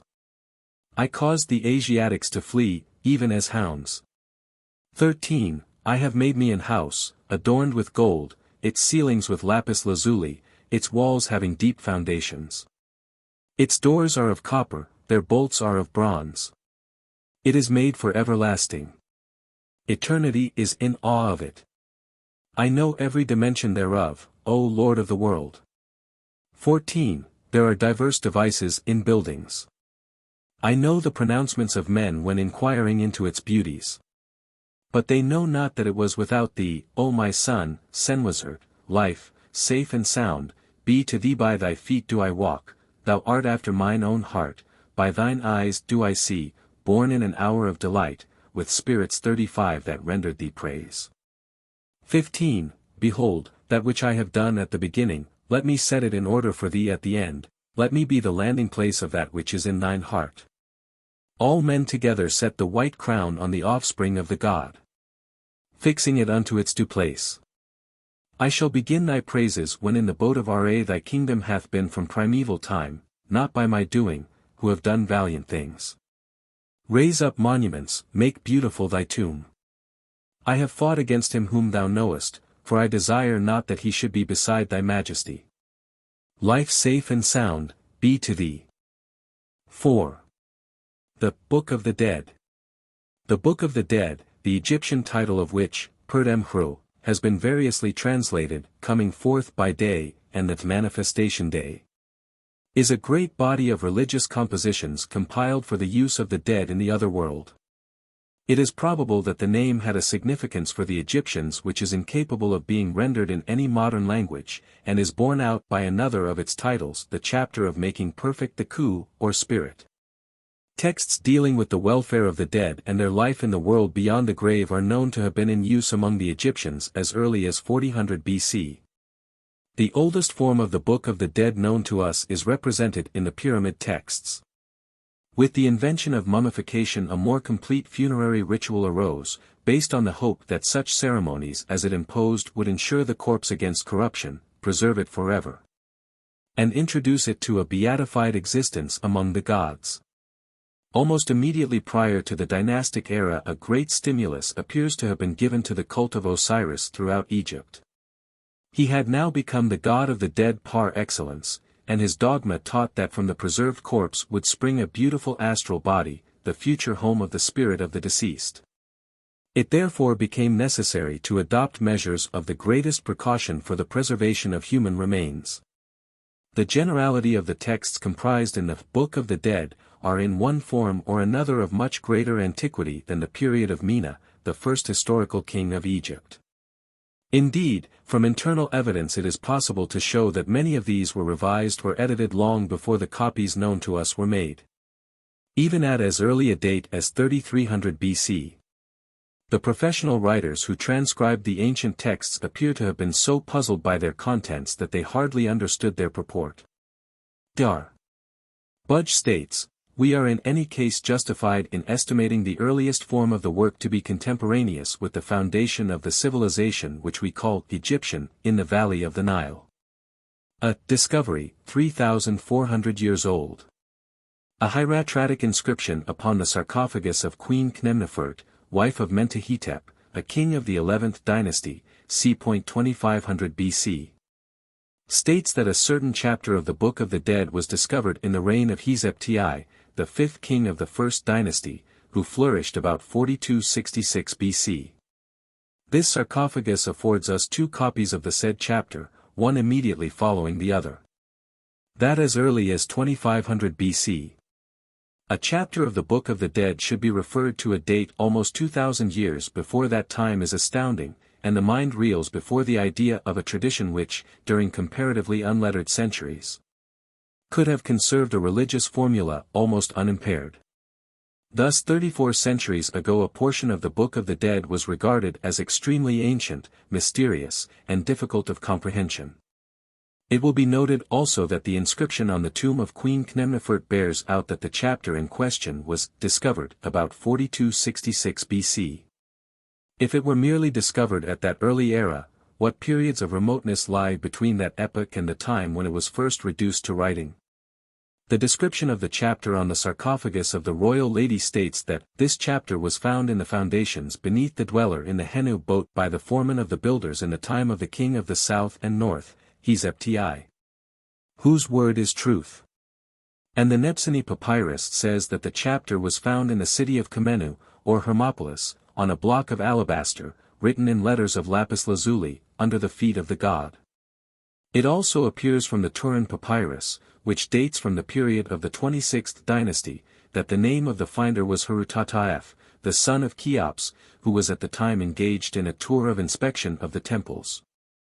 Sir Gaston Maspero is doubtful concerning the importance which should be attached to the statement regarding the chapter on the tomb of Queen Khnumnefert, but M. Neville considers the chapter in question one of the oldest in the Book of the Dead. A bas-relief of the 2nd dynasty bears an inscription dedicating to the shade of a certain priest the formula of the 1,000 loaves of bread, thousands of jugs of ale, and so forth, so common in later times. We thus see that 4,000 years BC. It was regarded as a religious duty to provide offerings of meat and drink for the dead, and there seems to be good evidence, from the nature of the formula in question, that it had become fixed and ritualistic by this period. This passage would appear to justify the text of the sarcophagus of the wife of Ptah-Hotep. A few centuries later, about the time of Senefru, circa 3766 BC.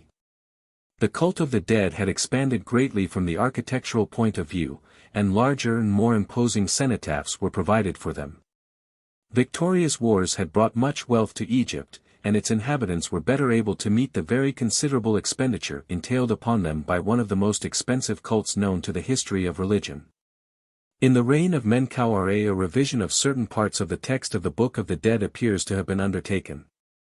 The authority for this is the rubrics attached to certain chapters which state that they were found inscribed upon a block of alabaster in letters of lapis lazuli in the time of that monarch.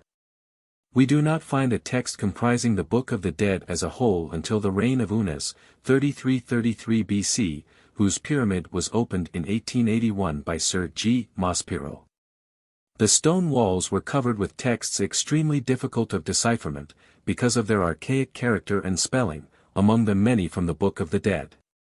Continuing his excavations at Saqqara, Maspero made his way into the Pyramid of Ptah, 3300 BC. In which he discovered inscriptions, some of which were identical with those in the Pyramid of Unas, so that the existence of a fully formed Book of the Dead by the time of the first king of the 6th dynasty was proven.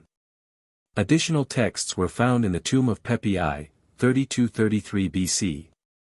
From this it will be seen that before the close of the 6th dynasty 5 copies of a series of texts, forming the Book of the Dead of that period, are in evidence, and, as has been observed, there is substantial proof that its ceremonial was in vogue in the 2nd, and probably in the 1st, dynasty. Its texts continued to be copied and employed until the 2nd century of the Christian era. It would appear that each chapter of the Book of the Dead had an independent origin, and it is probable that their inclusion and adoption into the body of the work were spread over many centuries. It is possible that some of the texts reflect changes in theological opinion, but each chapter stands by itself. It would seem, however, that there was a traditional order in the sequence of the chapters. The three recensions. There were three recensions or versions of the Book of the Dead: the Heliopolitan, the Theban, and the Sate.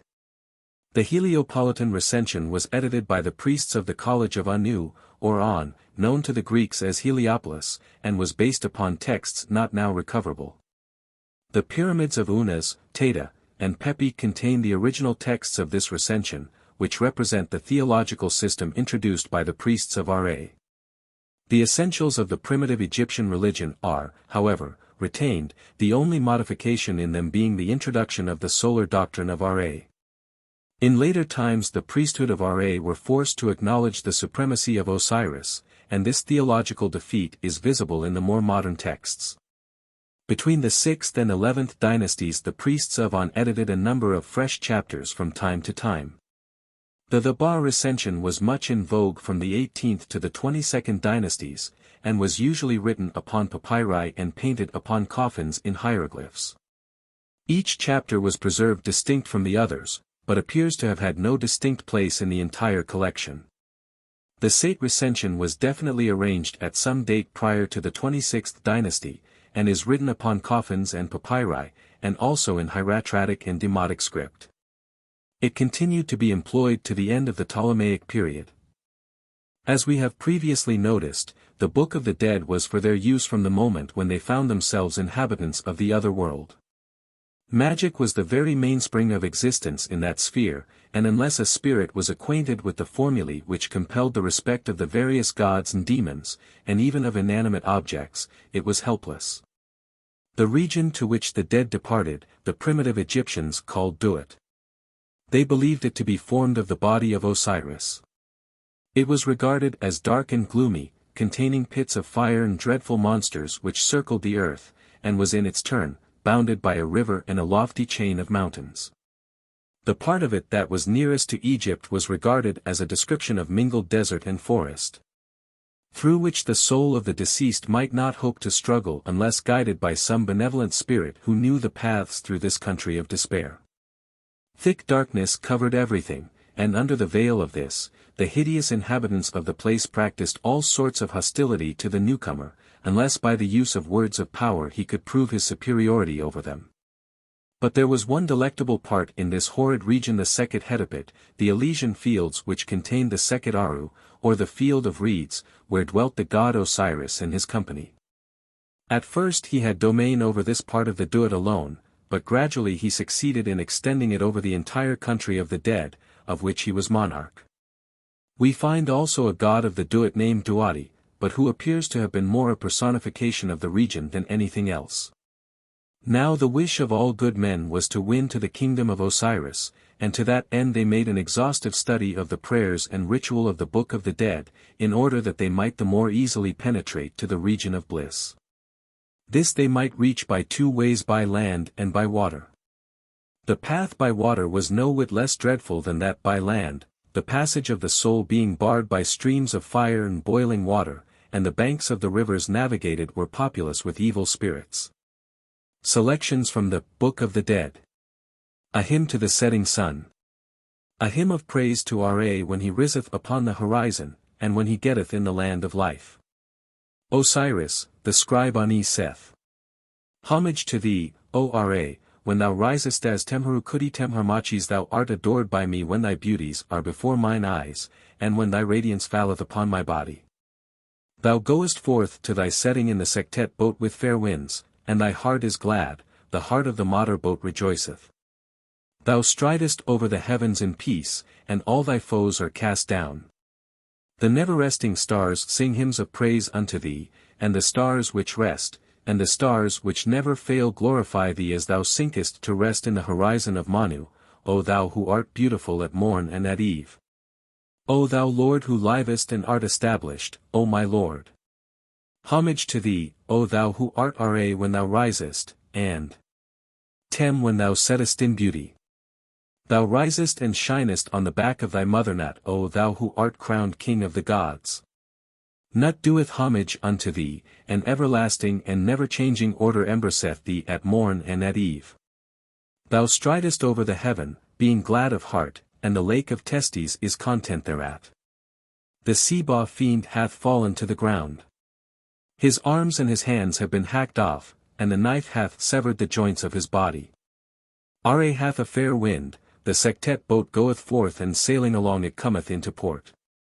The gods of the south and of the north, of the west and of the east, praise thee, O thou divine substance, from whom all forms of life come into being.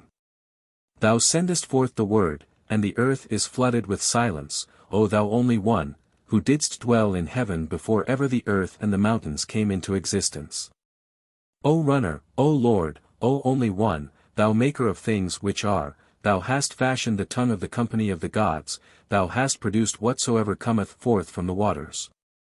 And thou springest up from them over the flooded land of the lake of Horus. Let me snuff the air which cometh forth from thy nostrils, and the north wind which cometh forth from thy mother Nut. O, make thou to be glorious my shining form Ku, O Osiris, make thou to be divine my soul Ba. Thou art worshipped in peace, or, in setting, O Lord of the gods, thou art exalted by reason of thy wondrous works. Shine thou with the rays of light upon my body day by day, upon me, Osiris the scribe, the teller of the divine offerings of all the gods, the overseer of the granary of the lords of Ptah-Hotep, the royal scribe in truth who loveth thee. Ani, victorious in peace. Hymn and Litany to Osiris. From the Papyrus of Ani, British Museum, No. 10470, sheet 19. Praise unto thee, O Osiris, Lord of eternity, Un-Nefer, Harukudi Harmachis, whose forms are manifold, and whose attributes are majestic, Tasekertern in Anaheliopolis, the Lord of the hidden place. And the creator of Het-Kata-Memphis and of the gods therein, the guide of the underworld, who the gods glorify when thou settest in Nut. Isis embraceth thee in peace, and she driveth away the fiends from the mouth of thy path. Thou turnest thy face upon Amentet, and thou makest the earth to shine as with refined copper. Those who have lain down, i.e. the dead rise up to see thee, they breathe the air and they look upon thy face when the disk riseth on its horizon, their hearts are at peace inasmuch as they behold thee, O thou who art eternity and everlastingness. Opening the mouth of Osiris. In one of the tombs of the New Stone Age was found a flint instrument which, as we know from inscriptions of the dynastic period, was used in performing the ceremony of opening the mouth of the dead. A fact that proves that even in the Old Stone Age a ceremony was performed on the dead body with the purpose of assisting the soul, or spirit, to acquire the faculties and powers needed by it in the other world. In this ceremony the flint instrument was thrust between the teeth of the dead man, and when these were separated his spirit form was believed to acquire the power to eat and drink, to speak, to think, and to perform all the natural functions of the body. The chapter of opening the mouth of Osiris. The scribe Ani, triumphant, saith, May the good Ptah open my mouth, and may the god of my city loose the swathings, even the swathings which are over my mouth. Moreover, may Thoth, being filled and furnished with charms, come and loose the bandages, even the bandages of Set which fetter my mouth, and may the god Tem hurl them at those who would fetter me with them, and drive them back. May my mouth be opened, may my mouth be unclosed by Shu with his iron knife wherewith he opened the mouths of the gods. I am the goddess Sekhet, and I sit upon my place in the great wind of heaven. I am the great goddess Sa who dwelleth among the souls of Anaheliopolis. Now as concerning every charm and all the words which may be spoken against me, may the gods resist them, and may each and every one of the company of the gods withstand them. Soul and body. From the Papyrus of Ani, British Museum, No. 10470, sheet 17. The chapter of causing the soul to be united to its body in the underworld. The Osiris Ani, triumphant, saith, Hail, thou god Aniuida, bringer, hail, thou god Pararai.e, runner, who dwellest in thy hall. Hail, great God!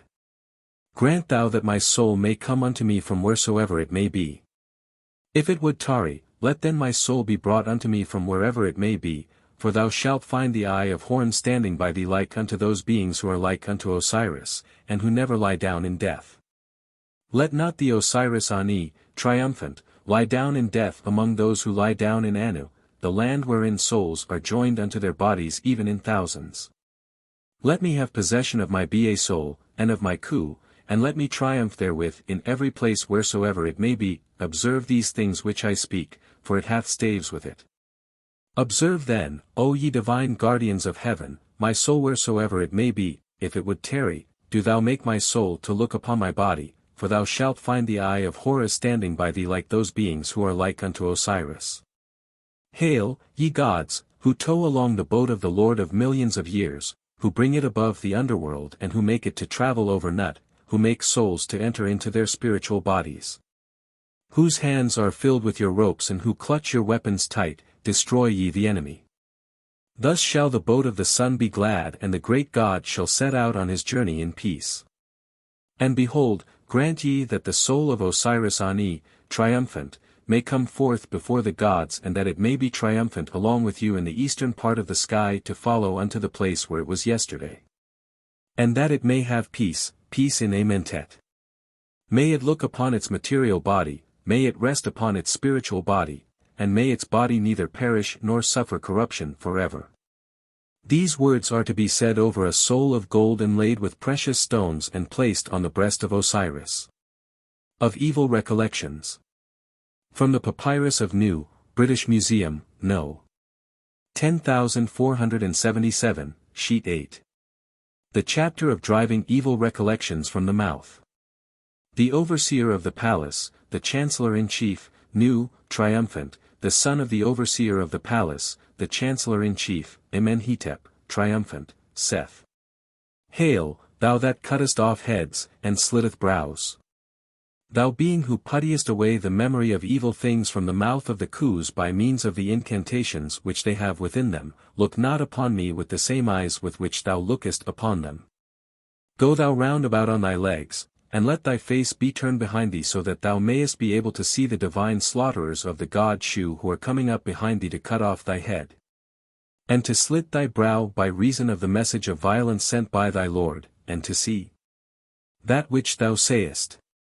Work thou for me so that the memory of evil things shall dart from my mouth, let not my head be cut off, let not my brow be slit.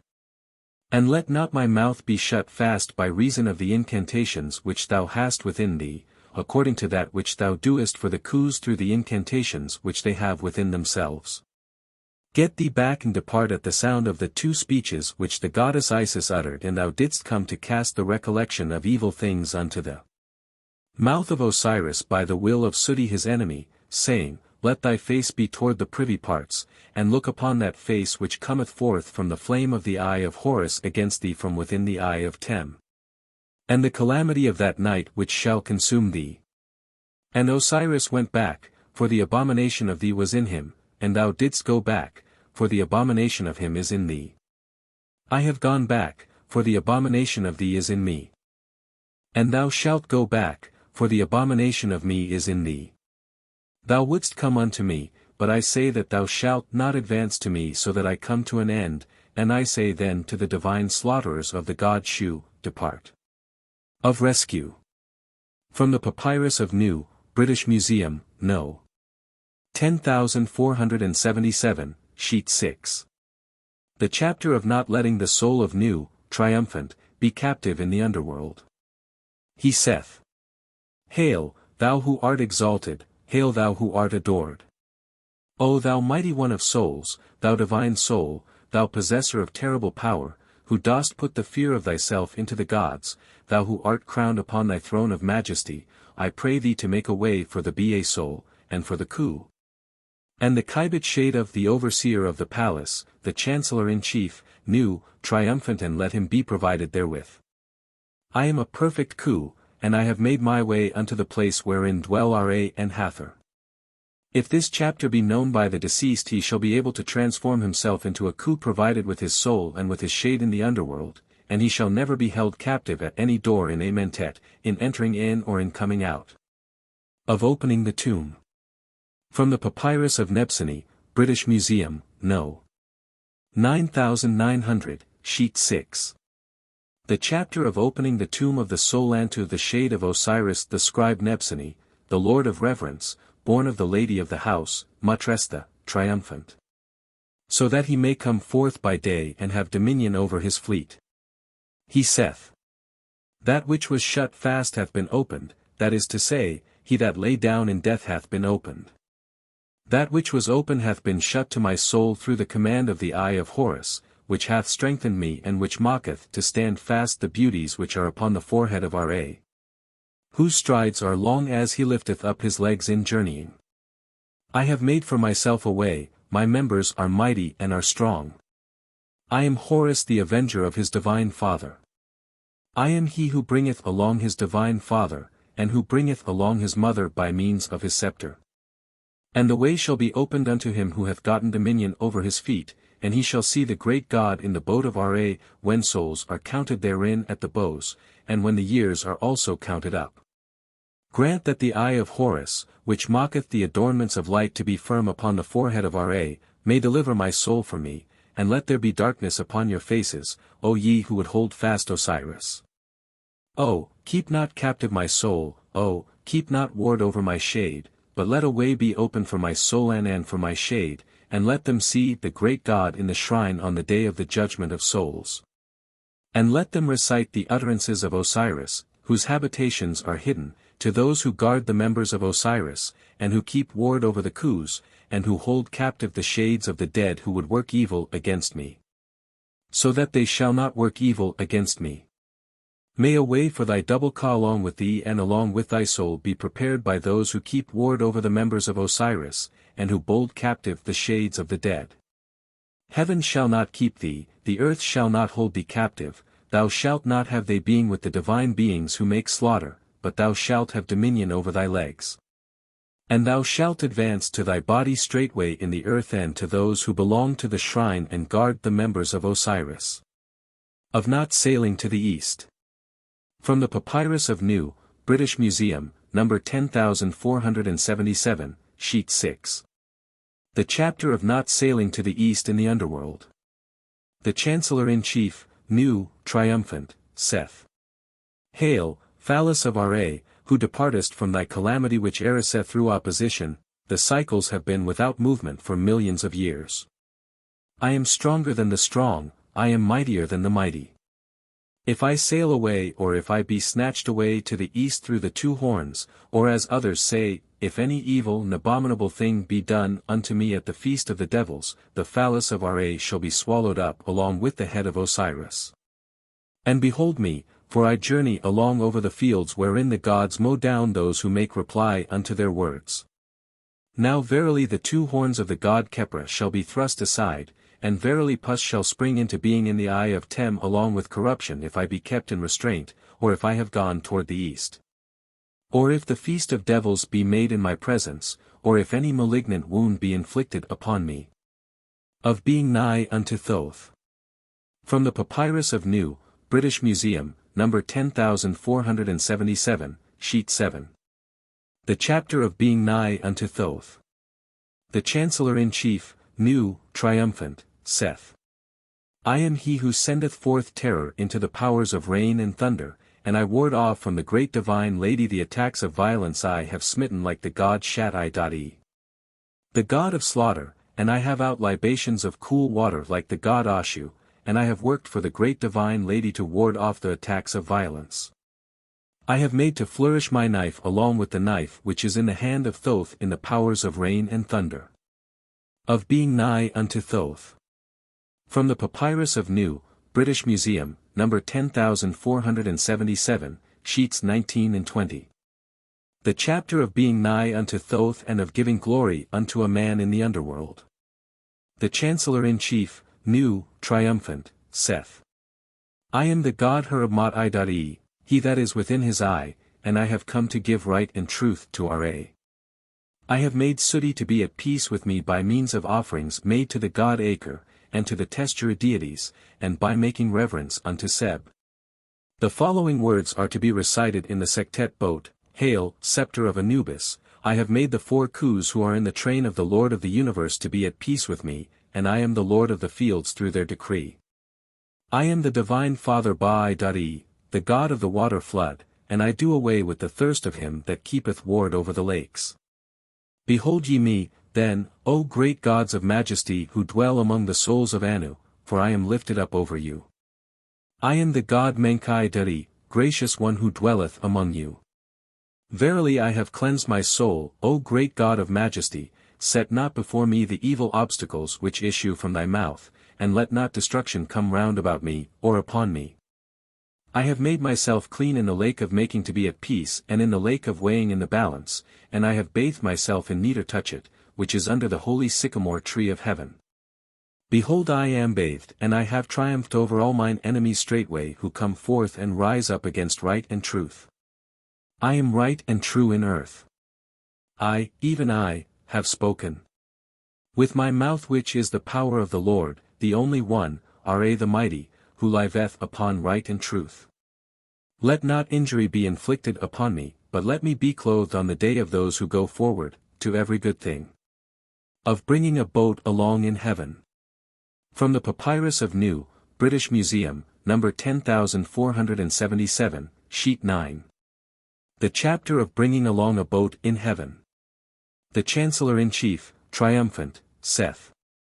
Hail to thee, O thou thigh which dwelleth in the northern heaven in the great lake, which art seen and which dieth not. I have stood up over thee when thou didst rise like a god. I have seen thee, and I have not lain down in death, I have stood over thee, and I have risen like a god. I have cackled like a goose, and I have alighted like a hawk by the divine clouds and by the great dew. I have journeyed from the earth to heaven.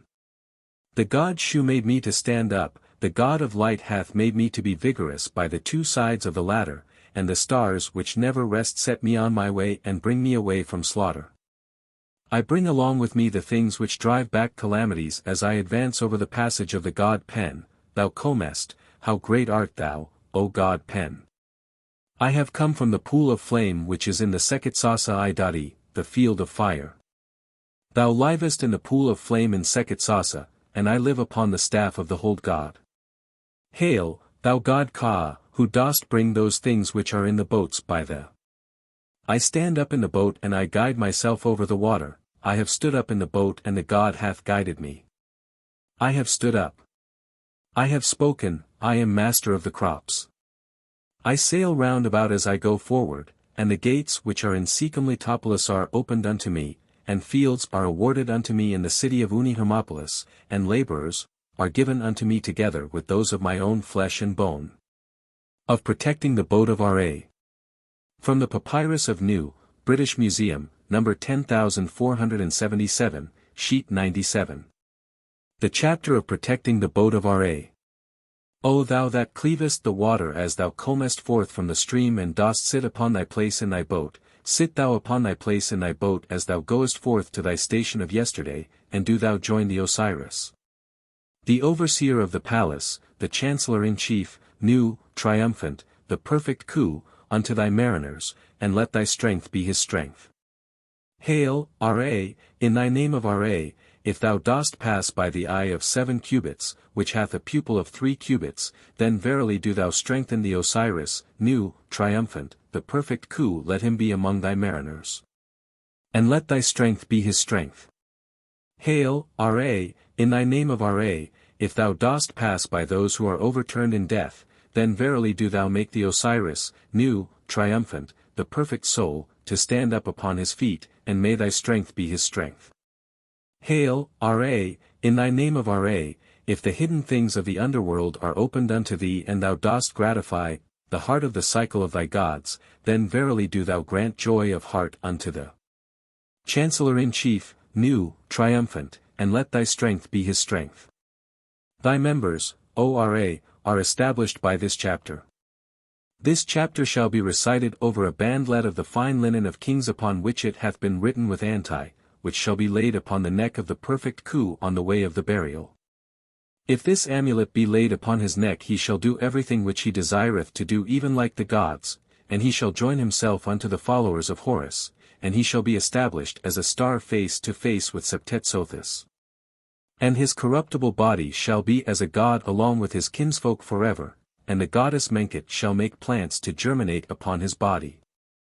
And the majesty of the god Thoth lovingly shall make the light to rest upon his corruptible body at will, even as he did for the majesty of the king of the north and of the south, the god Osiris, triumphant. On going into the boat of Ra. From the Papyrus of New, British Museum, number 10177, sheet 28. The chapter of going into the boat of Ra. The Chancellor-in-Chief, New, triumphant, saith. Hail, thou great God who art in thy boat, bring thou me into thy boat.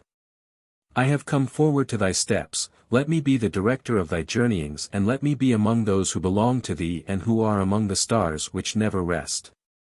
The things which are an abomination unto thee and the things which are an abomination unto me I will not eat, that which is an abomination unto me, that which is an abomination unto me is filth and I will not eat thereof. But sepulchral offerings and holy food will I eat, and I shall not be overthrown thereby. I will not draw nigh unto filth with my hands, and I will not walk thereon with my sandals, because my bread is made of white barley, and my ale is made of red barley.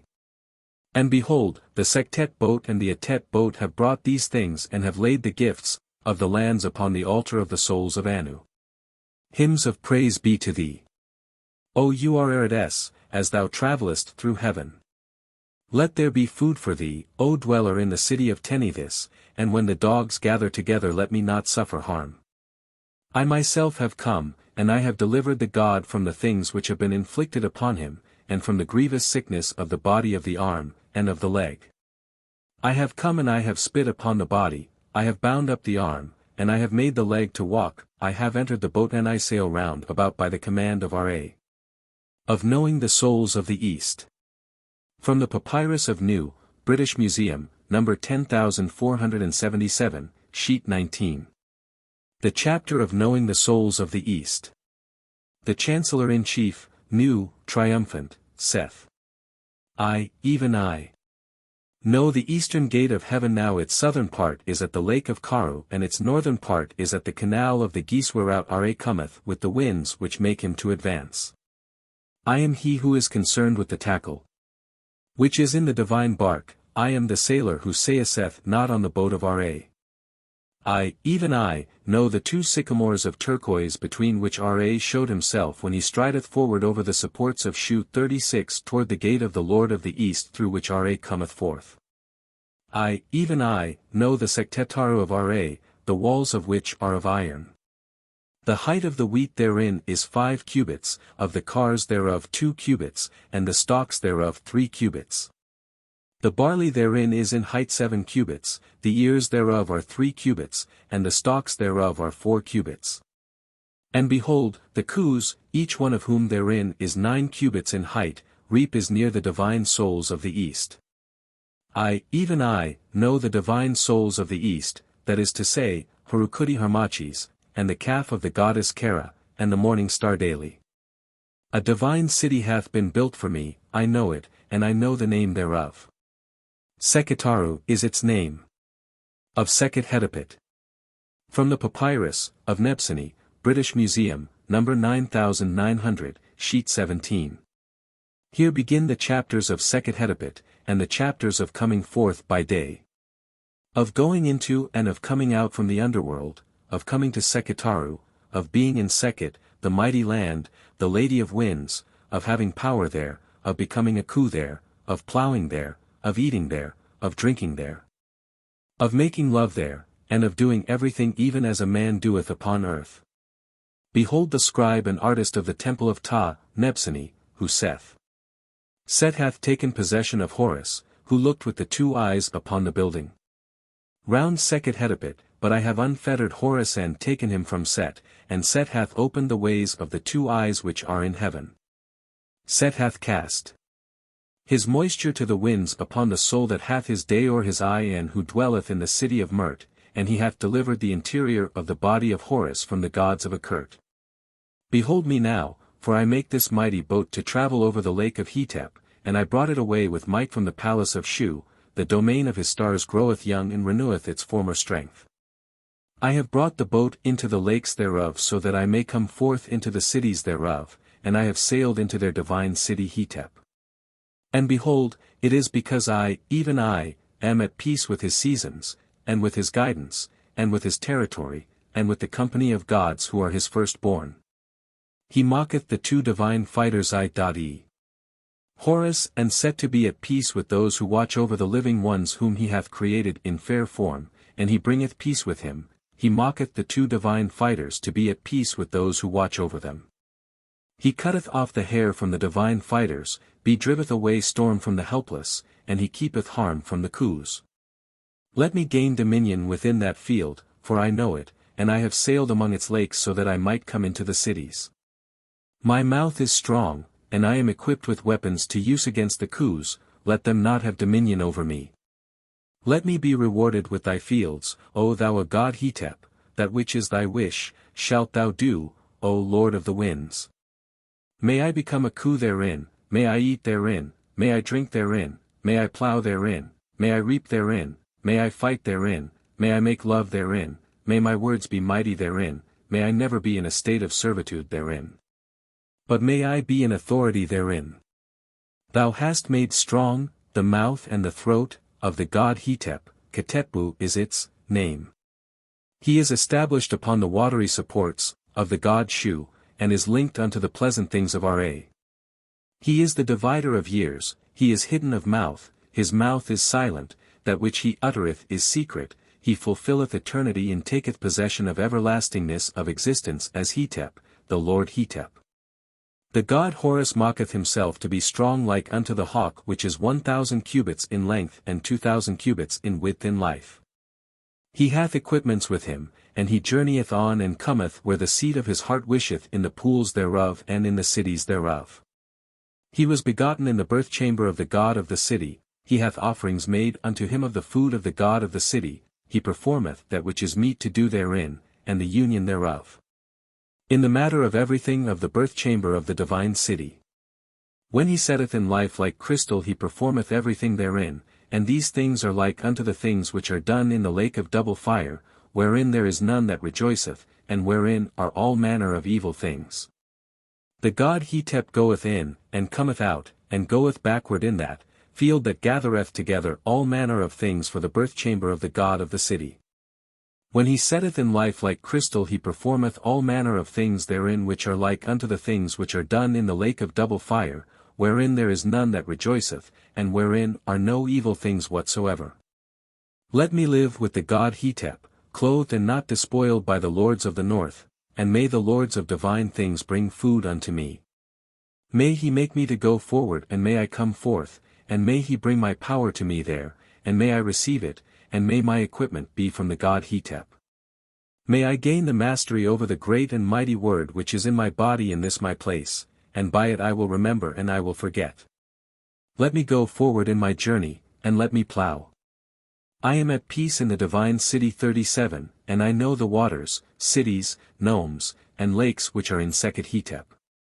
I exist therein, I am strong therein, I become a Khu therein, I eat therein, I sow seed therein, I reap the harvest therein, I plow therein, I make love therein, I am at peace with the god Hetep therein.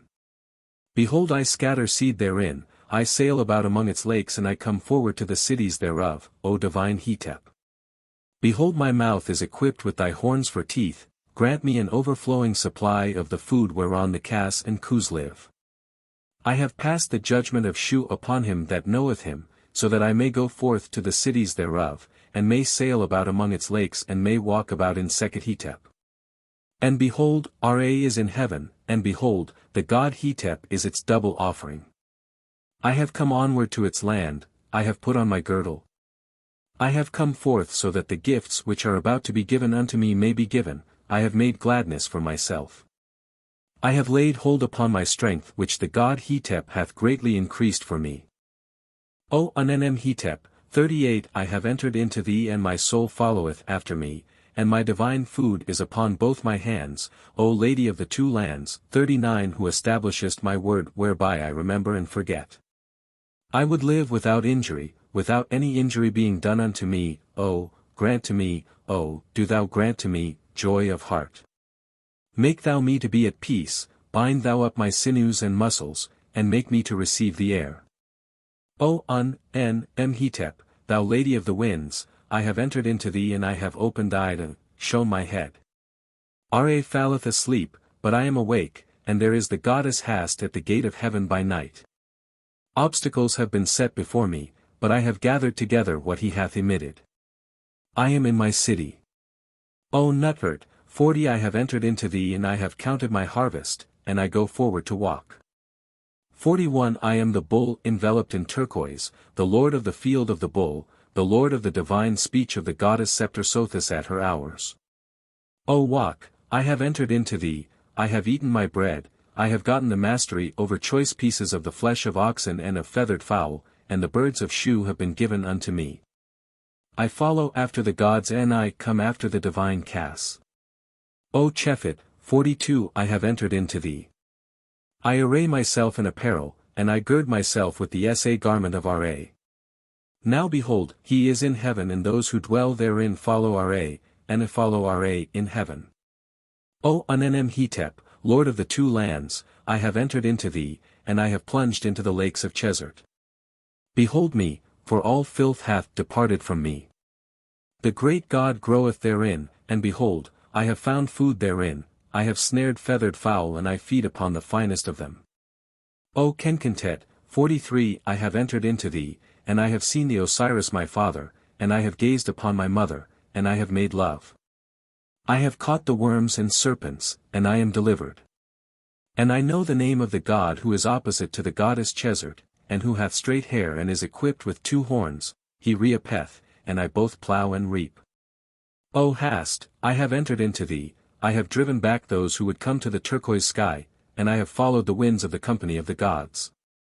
The great God hath given my head unto me, and he who hath bound on me my head is the mighty one who hath turquoise eyes, namely, Arianabephaidari, he doeth as he pleaseth. O Uzert, 44 I have come into thee at the head of the house wherein divine food is brought for me. O Smam, 45 I have come into thee. My heart watcheth, my head is equipped with the white crown, I am led into celestial regions, and I make to flourish terrestrial objects, and there is joy of heart for the bull, and for celestial beings, and for the company of the gods. I am the God who is the bull, the Lord of the gods, as he goeth forth from the turquoise sky. O divine nome of wheat and barley, I have come into thee, I have come forward to thee and I have taken up that which followeth me, namely the best of the libations of the company of the gods. I have tied up my boat in the celestial lakes, I have lifted up the post at which to anchor, I have recited the prescribed words with my voice, and I have ascribed praise unto the gods who dwell in Sekhet-Hetep. Of knowing the souls of Pe. From the Papyrus of New, British Museum, number 10477, sheet 18. Another chapter of knowing the souls of Pe. The overseer of the palace, the chancellor-in-chief, New, triumphant, saith. Hail, Kot, who dwellest in Kot, in Anpet, 46 and in the nome of Kot. Hail, ye goddesses of the class who dwell in the city of Pe, ye celestial lands. Ye stars, and ye divine beings, who give cakes and ale, do ye know for what reason the city of Pe hath been given unto Horus? I, even I, know though ye knoweth it not. Behold Ra gave the city unto him in return for the injury in his eye, for which cause Ra said to Horus, Let me see what is coming to pass in thine eye, and forthwith he looked thereat. Then Ra said to Horus, Look at that black pig, and he looked, and straightway an injury was done unto his eye, namely, a mighty storm took place. Then said Horus unto Ra, Verily, my eye seems as if it were an eye upon which Suti had inflicted a blow, and thus saying he ate his heart. 47 Then said Ra to those gods, Place ye him in his chamber, and he shall do well. Now the black pig was Suti who had transformed himself into a black pig, and it was he who had aimed the blow of fire which was in the eye of Horus. Then said Ra unto those gods, The pig is an abominable thing unto Horus. Oh, but he shall do well although the pig is an abomination unto him. Then the company of the gods, who were among the divine followers of Horus when he existed in the form of his own child, said, Let sacrifice be made to the gods of his bulls, and of his goats, and of his pigs. Now the father of Mesthi, Hapi, Ptah-Hotep and Ke'Gemini is Horus, and their mother is Isis. Then said Horus to Ra, Give me 2 divine brethren in the city of Pe and 2 divine brethren in the city of Nekhen, who have sprung from my body and who shall be with me in the guise of everlasting judges. Then shall the earth blossom and thunderclouds and rain be blotted out. And the name of Horus became Hur-Yuchafai-Dari, prince of his emerald stone. Even I know the souls of Pe, namely, Horus, Mesthi, and Hapi. Of the Swallow. From the Papyrus of New, British Museum, No. 10,477, Sheet 10. The chapter of making the transformation into a swallow. The Chancellor-in-Chief, New, triumphant, saith. I am a swallow, I am a swallow. I am the scorpion, the daughter of Ra. Hail, ye gods, whose scent is sweet. Hail, ye gods, whose scent is sweet. I hail, flame, which cometh forth from the horizon. Hail, thou who art in the city, I have brought the warden of his bite therein. Oh, stretch out unto me thy hand so that I may be able to pass my days in the pool of double fire, and let me advance with my message, for I have come with words to tell. Oh, open thou the doors to me and I will declare the things which have been seen by me.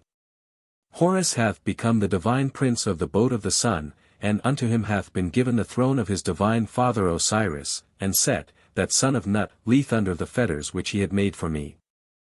I have made a computation of what is in the city of Sikkim, I have stretched out both my hands and arms at the word of Osiris, I have passed on to judgment, and I have come that I may speak, grant that I may pass on and declare my tidings. I enter in, I am judged, and I come forth worthy at the gate of Neberchur. I am pure at the great place of the passage of souls, I have done away with my sins, I have put away mine offences, and I have destroyed the evil which appertained unto my members upon earth. Hail, ye divine beings who guard the doors, make ye for me a way, for, behold, I am like unto you. I have come forth by day, I have journeyed on my legs, and I have gained the mastery over my footsteps before the God of light, I know the hidden ways and the doors of the Sekitaru, verily I, even I, have come. I have overthrown mine enemies upon earth, and yet my perishable body is in the gravel.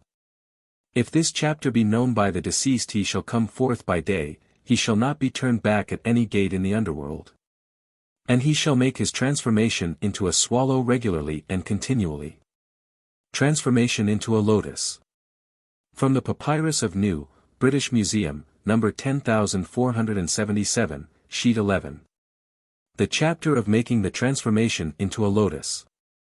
The overseer of the palace, the Chancellor-in-Chief, New, saith. I am the pure lotus which springeth up from the divine splendor that belongeth to the nostrils of Ra. I have made my way, and I follow on seeking for him who is Horus. I am the pure one who cometh forth out of the field. Transformation into a lotus. From the Papyrus of Pakir C. Navil, Op. Cit., B.D. I, BL 93. The chapter of making the transformation into a lotus. Seth Osiris Pakir. Hail, thou lotus, thou type of the god Nefertemu. I am the man that knoweth you, and I know your names among those of the gods, the lords of the underworld, and I am one of you. Grant ye that I may see the gods who are the divine guides in the Tuat underworld, and grant ye unto me a place in the underworld near unto the lords of Amentet.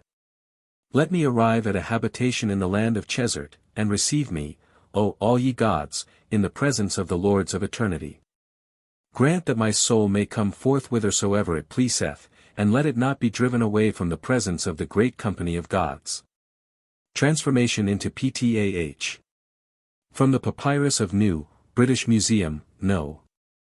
10,477, sheets 9 and 10. The chapter of making the transformation into Ptah, of eating cakes, and of drinking ale, and of unfettering the steps, and of becoming a living being in Heliopolis. The Chancellor-in-Chief, new, triumphant, saith. I fly like a hawk, I cackle like the Smen goose, and I preach upon that abode of the underworld Aation the festival of the great being. That which is an abomination unto me, I have not eaten. Filth is an abomination unto me and I have not eaten thereof, and that which is an abomination unto my Ka hath not entered into my belly. Let me, then, live upon that which the gods and the Khus decree for me. Let me live and let me have power over cakes, let me eat them before the gods and the Khus who have a favor unto me. Let me have power over these cakes and let me eat of them under the shade of the leaves of the palm tree of the goddess Hathor, who is my divine lady. Let the offering of the sacrifice, and the offering of cakes, and vessels of libations be made in Anu, let me clothe myself in the Tau garment which I shall receive from the hand of the goddess Tate. Let me stand up and let me sit down wheresoever I please. My head is like unto that of Ra, and when my members are gathered together I am like unto Tem, the four sides of the domain of Ra, and the width of the earth 4 times. I come forth. My tongue is like unto that of Ptah and my throne is like unto that of the goddess Hathor, and I make mention of the words of Tem, my father, with my mouth. He it is who constraineth the handmaid, the wife of Seb, and before him are bowed all heads, and there is fear of him. Hymns of praise are repeated for me by reason of my mighty acts, and I am decreed to be the divine heir of Seb, the Lord of the earth, and to be the protector therein. The god Seb refresheth me, and he mocketh his risings to be mine. Those who dwell in Anu bowed down their heads unto me, for I am their Lord and I am their bull. I am more powerful than the Lord of time, and I shall enjoy the pleasures of love, and shall gain the mastery over millions of years. Of performing transformations. From the Papyrus of New, British Museum, number 10477, sheet 10. The chapter of performing the transformation into a hawk of gold. The Chancellor-in-Chief, new, triumphant, saith. I have risen like a mighty hawk of gold that cometh forth from his egg. I fly and I alight like the hawk which hath a back 4 cubits wide, and the wings of which are eke unto the mother of emerald of the south. I have come forth from the interior of the Sektet boat, and my heart hath been brought unto me from the mountain of the east. I have alighted upon the Atet boat, and those who were dwelling in their companies have been brought unto me, and they bowed low in paying homage unto me and in saluting me with cries of joy. I have risen, I have gathered myself together like the beautiful hawk of gold, which hath the head of a Bennu bird, and Ra entereth in day by day to hearken unto my words. I have taken my seat among those firstborn gods of Nut. I am established, and the divine Sekhet-Hetep is before me, I have eaten therein, I have become a Khu therein, I have an abundance therein as much as I desire the god Nepra hath given to me my throat. And I have gained the mastery over that which Gardathor belongeth to my head. Coming forth by day. From the Papyrus of Mesemneter, Navil, Op Sit, B.D. I, BL 81. Another chapter. I am the fire god, the divine brother of the fire god, and I am Osiris the brother of Isis. My divine son, together with his mother Isis, hath avenged me on mine enemies. My enemies have wrought every kind of evil, therefore their arms, and hands, and feet, have been fettered by reason of their wickedness which they have wrought upon me. I am Osiris, the firstborn of the divine womb, the firstborn of the gods, and the heir of my father Osiris Seb. I am Osiris, the lord of the heads that live, mighty of breast and powerful of back. With a phallus which goeth to the remotest limits where men and women live. I am Saurian who travelleth over his domain and who journeyeth along before the stars of heaven. Which is the belly of my mother Nut, she conceived me through her love, and she gave birth to me because it was her will to do so.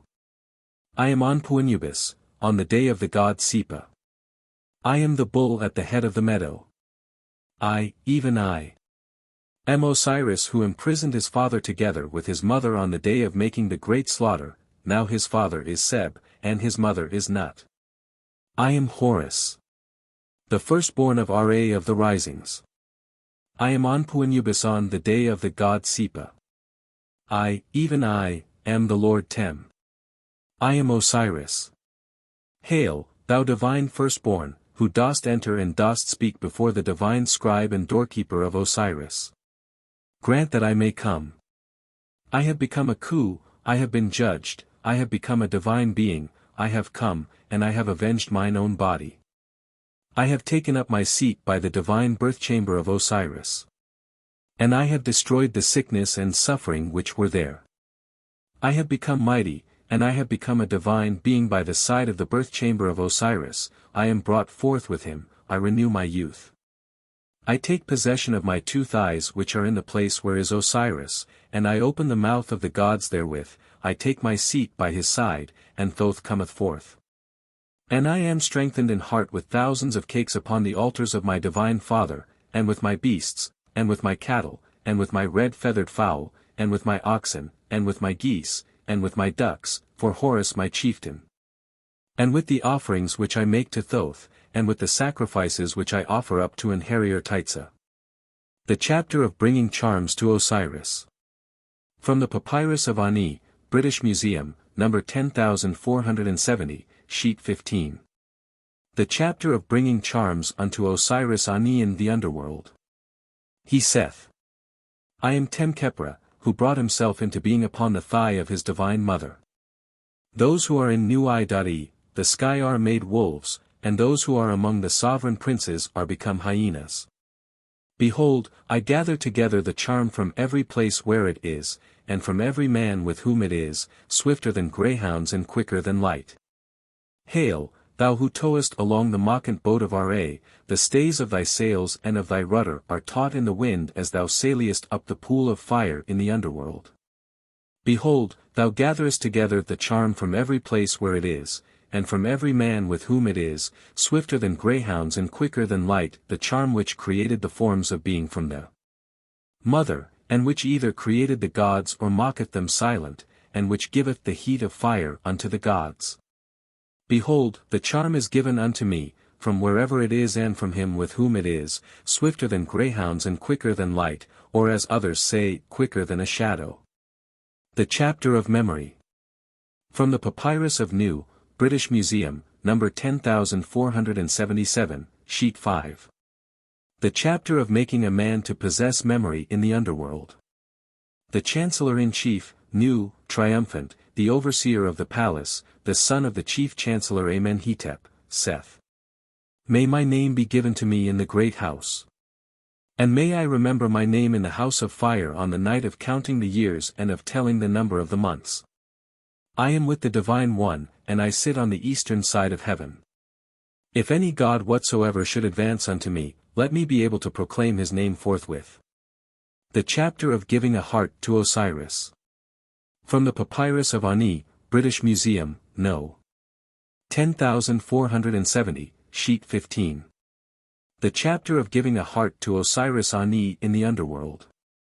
He saith, May my heart be with me in the house of hearts. May my heart be with me in the house of hearts. May my heart be with me, and may it rest there, or I shall not eat of the cakes of Osiris on the eastern side of the lake of flowers, neither shall I have a boat wherein to go down the Nile, nor another wherein to go up. Nor shall I be able to sail down the Nile with thee. May my mouth be given to me that I may speak therewith, and my 2 legs to walk therewith, and my 2 hands and arms to overthrow my foe. May the doors of heaven be opened unto me. May Seb, the prince of the gods, open wide his 2 jaws unto me, may he open my 2 eyes which are blindfolded, may he cause me to stretch apart my 2 legs which are bound together. And may Anpu-Anubis make my thighs firm so that I may stand upon them. May the goddess Sekhet make me to rise so that I may ascend unto heaven, and may that be done which I command in the house of Ka-Dubla of Ptah-Hotep, Memphis. I understand with my heart. I have gained the mastery over my heart, I have gained the mastery over my 2 hands, I have gained the mastery over my legs, I have gained the power to do whatsoever my Ka-Dubla pleaseth. My soul shall not be fettered to my body at the gates of the underworld, but I shall enter in peace and I shall come forth in peace. Litany. Homage to thee, O Lord of starry deities in Anu, and of heavenly things in Kurabiah. Thou God Untai, who art more glorious than the gods who are hidden in Anu, O grant thou unto me a path wherein I may pass in peace, for I am just and true, I have not spoken lies wittingly, nor have I done aught with deceit. Homage to thee, O Aninantes. Harukudi Harmachis, with long strides thou stridest over heaven, O Harukudi.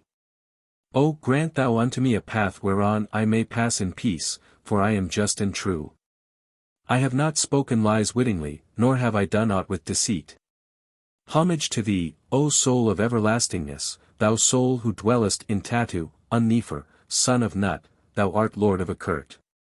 O grant thou unto me a path whereon I may pass in peace, for I am just and true, I have not spoken lies wittingly, nor have I done aught with deceit. Homage to thee in thy dominion over Tatu, the Urut crown is established upon thy head.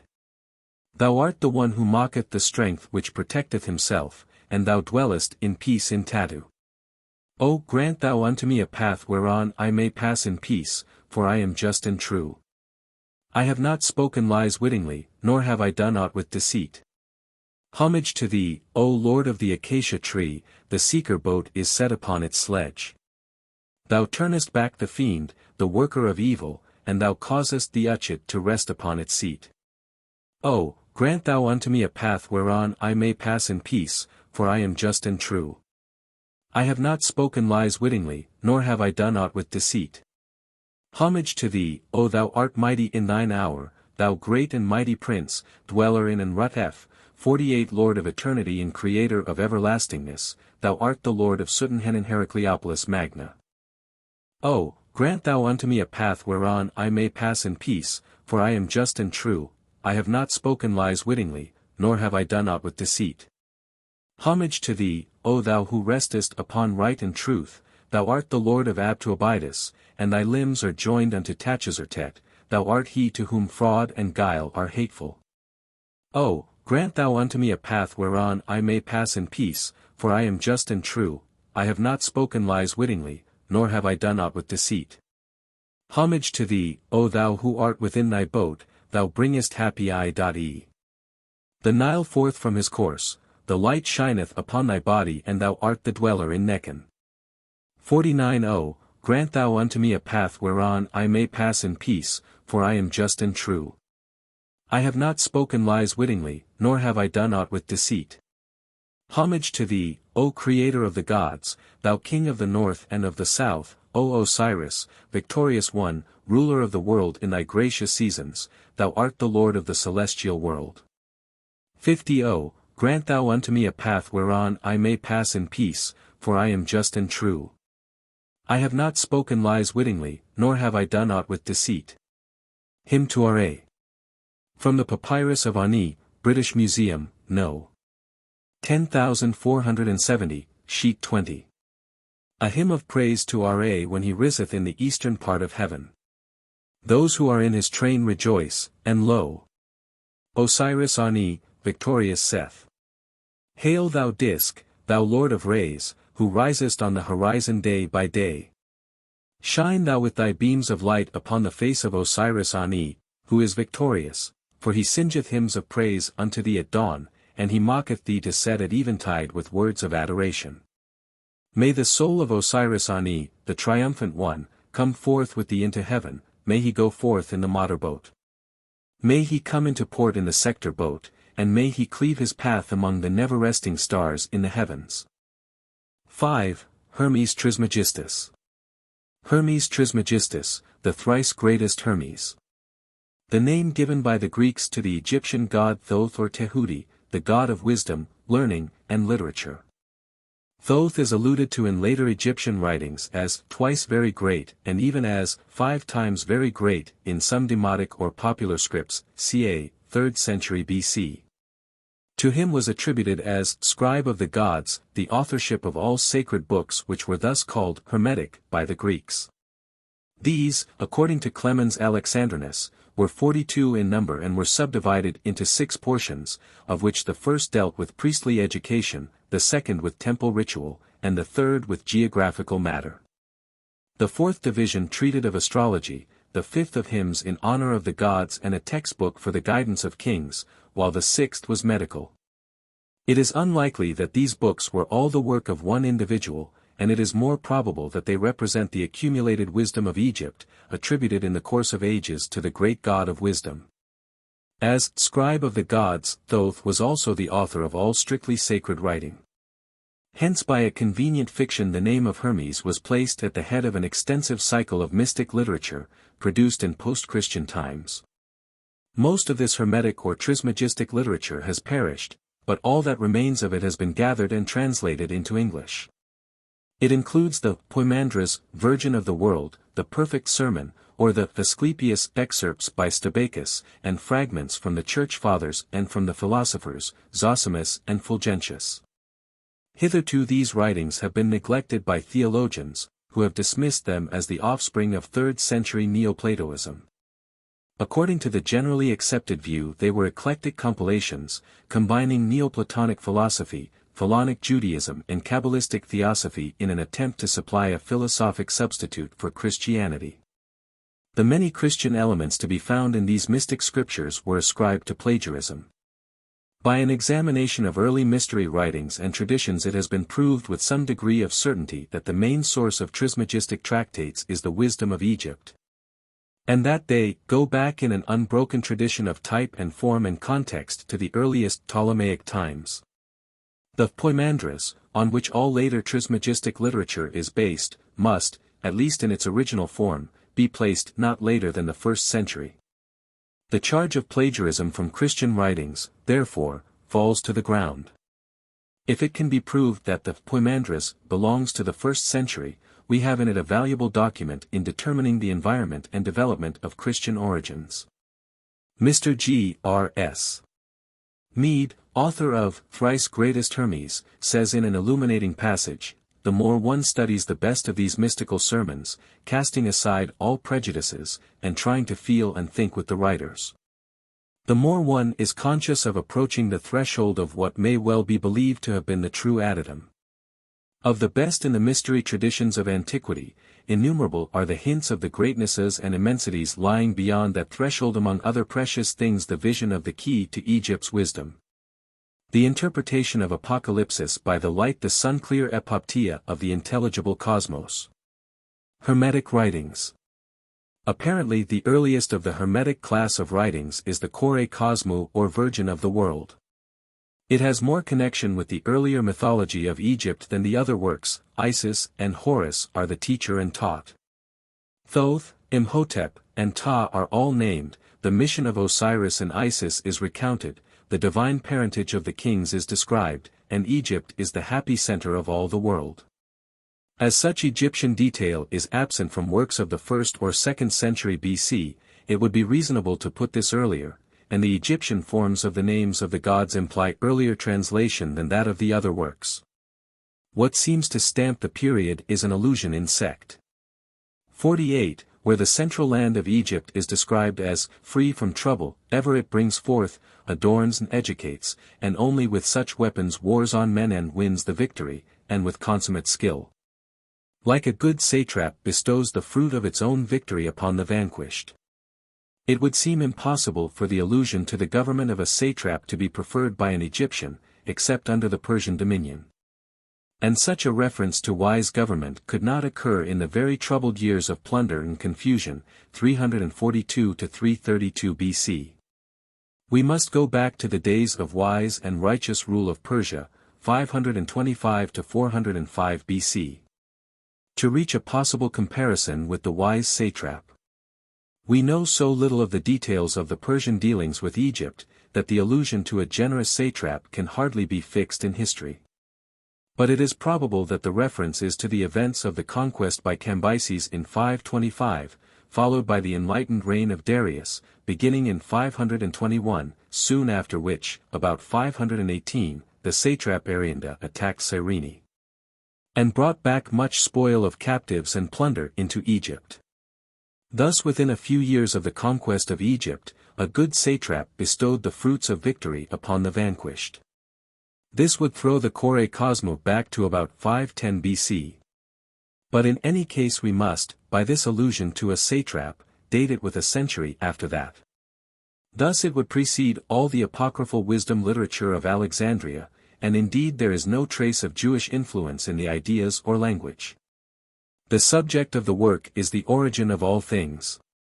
Beginning with the principle, that every nature which lies underneath should be co-ordered and fulfilled by those that lie above, this is carried out by the dive production of heavenly souls. And next of sacred animals. The souls rebel and are then embodied as men, and the gods form the world for them. The evils of man are righted by the divine efflux, Osiris and Isis, and the nature of man is explained. Such is the argument of the work, obscured by magnificent images and phrases. The various beliefs which are stated or implied give a body of ideas, which we can thus date as underlying the rest of the literature. The numbers here refer to Mede sections. In 1, we read of the divine beauty of the rich majesty of night, before God was known, and of the ordered motions and hidden influences of the sun and planets bestowing order on the things below. 2, beside the Creator there were immortal gods, into whom he breathes love and pours radiance, that they might seek and desire to find and win success. 3, among the gods were Hermes Tat his son and heir, afterwards came Asclepios Imhotep according to the will of Ptah who is Hephaestos. Their inquiry was ordained by foreknowledge of Providence, Queen of all, thus fate is over the gods. 5, Hermes binds his holy books with spells, until they shall be found by souls. 6, when the cosmos was to awake, God said, Nature, arise, and from his word came a perfectly beautiful feminine principle, at whom the gods marveled. This seems to be the Kore Cosmou or Virgin of the Cosmos, after whom this writing is named. By the help of toil she made her daughter Invention, who was to rule over all that had been made. These, however, take no further action, but, 8, the breath of God and conscious fire blended with unconscious matter is, 9, the material for myriads of souls, 10, of 60 different degrees. 11, these kept the circulation of nature in motion, but are threatened if they transgress. 12, God then makes the sacred animals of water and of earth, and gives some matter to the souls to make men in their own nature. The souls make birds of the lightest stuff, quadrupeds of the stiffer plasm, then fish, and of the cold and heavy residue creeping things. But the whole of this existence is entirely before and outside of the present world of men. The second great stage is the rebellion of souls and its results. 15, proud of their work, the souls armed themselves, and were forever moving, God therefore resolved to embody them as men. 16, the gods are called to promise their gifts to the new world of men. 17, the sun will shine, the moon give fear, silence, sleep and memory, Kronos will give justice and necessity, Zeus will give fortune, hope, and peace. Ares gives struggle, wrath and strife, Aphrodite gives despair, desire, bliss, and laughter, and Hermes gives prudence, wisdom, persuasiveness, and truth, and will work with invention. This idea of the gods endowing men is seen in the tale of the creation of the wife of Ptah, and is therefore Egyptian, but the details are Greek in origin. It is possible that sect 17 is a later Greek expansion inserted in the Egyptian text. Otherwise we must regard the whole as a Greco-Egyptian philosophy, for the Egyptian would not admit Greek elements at this date into a religious myth. 18, Hermes then made the bodies, with too much water added that they should not be powerful. The souls are thus enfleshed by God, and wail at their fate. 19, the history of this was confided by Hermes to Neph, and by him told to Isis, who now tells Horus. 20-21. The wail of imprisoned souls is, 22, answered by God that if they are sinless they shall dwell in the fields of heaven, fields of Elu, if blamable then on earth, if they improve they shall regain heaven. But if they sin worse then they shall become animals. Here metempsychosis is fully stated, as in Plato, but it is not in the Egyptian form, and the Indian influence appears already at work. 23, then all receive breath, and the reward of the final dissolution of the body is a return to the happiness of their first state. The more righteous, upon the threshold of the divine change, shall be righteous kings, genuine philosophers, founders of states, lawgivers, real seers, true herb knowers, prophets of the gods, skillful musicians, astronomers, augurers and sacrificers. 24. Others lower shall be eagles, lions, dragons and dolphins. 25. Then a mighty spirit rises from the earth, and as the souls were entering their plasms he protests against making such daring and 26. Inquiring beings, and 27. Prays that they may have pain, cares, struggles, and illness to keep them down. This conception seems quite un-Egyptian, and much more of the Pandora type. 28. Hermes agrees to impose fate upon them. 29. God then assembled the gods who are free from all decay and who regulate the mighty Aeon, the only Aeonic reference here, to join with him in making the heaven, earth, and sun. All previous creations appear to have been presensuous, the visible world only now appearing. 31. Then the souls cause such impious turmoil, newly shut in prison, that, 32, fire complains that it is turned from sacrificial rites with sweet-smelling vapors, to burn up flesh. This point is strongly Indian, as implying that no flesh was sacrificed, but only spices. 33. Air complains that it is polluted with dead bodies, water complains that rivers wash the hands of murderers and receive the slain, and, 34, earth complains that it is dishonored by the corruption of their carcasses. 35. God remedies this condition by sending another efflux of his nature. 36. Osiris and Isis. They filled life full of life, stopped slaughter, hallowed shrines, gave laws, food, and shelter, set up courts of law, filled the world with justice, and introduced the witness of an oath. They also taught embalming, and the doctrine of the soul passing out in a swoon which might result in death, taught about daimons, and engraved the teaching, were authors of arts, sciences, and laws, established the sacred rites. The grade of prophets, and magic, philosophy, and medicine.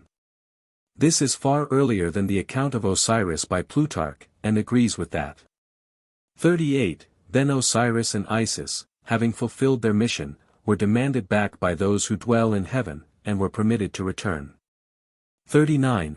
Horus demands how royal souls are born. Isis replies that in heaven the gods dwell with the architect of all, in the ether are the stars and the sun, in the air are souls and the moon, and on earth are men and living things. 40. The king is the last of gods but first of men, divorced from his godship while on earth, his soul descends from a region above that of other souls.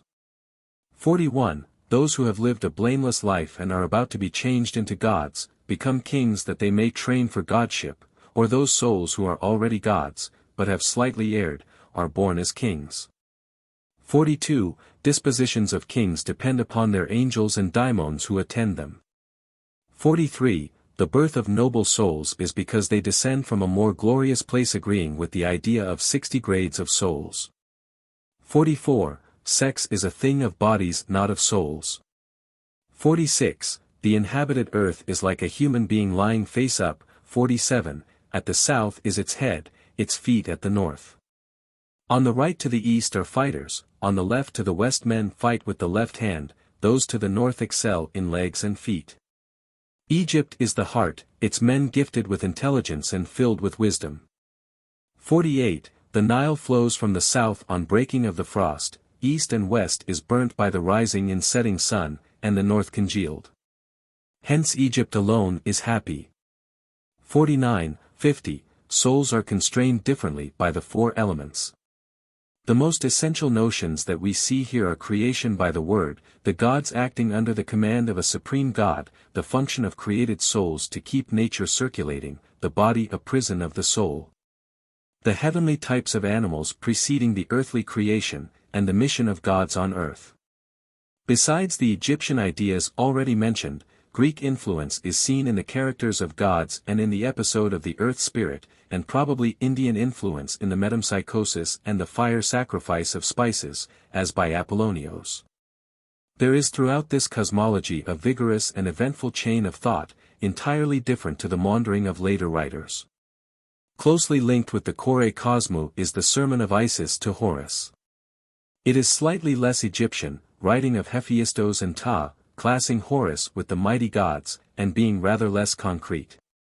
It may then be a rather later continuation, as it closely joins on in subject to the close of the Kore Cosmo. The ideas of this sermon are that the souls of men and animals are all alike, and metempsychosis is assumed between human and animal bodies. The soul is individual, the work of God's hands and mind. Its congress with the body is a concord wrought by God's necessity. At death it returns to its proper region.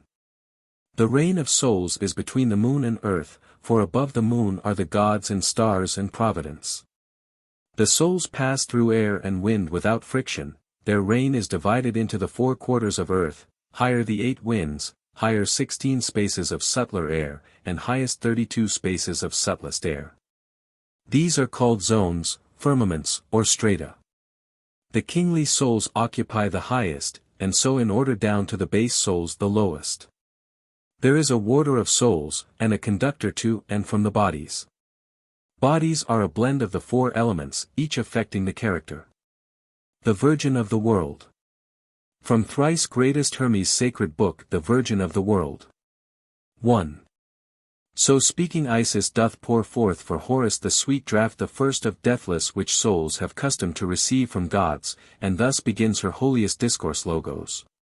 Seeing that, Son Horus, heaven, adorned with many a wreath of starry crowns, is set o'er every nature of all things beneath, and that nowhere it lacketh aught of anything which the whole cosmos now doth hold. In every way it needs must be that every nature which lies underneath, should be co-ordered and fulfilled by those that lie above. For things below cannot of course give order to the ordering above. It needs must, therefore, be the less should give place to the greater mysteries. The ordinance of the sublimer things transcends the lower. It is both sure in every way and falleth, neath no mortal's thought. Wherefore the mysteries below did sign, fearing the wondrous beauty and the everlasting durance of the ones above. 'Twas worth the gazing and the pains to see heaven's beauty, beauty that seemed like God, God who was yet unknown, and the rich majesty of night, who weaves her web with rapid light, though it be less than suns. And of the other mysteries in turn that move in heaven, with ordered motions and with periods of times, with certain hidden influences bestowing order on the things below and co-increasing them. 2. Thus fear succeeded fear, and searching search incessant, and for so long as the Creator of the universals willed, did ignorance retain its grip on all. But when he judged it fit to manifest him who he is, he breathed into the gods and loves, and freely poured the splendor which he had within his heart, into their minds, in ever greater and still greater measure. That firstly they might have the wish to seek, next they might yearn to find, and finally have power to win success as well. But this, my Horus, wonder-worthy son, could never have been done had that seed been subject to death, for that as yet had no existence, but only with a soul that could vibrate responsive to the mysteries of heaven. 3. Such was all-knowing Hermes, who saw all things, and seeing understood, and understanding had the power both to disclose and to give explanation. For what he knew, he graved on stone. Yet though he graved them onto stone he hid them mostly, keeping sure silence though in speech, that every younger age of cosmic time might seek for them. And thus, with charge unto his kinsmen of the gods to keep sure watch, he mounted to the stars. To him succeeded Tat, who was at once his son and heir unto these knowledges. And not long afterwards Asclepius, according to the will of Ptah who is Hephaestus, and all the rest who were to make inquiry of the faithful certitude of heavenly contemplation, as foreknowledge willed, foreknowledge queen of all. 4. Hermes, however, made explanation to surrounding space, how that not even to his son because of the yet newness of his youth had he been able to hand on the perfect vision. But when the sun did rise for me, and with all-seeing eyes I gazed upon the hidden mysteries of that new dawn, and contemplated them. Slowly there came to me but it was sure conviction that the sacred symbols of the cosmic elements were hid away hard by the secrets of Osiris. 5. Hermes, ere he returned to heaven, invoked a spell on them, and spake these words. For 'tis not meet, my son, that I should leave this proclamation ineffectual, but rather should speak forth what words our Hermes uttered when he hid his books away. Thus then he said. O holy books, who have been made by my immortal hands, by incorruption's magic spells. Free from decay and incorrupt from time. Become unseeable, for every one whose foot shall tread the plains of this our land, until old heaven doth bring forth meet instruments for you, whom the Creator shall call souls. Thus spake he, and, laying spells on them by means of his own works, he shuts them safe away in their own zones. And long enough the time has been since they were hid away. 6. And nature, O my son, was barren, till they who then were under orders to patrol the heaven, approaching to the God of all, their king, reported on the lethargy of things. The time was come for Cosmos to awake, and this was no one's task but his alone. We pray thee, then, they said, direct thy thought to things which now exist and to what things the future needs. 7. When they spake thus, God smiled and said, Nature, arise. And from his word there came a marvel, feminine, possessed of perfect beauty, gazing at which the gods stood all amazed. And God the Forefather, with name of Nature, honored her, and bade her be prolific. Then gazing fixedly on the surrounding space, he spake these words as well, Let heaven be filled with all things full, and air, and ether too. God spake and it was so. And Nature with herself communing knew she must not disregard the sire's command, so with the help of toil she made a daughter fair, whom she did call Invention. And on her God bestowed the gift of being, and with his gift he set apart all them that had been so far made, filled them with mysteries, and to Invention gave the power of ruling them. 8. But he, no longer willing that the world above should be inert, but think good to fill it full of breaths, so that its parts should not remain emotive and inert. He thus began on these with use of holy arts as proper for the bringing forth of his own special work. For taking breath from his own breath and blending this with knowing fire, he mingled them with certain other substances which have no power to know. And having made the two either with other one, with certain hidden words of power, he thus set all the mixture going thoroughly. Until out of the compost smiled a substance, as it were, far subtler, purer far, and more translucent than the things from which it came, it was so clear that no one but the artist could detect it. 9. And since it neither thawed when fire was set unto it for it was made of fire, nor yet did freeze when it had once been properly produced for it was made of breath, but it kept its mixture's composition a certain special kind. Peculiar to itself, of special type and special blend, which composition, you must know, God called psychosis. After the more auspicious meaning of the name and from the similarity of its behavior it was from this coagulate he fashioned souls enough in myriads, molding with order and with measure the efflorescent product of the mixture for what he willed. With skilled experience and fitting reason, so that they should not be compelled to differ any way one from another. 10. For, you must know the efflorescence that exhaled out of the movement God induced, was not like to itself. For that its first fluorescence was greater, fuller, every way more pure, than was its second. Its second was far second to the first, but greater far than this was its third. And thus the total number of degrees reached up to 60.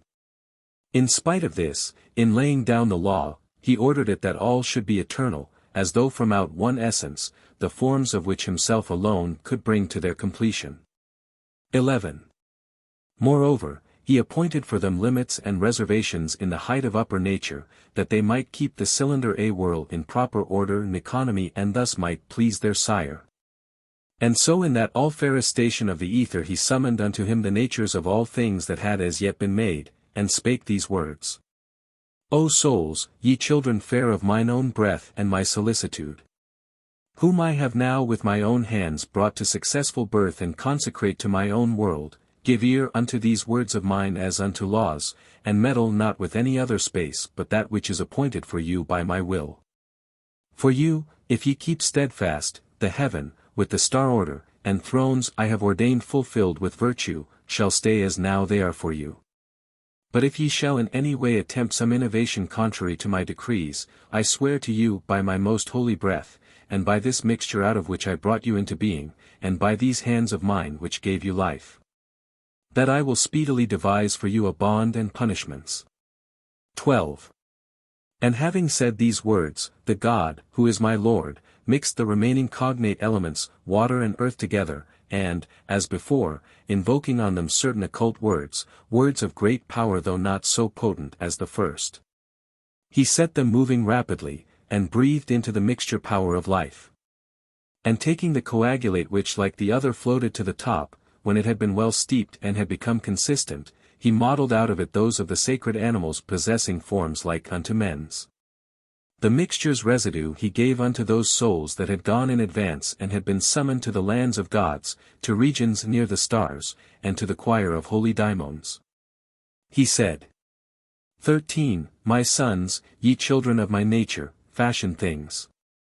Take ye the residue of what my art hath made, and let each fashion something which shall bear resemblance to his own nature. These will I further give to you as models. He took and set in order fair and fine, agreeably to the motions of the souls, the world of sacred animals, appending as it were to those resembling men those which came next in order. And on these types of lives he did bestow the all-devising powers and all-contriving procreative breath of all the things which were for ever generally to be. And he withdrew, with promises to join unto the visible productions of their hands breath that cannot be seen, an essence of engendering its like to each, so that they might give birth to others like themselves. And these are under no necessity to do aught else than what they did at first.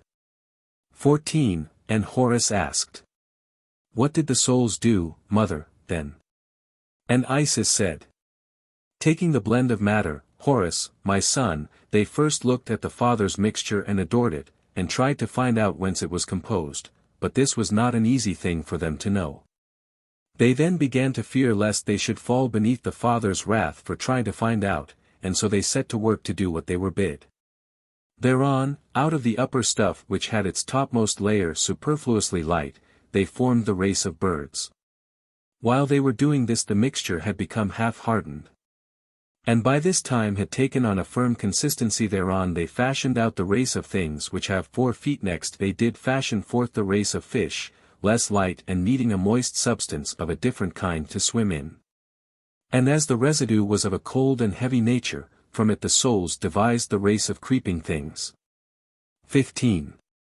They then, my son, as though they had done something grand, with over-busy daring armed themselves, and acted contrary to the commands they had received. And forthwith they began to overstep their proper limits and their reservations, and would no longer stay in the same place, but were forever moving, and thought that being ever stationed in one place was death. That they would do this thing, however, O my son, as Hermes says when he speaks unto me, had not escaped the eye of him who is the God and Lord of universal things, and he searched out a punishment and bond, the which they now in misery endure. Thus was it that the sovereign king of all resolved to fabricate with art the human frame, in order that in it the race of souls throughout might be chastised. 16. Then sending for me, Hermes says, he spake, soul of my soul, and holy mind of my own mind, up to what point, the nature of the things beneath, shall be seen in the gloom. How long shall what has up to now been made remain inactive and be destitute of praise? Bring hither to me now, my son, all of the gods in heaven, said God, as Hermes saith. And when they came obedient to his command, look down, said he, upon the earth, and all beneath. And they forthwith both looked and understood the sovereign's will. And when he spake to them on humankind's behalf, they all agreed to furnish those who were to be, with whatsoever thing they each could best provide. 17. Sun said, I'll shine unto my full. Moon promised to pour light upon the after the sun course, and said she had already given birth to fear and silence, and also sleep, and memory, a thing that would turn out to be most useful to them.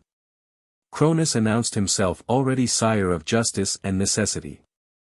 Zeus said, so that the race which is to be may not forever fight, already for them have I made fortune, and hope and peace. Ares declared he had become already sire of struggle, wrath, and strife. Nor yet did Aphrodite hesitate. She also said, I'll join to them desire, my lord, and bliss, and laughter too, so that our kindred souls, in working out their very grievous condemnation, may not exhaust their punishment unto the full. Full pleased were all, my son, at Aphrodite's words. And for my part, said Hermes, I will make men's nature well endowed. I will devote to them prudence and wisdom, persuasiveness and truth, and never will I cease from congress with invention, but ever will I benefit the mortal life of men born underneath my types of life. For that the types our Father and Creator hath set apart for me, are types of wisdom and intelligence, and more than ever is this so what time the motion of the stars set over them doth have the natural power of each consonant with itself. 18. And God, the Master of the universe, rejoiced on hearing this, and ordered that the race of men should be. I, Hermes says, was seeking for the stuff which had to be employed, and calling on the monarch for his aid. And he gave order to the souls to give the mixture's residue, and taking it I found it utterly dried up. Thereon, in mixing it, I used more water far than was required to bring the matter back unto its former state, so that the plasm was in every way relaxable, and weak and powerless, in order that it might not in addition to its natural sagacity be full of power as well. I molded it, and it was fair, and I rejoiced at seeing mine own work, and from below I called upon the monarch to behold. And he did look on it, and was rejoiced, and ordered that the souls should be enfleshed.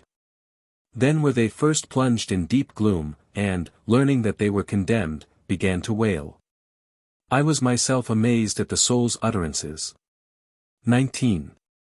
Now give good heed, son Horus, for thou art being told the mystic spectacle which Chemephes, our forefather, was privileged to hear from Hermes, record writer of all deeds, and I from Chemephes, most ancient of us all. When he did honor me with the black right that gives perfection. Hear thou it now from me. For when, O wondrous son of mighty fame, they were about to be shut in their prisons, some simply uttered wails and groans in just the self-same way as beasts that once have been a liberty, when torn from their accustomed haunts they love so well. Will be bad slaves, will fight and make revolt, and be in no agreement with their masters. Nay more, if circumstances should serve, will even do to death those that oppress them. Others with louder outcry hissed like snakes. Another shrieked shrilly, and ere he spake shed many tears, and, turning up and down what things served him as eyes, he said. 20. O heaven, thou source of our begetting, O ether, air, O hands and holy breath of God our monarch, O ye most brilliant stars, eyes of the gods, O tireless light of sun and moon, co-nurslings of our origin, reft from you, all we suffer piteously. And this the more, in that from spacious realms of light, from out thy holy envelope and wealthy dome, and from the blessed government we shared with gods, we shall be thus shut down into these honorless and lowly quarters. What is the so unseemly thing we miserable have done? What crime deserves these punishments? How many sins await us wretched ones? How many are the things we have to do in this our hopeless plight, necessities to furnish for this watery frame that is soon dissolved. 21. For that no longer shall our eyes behold the souls of God.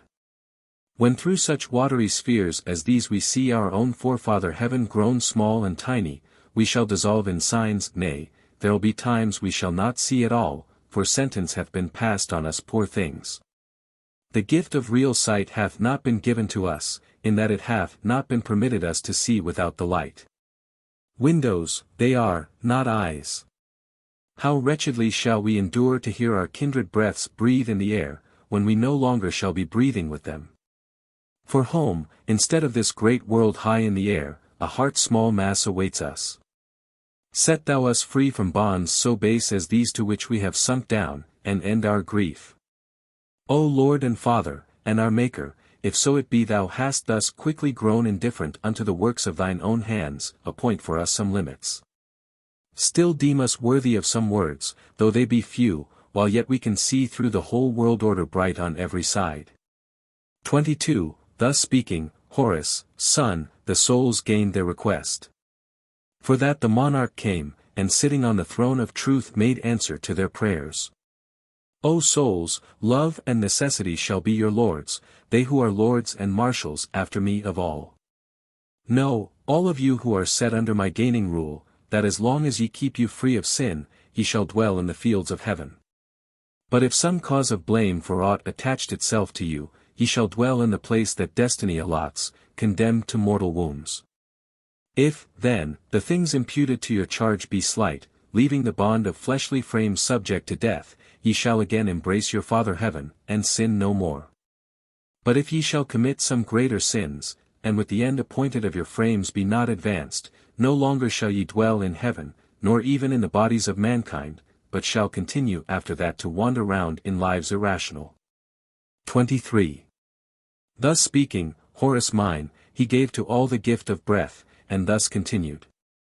It is not without purpose or by chance I have laid down the law of your transformings. But as it will be for the worse if ye do aught unseemly, so for the better, if she shall will what's worthy of your birth. For El and no one else, will be the witness and the watcher. No, then, it is for what ye have done heretofore, ye do endure this being shut in bodies as a punishment. The difference in your rebirths, accordingly, for you, shall be as I have said, a difference of bodies, and their final dissolution shall be a benefit and a return to the fair happiness of former days. But if ye think to do aught else unworthy of me, your mind shall lose its sight so as to think the contrary of what is true, and take the punishment for benefit, the change to better things for infamous despite. But the more righteous of you, who stand upon the threshold of the change to the diviner state, shall among men be righteous kings, and genuine philosophers, founders of states, and lawgivers, and real seers, and true herb-knowers. And prophets of the gods most excellent, skillful musicians, skilled astronomers, and augurs wise, consummate sacrificers as many of you as are worthy of things fair and good. 24. Among winged tribes they shall be eagles, for these will neither scare away their kind nor feed on them. Nay more, when they are by, no other weaker beast will be allowed by them to suffer wrong, for what will be the eagle's nature is too just to suffer it. Among four-footed things they will be lions, life of strength and of a kind which in a measure needs no sleep, in mortal body practicing the exercises of immortal life for they nor weary grow nor sleep. And among creeping things they will be dragons, in that this animal will have great strength and live for long, will do no harm, and in a way be friends with man, and let itself be tamed. It will possess no poison and will cast its skin, as the nature of the gods. Among the things that swim they will be dolphins. For dolphins will take pity upon those who fall into the sea, and if they are still breathing bear them to the land, while if they're dead they will not ever even touch them, though they will be the most voracious tribe that in the water dwells. 25. Thus speaking God became imperishable mind. Thereon, son Horus, from earth uprose a very mighty spirit which no mass of body could contain, whose strength consisted in his intellect. And though he knew full well the things on which he questioned the body with which man was clothed according to his type, a body fair and dignified, yet savage overmuch and full of fear immediately he saw the souls were entering the plasms. He cried out, "What are these called, O Hermes, writer of the records of the gods?" And when he answered, "Men." "Hermes," he said, "it is a daring work, this making man, with eyes inquisitive, and talkative of tongue, with power henceforth to hear things even which are no concern of his, dainty of smell. Who will use to its full his power of touch on every thing? Hast thou, his generator, judged it good to leave him from care, who in the future daringly will gaze upon the fairest mysteries which nature hath?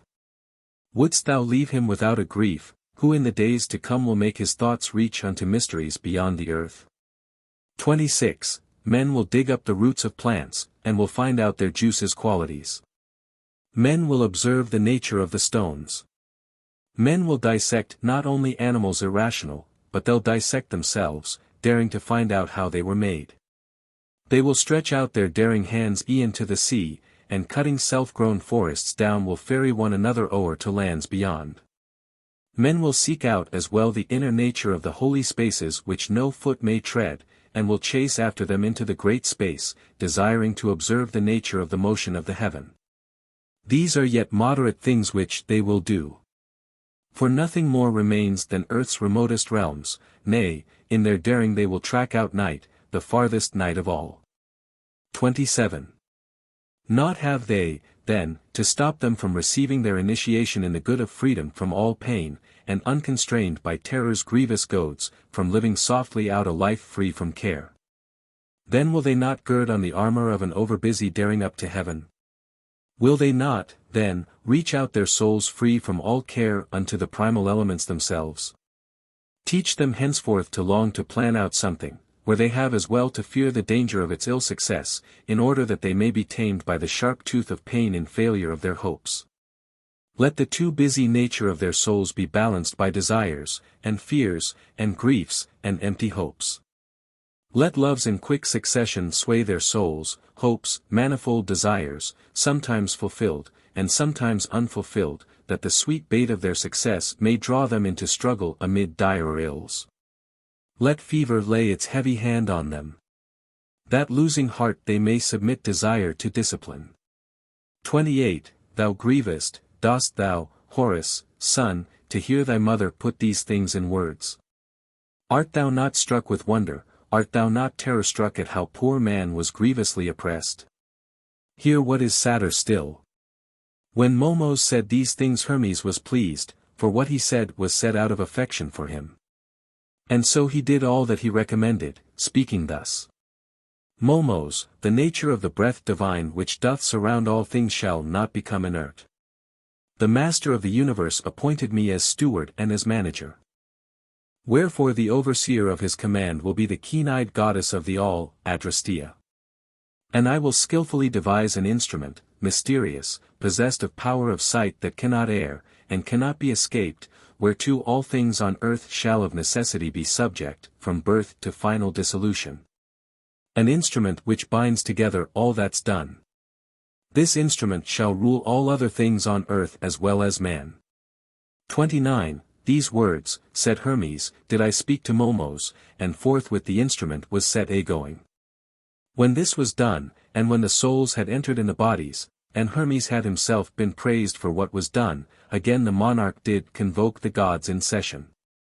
The gods assembled, and once more did he make proclamation, saying, Ye gods, all ye who have been made of chiefest nature, free from all decay, who have received as your appointed lot for evermore to order out the mighty Aeon, through whom all universal things will never weary grow surrendering themselves and earn the one to other, how long shall we be rulers of this sovereignty that none can ever know? How long these things, shall they transcend the power of sight of sun and moon? Let each of us bring forth according to his power. Let us by our own energy wipe out this inert state of things, let chaos seem to be a myth incredible to future days. Set hand to mighty work, and I myself will first begin. 30. He spake, straightway in cosmic order there began the differentiation of the up to then black unity of things. And heaven shone forth above tricked out with all his mysteries. Earth, still a-tremble, as the sun shone forth grew harder, and appeared with all the fair adornment that bedeck her round on every side. For beautiful to God are even things which men think mean, in that in truth they have been made to serve the laws of God. And God rejoiced when now he saw his works a-moving. And filling full his hands, which held as much as all surrounding space, with all that nature had produced, and squeezing tight the handfuls mightily, he said, Take these, O holy earth, take those, all honored one, who are to be the mother of all things, and henceforth lack thou not. 31. God spake and opening his hands, such hands as God should have, he poured them all into the composition of the world. And they in the beginning were unknown in every way. For that the souls as newly shut in prison, not enduring their disgrace, began to strive in emulation with the gods in heaven, in full command, in that they had the same Creator, made revolt, and using weaker men as instruments, began to make them set upon each other, and range themselves in conflict, and make war among themselves. Thus strength did mightily prevail o'er weakness, so that the strong did burn and massacre the weak, and from the holy places down they cast the living and the dead down from the holy shrines. Until the elements in their distress resolved to go to God their monarch to complain about the savage state in which men lived. The evil now being very great, the elements approached to God who made them, and formulated their complaint in some such words as these. 32. It was moreover fire who first received authority to speak. He said, O Lord, artificer of this new world, thou name mysterious among the gods, and up to now revered by all mankind, how long hast thou, O Daimon, judged it right to leave the life of mortals without God. Show now thyself unto thy world consulting thee, initiate the savagery of life with peace, give laws to life, to right give oracles, fill with fair hopes all things, and let men fear the vengeance of the gods, and none will sin. Should they receive due retribution for their sins, they will refrain henceforth from doing wrong, they will respect their oaths, and no one any more will ponder sacrilege. Let them be taught to render thanks for benefits received, that I, the fire, may joyfully do service in the sacrificial rites, that they may from the altar send sweet-smelling vapors forth. For up to now I am polluted, Lord. And by the godless daring of these men I am compelled to burn up flesh. They will not let me be for what I was brought forth, but they adulterate with all indecency my undecaying state. 33. And the air too said, I also, Master, I am made turbid by the vapors which the bodies of the dead exhale, and I am pestilential, and, no longer filled with health, I gaze down on things I ought not to behold. Next water, O my son of mighty soul, received authority to speak, and spake and said, O Father, O wonderful Creator of all things, Daimon self-born, and nature's maker, who through thee doth conceive all things, now at this last. Command the rivers' streams for ever to be pure, for that the rivers and the seas or wash the murderer's hands or else receive the murdered. 34. After came earth in bitter grief, and taking up the tale, O son of high renown, thus she began to speak. O sovereign Lord, chief of the heavenly ones, and master of the wheels, thou ruler of us elements, O sire of them who stand beside thee. For whom all things have the beginning of their increase and of their decrease, and into whom they cease again and have the end that is their due according to necessity's decree, O greatly honored one. The godless rout of men doth dance upon my bosom. I hold in my embrace as well as the nature of all things, for I, as thou didst give command, not only bear them all, but I receive them also when they're killed. But now I am dishonored. The world upon the earth though filled with all things else hath not a God. For having naught to fear they sin in everything, and from my heights, O Lord, down dead they fall from every evil art. And soaking with the juices of their carcasses I'm all corrupt. Hence am I, Lord, compelled to hold in me those of no worth. With all I bear I would hold God as well. Bestow on earth, if not thyself, for I could not contain thee, yet some holy emanation of thyself. Make thou the earth more honored than the rest of elements, for it is right that she should boast of gifts from thee, in that she giveth all. 35.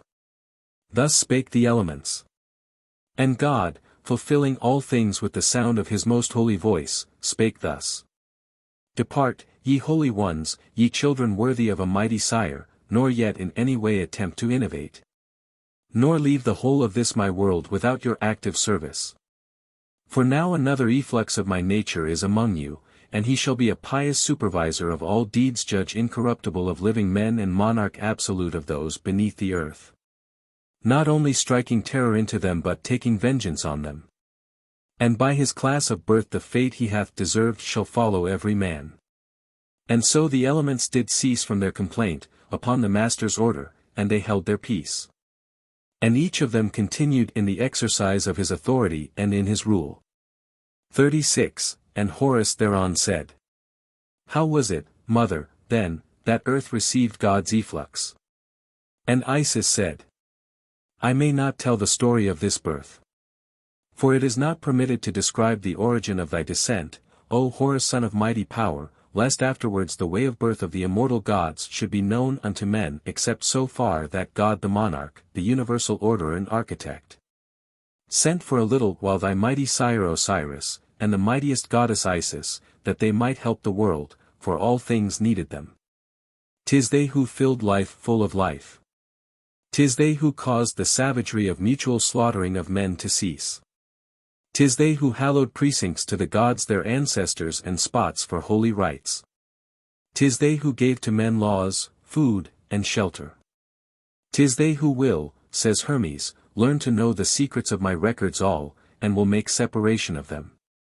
And some they will keep for themselves, while those that are best suited for the benefit of mortal men, they will engrave on tablet and on obelisk. 'Tis they who were the first to set up courts of law, and filled the world with justice and fair rule. 'Tis they who were the authors of good pledges and of faith, and brought the mighty witness of an oath into men's lives. 'Tis they who taught men how to wrap up those who ceased to live, as they should be. 'Tis they who searched into the cruelty of death, and learned that though the spirit which goes out longs to return into men's bodies, yet if it ever fail to have the power of getting back again, then loss of life results. 'Tis they who learned from Hermes that surrounding space was filled with daimons, and graved on hidden stones the hidden teaching. 'Tis they alone who, taught by Hermes in God's hidden codes, became the authors of the arts, and sciences, and all pursuits which men do practice, and givers of the laws. 'Tis they who, taught by Hermes that the things below have been disposed of by God to be in sympathy with things above, established on the earth the sacred rites o'er which the mysteries in heaven preside. 'Tis they who, knowing the destructibility of mortal frames, devised the grade of prophets, in all things perfected, in order that no prophet who stretched forth his hands unto the gods, should be in ignorance of anything. That magic and philosophy should feed the soul, and medicine preserve the body when it suffered pain. 38. And having done all this, my son, Osiris and myself perceiving that the world was now quite full, were thereupon demanded back by those who dwell in heaven, but could not go above until he had made appeal unto the monarch. That surrounding space might with this knowledge of the soul be filled as well, and we ourselves succeed in making our ascent acceptable to him. For that God doth in hymns rejoice. I, mother, Horus said. On me as well bestow the knowledge of this hymn, that I may not remain in ignorance. And Isis said, Give ear, O son. The Virgin of the world too. 39. Now if thou wouldst, O son of mighty soul, know aught beside, ask on. And Horus said, O mother of great honor, I would know how royal souls are born. And Isis said, Son Horus, the distinction which marks out the royal souls is somewhat of this kind. For regions are there in the universe which fall beneath a law and leadership which cannot be transgressed: heaven, and the ether, and the air, and the most holy earth. Above in heaven, Sun, the gods do dwell, o'er whom with all the rest doth rule the architect of all, and in the ether dwell the stars o'er whom the mighty light-giver the sun holds sway. But in the air live only souls, o'er whom doth rule the moon, and on the earth do dwell men and the rest of living things, o'er whom he who doth happen to be king holds sway. 40. The gods engender, Sun, the kings it has deserved, to rule the race that lives on earth. The rulers are the emanations of the king, of whom the nearer to him is more royal than the rest. For that the sun, in that 'tis nearer than the moon to God, is far more vast and potent, to whom the moon comes second both in rank and power. The king, then, is the last of all the other gods, but first of men. And so long as he is upon the earth, he is divorced from his true godship, but hath something that doth distinguish him from men and which is like to God. The soul which is sent down to dwell in him, is from that space which is above those regions whence the souls descend to other men. Down from that space the souls are sent to rule for those two reasons, Sun. 41. They who have run a noble, blameless race throughout the cycle of their lives, and are about to be changed into gods are born as kings in order that by exercise of kingship they may train themselves to use the power the gods enjoy. While certain souls who are already gods, but have in some slight way infringed the rule of life which God inspired, are born as kings, in order that they may not, in being clothed in bodies, undergo the punishment of loss of dignity as well as nature, and that they may not, when they are enfleshed, have the same lot as other men, but have when bound what they enjoyed when free. 42. The differences which are, however, in the dispositions shown by those who play the part of kings, are not determined by distinguishing their souls, for these are all divine, but by the constitution of the angels and the daimons who attend on them. For that such souls as these descending for such purposes do not come down without a guard and escort, for justice up above knows how to give to each what is its due estate e'en though they be made exiles from their country ever fair. When, then, my son, the angels and the daimons who bring down the soul are of a warlike kind, it has to keep firm hold of their proclivities, forgetting its own proper deeds, but all the more remembering the doings of the other host attached to it. When they are peaceful, then the soul as well doth order its own course in peace. When they love justice, then it too defends the right. When they are music lovers, then it also sings. And when they are truth lovers, then it also doth philosophize. For as it were out of necessity these souls keep a firm hold of the proclivities of those that bring them here. For they are falling down to man's estate, forgetting their own nature, and the farther they depart from it, the more they have in memory the disposition of those powers which shut them into bodies. 43. Well hast thou, mother, all explained, said Horace. But noble souls how they are born, thou hast not told me yet. As on earth, son Horace, there are states which differ one from other, so also is it in the case of souls. For they have regions whence they start, and that which starts from a more glorious place, hath nobler birth than one which doth not so. For just as among men the free is thought more noble than the slave, for that which is superior in souls and of a ruling nature of necessity subjects what is inferior, so also, son. 44. And how are male and female souls produced? Souls, Horace, son, are of the selfsame nature in themselves, in that they are from one and the same place where the Creator modeled them, nor male nor female are they. Sex is a thing of bodies, not of souls. That which brings it about that some of them are stouter, some more delicate, is, son, that cosmic air, in which all things are made. Air, for the soul is nothing but the body which envelopes it, an element which is composed of earth and water, air and fire. Then, the composition of the female ones has more of wet and cold, but less of dry and warm, accordingly the soul which is shut in a plasm of this kind becomes relaxed and delicate, just as the contrary is found to be in case of males. For in their case there's more of dry and warm, and less of cold and wet, wherefore the souls in bodies such as these are sturdy and more active. 45. And how do souls become intelligent, O mother mine? And Isis answered. The organ of the sight, my son, is swathed in wrappings. When these are dense and thick, the eye is dim, but when they're thin and light, then is the sight most keen. So also is it for the soul. For it as well has envelopes incorporeal appropriate to it, just as it is itself incorporeal. These envelopes are tears which are in us. When these are light and thin and clear, then is the soul intelligent, but, on the contrary, when they are dense and thick and turbid, then the soul, as in bad weather, sees not at distance but only things which lie about its feet. 46. And Horace said. What is the reason, mother, that the men outside our holiest land are not so wise of mind as our compatriots? And Isis said. The earth lies in the middle of the universe upon her back, like to a human being, with eyes turned up to heaven, and portioned out into as many regions as there are limbs in man. She turns her eyes to heaven as though to her own sire, that with his changes she may also bring about her own.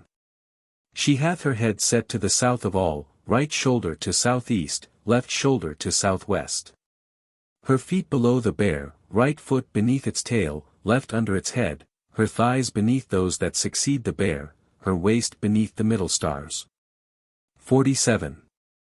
A sign of this is that men in the south, who dwell upon her head, are fine about the head and have good hair. Those in the east are ready for a fight and archer folk, for this pertains to the right hand. Those in the west are steadier and for the most part fight with the left hand, and what is done by others with the right, they for their part attribute to the left. Those beneath the bear excel in feet and have especially good legs. Those who come after them a little way, about the zone which is our present Italy, and Greece, they all have well-made thighs and backs. Moreover, all these northern parts being whiter than the rest bear whiter men upon them. But since the holiest land of our forebears lies in the midst of earth, and that the midst of a man's body serves as the precinct of the heart alone, and heart's the spot from which the soul doth start, the men of it not only have no less the other things which all the rest possess, but as a special thing are gifted with intelligence beyond all men and filled with wisdom. In that they are begotten and brought up above her heart. 48. further, my son, the south being the receiver of the clouds which mass themselves together from the atmosphere. For instance, it is just because there is this concentration of them in the south, that it is said our river doth flow thence, upon the breaking up of the frost there. For whensoever a cloud descends, it turns the air about it into mist, and sends it downward in a kind of fog, and fog or mist is an impediment not only to the eyes, but also to the mind. Whereas the east, O Horus, great in glory, in that 'tis thrown into confusion and made overhot by the continual risings of the sun, and in like fashion too, the west, its opposite, in that it suffers the same things through its descents. Afford the men born in them no conditions for clear observation. And Boreas with his concordant cold, together with their bodies doth congeal the minds of men as well. Whereas the centre of all these being pure and undisturbed, foreknows both for itself and all that are in it. For, free from trouble, ever it brings forth, adorns and educates, and only with such weapons wars on men, and wins the victory, and with consummate skill, like a good satrap, bestows the fruit of its own victory upon the vanquished. 49. This too expound, O Lady, mother of mine. For what cause is it that when men still keep alive in long disease, their rational part, their very reason and their very soul at times becomes disabled? And Isis answer made. Of living things, my son, some are made friends with fire, and some with water, some with air, and some with earth, and some with 2 or 3 of these, and some with all. And, on the contrary, again some are made enemies of fire, and some of water, some of earth, and some of air, and some of 2 of them, and some of 3, and some of all. For instance, sun, the locust and all flies flee fire. The eagle and the hawk and all high-flying birds flee water, fish, air and earth, the snake avoids the open air. Whereas snakes and all creeping things love earth, all swimming things love water, winged things, air, of which they are the citizens. While those that fly still higher love the fire and have the habitat near it. Not that some of the animals as well do not love fire, for instance salamanders, for they even have their homes in it. It is because one or another of the elements doth form their body's outer envelope. 50. Each soul, accordingly, while it is in its body is weighted and constricted by these 4. Moreover it is natural it also should be pleased with some of them and pained with others. For this cause, then, it doth not reach the height of its prosperity. Still, as it is divine by nature, e'en while wrapped up in them, it struggles and it thinks, though not such thoughts as it would think were it set free from being bound in bodies. Moreover, if these frames are swept with storm and stress, or of disease or fear, then is the soul itself tossed on the waves, as man upon the deep with nothing steady under him. 6. Egyptian magic. To the peoples of antiquity Egypt appeared as the very mother of magic. In the mysterious Nile country they found a magical system much more highly developed than any within their native knowledge, and the cult of the dead, with which Egyptian religion was so strongly identified, appeared to the foreigner to savor of magical practice. If the materials of the magical papyri be omitted, the accounts which we possess of Egyptian magic are almost wholly foreign. So that it is wiser to derive our data concerning it from the original native sources if we desire to arrive at a proper understanding of Egyptian sorcery. Most of what has been written by Egyptologists on the subject of Egyptian magic has been penned on the assumption that magic is either merely a degraded form of religion, or its foundation. This is one of the results of the archaeologist entering a domain, that of anthropology, where he is usually rather at a loss. For example, we find Sir Gaston Maspero stating that ancient magic was the very foundation of religion. The faithful who desired to obtain some favor from a god had no chance of succeeding except by laying hands on the deity, and this arrest could only be effected by means of a certain number of rites, sacrifices, prayers, and chants, which the god himself had revealed and which obliged him to do what was demanded of him. 51. Then we find Drive Budge stating that in the religious texts and works we see how magic is made to be the handmaiden of religion, and that whereas non-Egyptian races directed their art against the powers of darkness, and invoked a class of benevolent beings to their aid, the Egyptians aimed at complete control over their native deities. Let us glance for a moment at the question of the origin of magic. Considerable diversity of opinion exists regarding this subject among present-day anthropologists, and the works of Fraser, Merritt, Hubert, and Moss, etc., although differing widely as regards its foundations, have thrown much light upon a hitherto obscure problem. All writers on the subject, however, appear to have ignored one notable circumstance in connection with it, that is, the element of wonder, which is the true fount and source of veritable magic. According to the warring schools of anthropology, nearly all magic is sympathetic or mimetic in its nature. For example, when the barbarian medicine man desires rain, he climbs a tree and sprinkles water upon the parched earth beneath, in the hope that the deity responsible for the weather will do likewise. When the ignorant sailor desires wind, he imitates the whistling of the gale.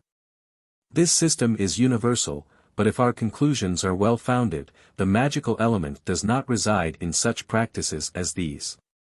It must be obvious, as Fraser has pointed out, that when the savage performs an act of sympathetic magic, he does not regard it as magical, that is, to his way of thinking it does not contain any element of wonder at all.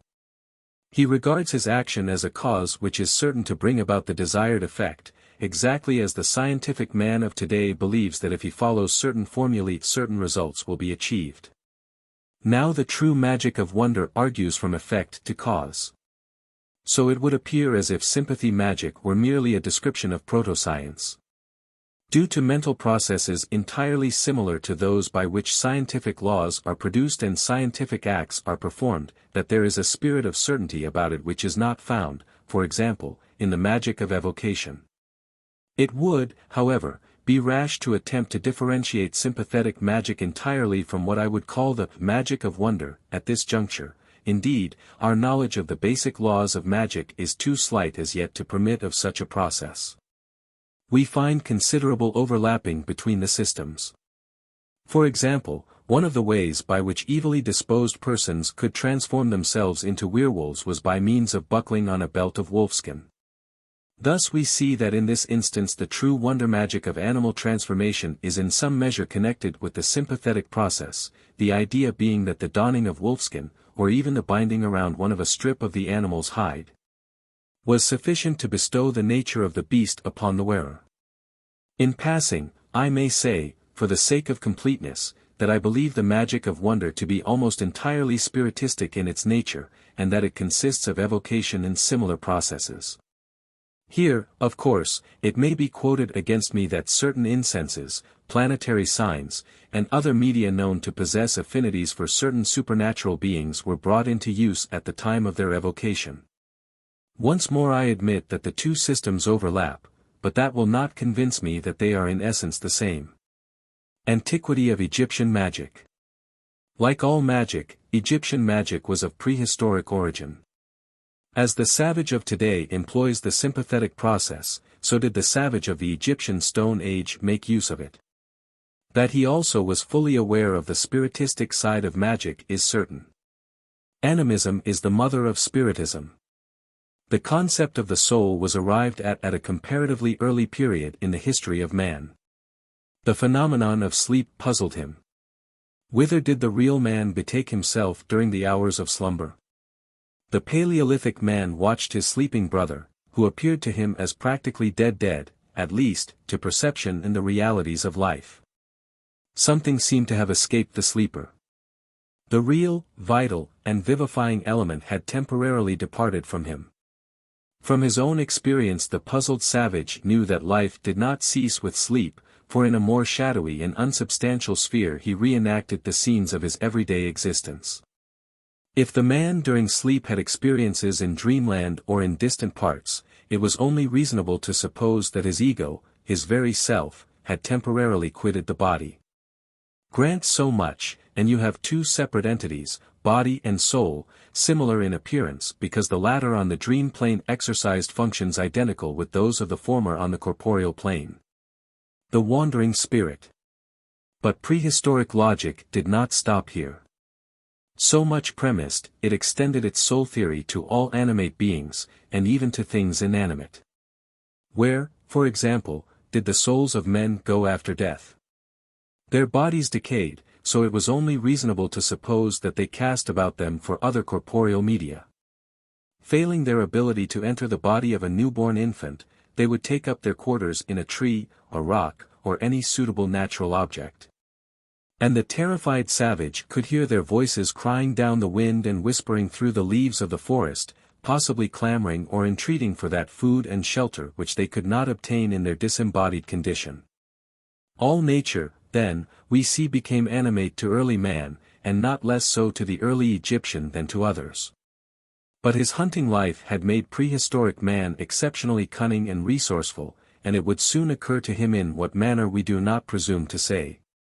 As the point greatly requires elucidation that we might possibly make use of such wandering and masterless spirits as he knew were close to his call. In this desire, it appears to me if the statement be not a platitude we have one of the origins of the magic of wonder, and certainly the origin of spiritism.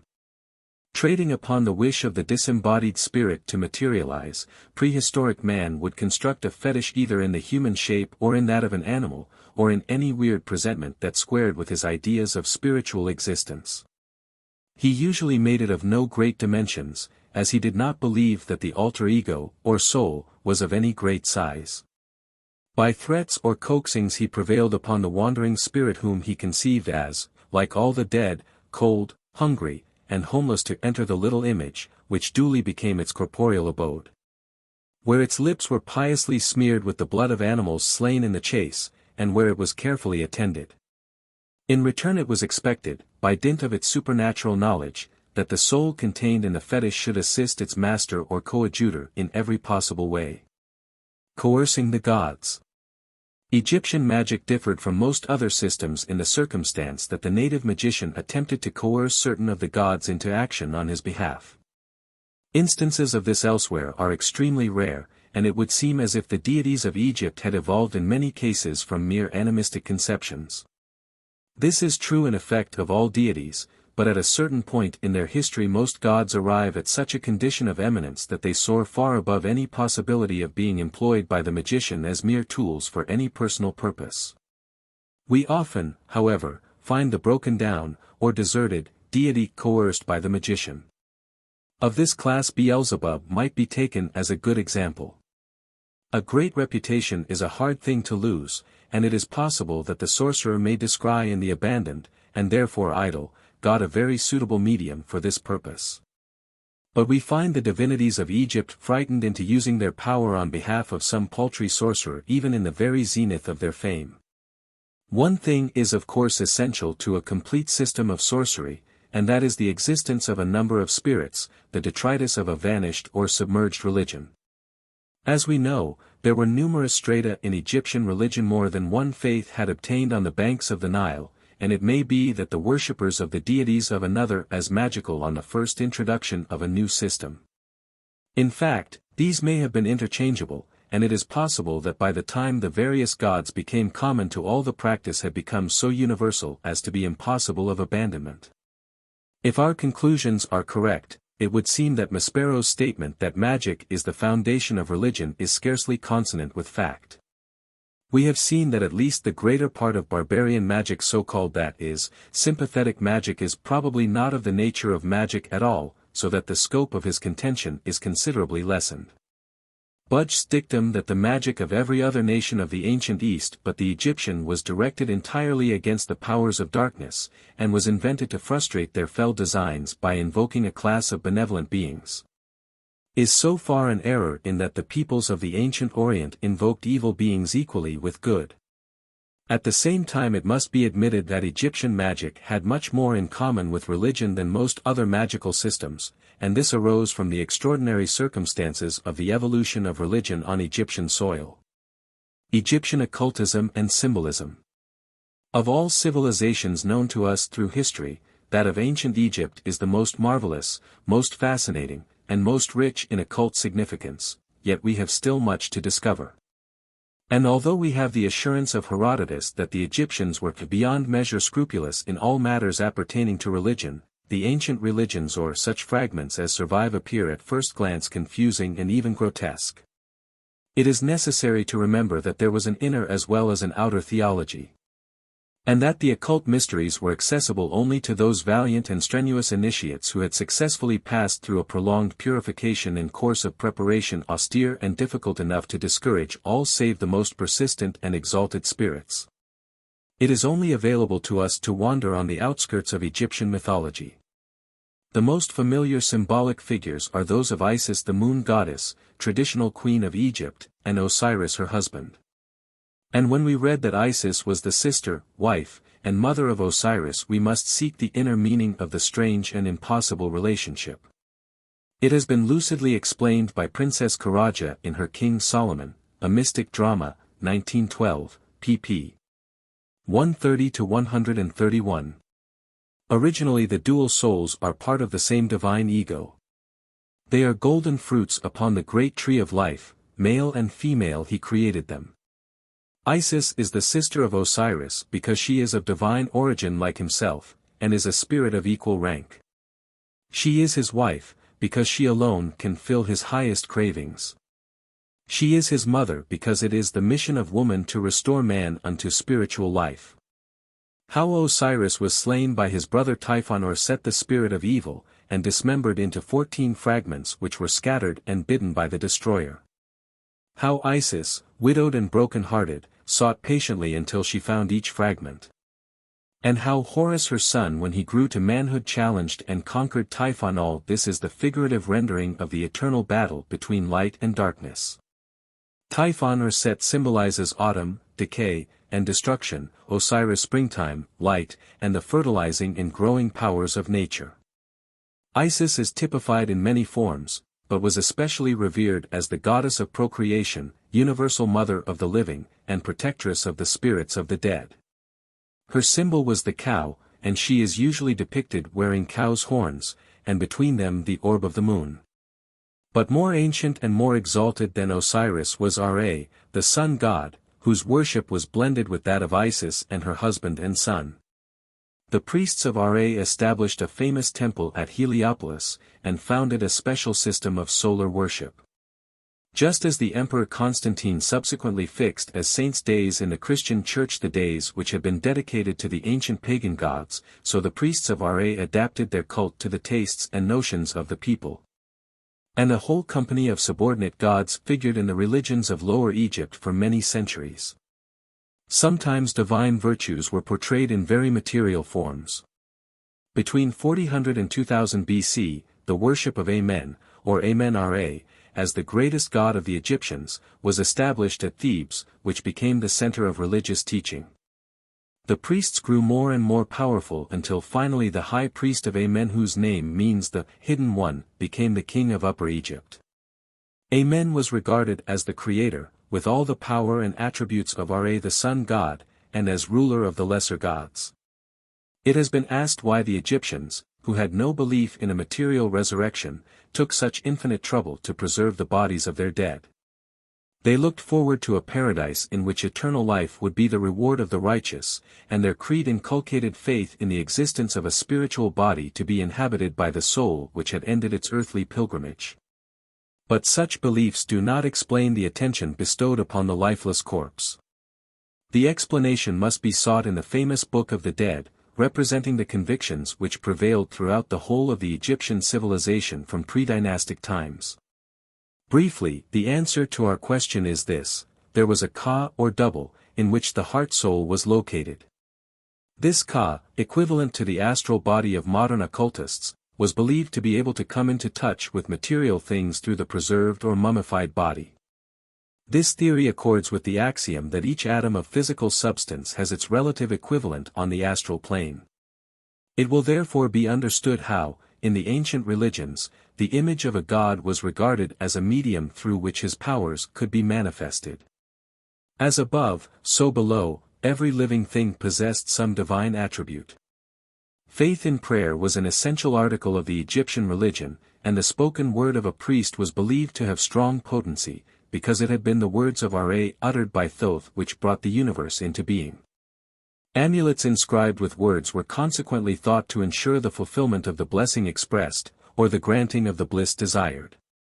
The Book of the Dead was not only a guide to the life hereafter, wherein they would join their friends in the realms of eternal bliss, but gave detailed particulars of the necessary knowledge, actions, and conduct during the earthly life to ensure a future existence in the spirit world, where everlasting life was the reward of the good and annihilation the fate of the wicked. Thus showing that the belief in the existence of a future life was ever before them. Various qualities, though primarily considered a manifestation of the Almighty, were attributed each to a special god who controlled and typified one particular virtue. This partly accounts for the multiplied numbers of the Egyptian gods, and with the further complications that resulted from invasions and the adoption of alien beliefs, the religious philosophy of Egypt is not easy to follow, and is often seemingly contradictory. But when we take into consideration the vast period during which this empire flourished, it is natural that the external manifestations of faith should have varied as time went on. A knowledge of life, death, and resurrection of Osiris is assumed, and his worship in association with Isis and Horus, although not necessarily under these names, is continuous. Horus is frequently alluded to as the god of the ladder, and the mystic ladder seen by Jacob in his vision, and the ladder of 7 steps known to the initiates of Egypt, Greece, Mexico, India, and Persia will be familiar to all students of occultism. Throughout the whole of the Egyptian civilization, which lasted for at least 6,000 years, the influence and potency of amulets and talismans was recognized in the religious services, each talisman and amulet having a specified virtue. Certain amulets not only were worn during life, but were even attached to the dead body. They are described in the following notes. The crux ansata, or ankh, see illustrations nos.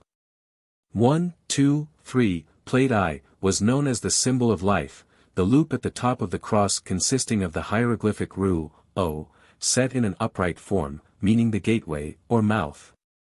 The creative power being signified by the loop which represents a fish's mouth giving birth to water as the life of the country, bringing the inundations and renewal of the fruitfulness of the earth to those who depended upon its increase to maintain life. It was regarded as the key of the Nile which overflowed periodically and so fertilized the land. It was also shown in the hands of the Egyptian kings, at whose coronations it played an important part, and the gods are invariably depicted holding this symbol of creative power. It was also worn to bring knowledge, power, and abundance. Again, it had reference to the spiritual life, for it was from the crux ansata, or ankh, that the symbol of Venus originated, the circle over the cross being the triumph of spirit, represented by the circle, over matter, shown by the cross. The manat, illustrations numbers 4, 7, plate I, were specially dedicated to Hathor, who was a type of Isis, and was worn for conjugal happiness, as it gave power and strength to the organs of reproduction, promoting health and fruitfulness. It frequently formed a part of a necklace, and was elaborately ornamented. No, 4 from the British Museum, is a good specimen, the cow being an emblem of the maternal qualities which were the attributes of the goddess, who stood for all that is good and true in wife, mother, and daughter. Plate I, Egyptian talismans. The 2 plumes, illustration no. 5, plate I, are sun amulets and the symbols of Ra and Thoth, the 2 feathers being typical of the 2 lives, spiritual and material.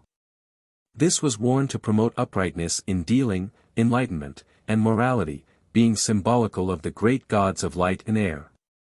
The single plume, illustration no.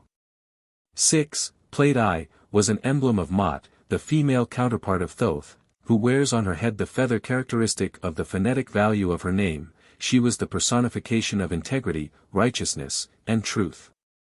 Illustrations nos. 8, 9, 10, plate I, show 3 forms of the Nefer, a symbol of good luck, worn to attract success, happiness, vitality, and friends. The cartouche, or name amulet, illustration no. 15, plate I, was worn to secure favor, recognition, and remembrance, and to prevent the name of its wearer being blotted out in the next world. This is a very important amulet, as the name was believed to be an integral part of the man, without which his soul could not come before God, so that it was most essential that the name should be preserved, in order.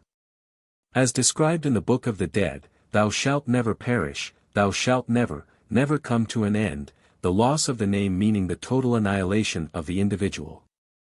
The amulets of the angles, see illustrations numbers 12, 13, plate I, and the plummet, number 60 on the same plate, were symbols of the god Thoth, and were worn for moral integrity, wisdom, knowledge, order, and truth. Thoth was the personification of law and order, being the god who worked out the creation as decreed by the god Ra. He knew all the words of power and the secrets of all hearts, and may be regarded as the chief recording angel. He was also the inventor of all arts and sciences. Bes, shown in illustration number 11, plate I, was a very popular talisman, being the god of laughter, merrymaking, and good luck.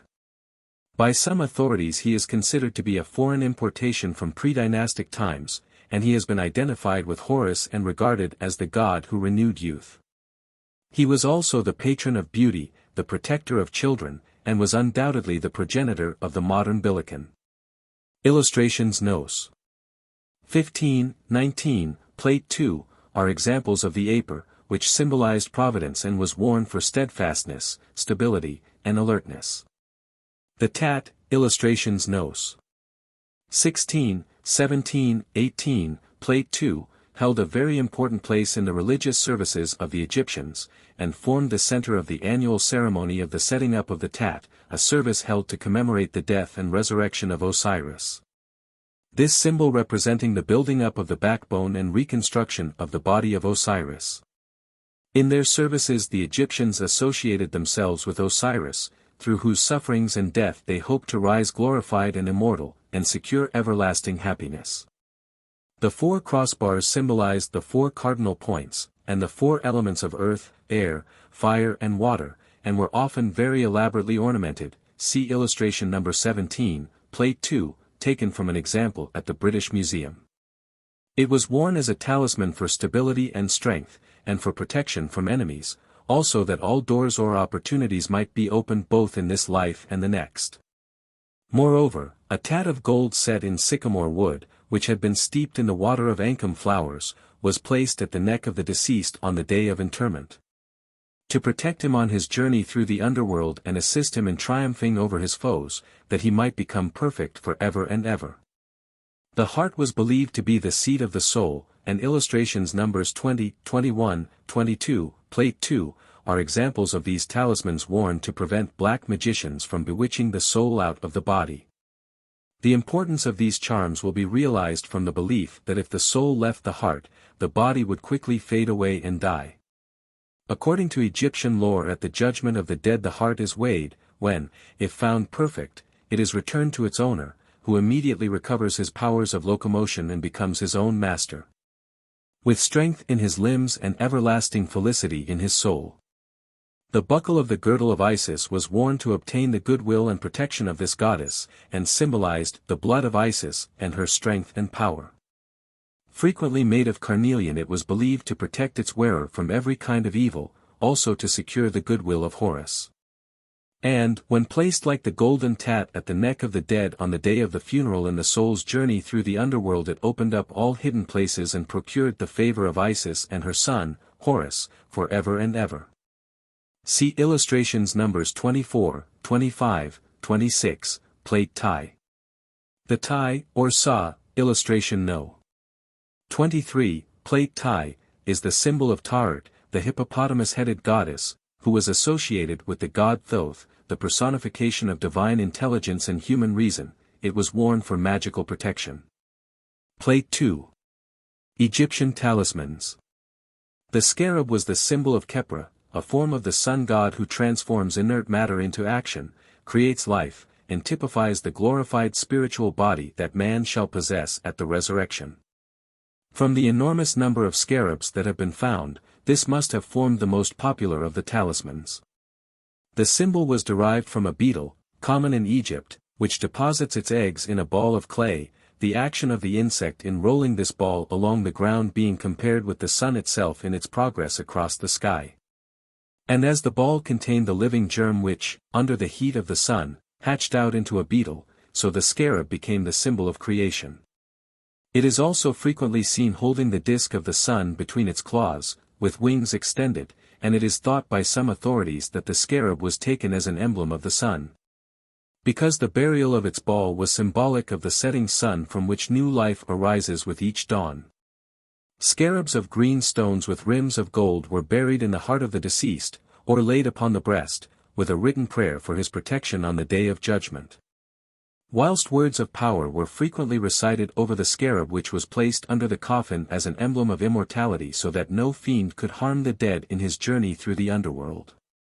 It is said the scarab was associated with burial as far back as the 4th dynasty, about 4600 BC.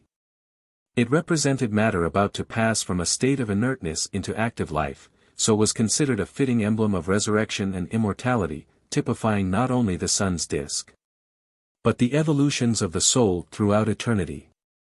It was also worn by the Egyptian warriors in their signet rings for health, strength, and virility, it being thought that this species of beetle was all males, so that it would attract all manly qualities, both of mind and body. For this reason it was very popular as presents between friends, many scarabs being found with good wishes or mottos engraved on the underside. And some of the kings used the back of scarabs to commemorate historical events. One in the British Museum records the slaughter of 102 fierce lions by Amenhotep III, with his own hand, see illustrations numbers 27, 28, plate 3. Next to the scarab, the ancient Egyptians attached much importance to the eye amulet, which, from the earliest astral mythology, was first represented by the point within the circle and was associated with the god of the pole star, which, from its fixity, was taken as a type of the eternal, unchangeable as time rolled on, and thus a fitting emblem of fixity of purpose, poise, and stability. Later it was one of the hieroglyphic signs of the sun god Ra, and represented the one supreme power casting his eye over all the world, and instead of the point within the circle is sometimes represented as a widely open eye. This symbol was also assigned to Osiris, Isis, Horus, and Ptah. The amulet known as the Eye of Osiris being placed upon the incision made in the side of the body for the purpose of embalming to watch over and guard the soul of the deceased during its passing through the darkness of the tomb to the life beyond. It was also worn by the living to ensure health and protection from the blighting influence of workers in black magic, and for the stability, strength, and courage of Horus, the wisdom and understanding of Ptah, and the foresight of Isis. It was also extensively used in necklaces on account of the idea that representations of the eye itself would watch over and guard its wearer from the malignant glances of the envious. It being universally believed that the fiery sparks of jealousy, hatred, and malice darting from the eyes of angry persons, envious of the good looks, health, and success of the fortunate ones, could so poison the surrounding atmosphere as even to cause sickness, decay, and death. Horses were thought particularly liable to this injurious influence, and talismans to avert such a misfortune to them were hung on their foreheads, or over the left eye. Examples of eye amulets are illustrated on plate 3, numbers 32, 33, and 34. When two eyes are used together, the right eye is symbolic of Ra, or Osiris, and the sun, whilst the left eye represents Isis, or the moon, and is sometimes called the amulet of the two Uchats. The word Uchat, signifying strength, being applied to the sun when he enters the summer solstice about June 22d, his strength and power on earth being greatest at that time. Plate 3. Egyptian talismans. The talisman of the two fingers, illustration no. 35, plate 3, was symbolical of help, assistance, and benediction, typified by the two fingers extended by Horus to assist his father in mounting the ladder suspended between this world and the next. This amulet was frequently placed in the interior of the mummified body to enable the departed to travel quickly to the regions of the blessed. Amongst the ancient Egyptians the fingers were ever considered an emblem of strength and power, the raising of the first two fingers being regarded as a sign of peace and good faith. The first finger being the indicator of divine will and justice and the only one that can stand erect by itself alone. The second representing the Holy Spirit, the mediator, a symbolism handed down to us in the extension of the index and medius in the ecclesiastical benediction. It is also interesting to note that at the marriage ceremony in olden days the ring was first placed on the thumb, as typical of man's allegiance to God, and lastly on the third finger of his bride to show that next to God in the Trinity, a man's life should be devoted to his wife. The collar amulet, illustrations numbers 36, 37, plate 3, was a symbol of Isis, and was worn to procure her protection and the strength of her son Horus. In both examples the head of the hawk appears, this bird being attributed to Horus as well as to Ra. This collar, which was made of gold, was engraved with words of power and seems to have been chiefly used as a funeral amulet. The SMA, illustration number 38, plate 3, was a favorite amulet from the dawn of Egyptian history, and is frequently used in various forms of decorated art. It was symbolical of union and stability of affection, and was worn to strengthen love and friendship and ensure physical happiness and faithfulness. The latter is a symbol of Horus, and was worn to secure his assistance in overcoming and surmounting difficulties in the material world, as well as to form a connection with the heaven world, or land of light. The earliest traditions placed this heaven world above the earth, its floor being the sky, and to reach this a ladder was deemed necessary. From the pyramid texts it seems there were two stages of ascent to the upper paradise, represented by two ladders, one being the ladder of Sut, forming the ladder of ascent from the land of darkness, and the other the ladder of Horus reaching the land of light, illustration no. 39, plate 3. The steps, illustrations numbers 40, 41, plate 3, are a symbol of Osiris, who is described as the god of the staircase, through whom it was hoped the deceased might reach the heaven world and attain everlasting bliss. The snake's head talisman, illustration no. 42, plate 3, was worn to protect its wearer from the attacks of Re-Rek, or Apep, the servant of Set, who was typified as a terrible serpent, which when killed had the power of rising in new forms and who obstructed the passage to the heaven world. The serpent, although sometimes assumed to be a form of evil, was generally regarded as a protecting influence, and for this reason was usually sculptured on either side of the doorways to the tombs of kings, temples, and other sacred buildings to guard the dead from enemies of every kind, and to prevent the entrance of evil in any shape or form. It was also placed round the heads of divinities and round the crowns of their kings as a symbol of royal might and power, being one of the forms or types of Tem the son of Ptah, who is thought by some authorities to have been the first living man god of the Egyptians, and the god of the setting sun, in contrast to Horus, who was the god of the rising sun. Tem was typified by a huge snake, and it is curious to note in connection with this that amongst country folk at the present day there is a popular belief that a serpent will not die until the sun goes down.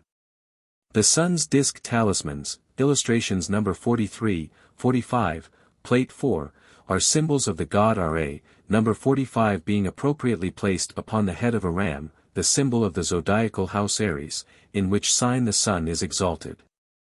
It was worn for power and renown, and to obtain the favors of the great ones, being also an emblem of new birth and resurrection. The frog talisman, illustration no. 44, plate 4, was highly esteemed, and is an attribute of Isis, being worn to attract her favors and for fruitfulness. Because of its fertility its hieroglyphic meaning was an immense number. It was also used as a symbol of Ptah, as it represented life in embryo, and by the growth of its feet after birth it typified strength from weakness, and was worn for recovery from disease, also for health and long life, taking the place sometimes of the crux ansata or ankh, as a symbol of life. Plate 4. Egyptian talismans. The pillow, illustration number 46, plate 4, was used for preservation from sickness and against pain and suffering. It was also worn for the favor of horns, and was placed with the dead as a protection and to prevent violation of the tomb. The lotus, illustrations number 47, 48, plate 4, is a symbol with two meanings. Emblematical of the sun in the ancient days of Egypt and typifying light, understanding, fruitfulness, and plenty, it was believed to bring the favors of the god Ra. Later it is described as the pure lily of the celestial ocean, the symbol of Isis, who is sometimes alluded to as the White Virgin. It became typical of virginity and purity, and having the double virtue of chastity and fecundity, it was alike prized for maiden and motherhood. The fish talisman, illustrations nos. 49, 50, Plate 4, is a symbol of Hathor, who controlled the rising of the Nile, as well as an amulet under the influence of Isis and Horus. It typified the primeval creative principle and was worn for domestic felicity, abundance, and general prosperity. The vulture talisman, illustration no. 51, Plate 4, was worn to protect from the bites of scorpions, and to attract motherly love and protection of Isis, who, it was believed, assumed the form of a vulture when searching for her son Horus, who, in her absence, had been stung to death by a scorpion. Thoth, moved by her lamentations, came to earth and gave her the words of power, which enabled her to restore Horus to life. For this reason, it was thought that this amulet would endow its wearer with power and wisdom, so that he might identify himself with Horus and partake of his good fortune in the fields of eternal bliss.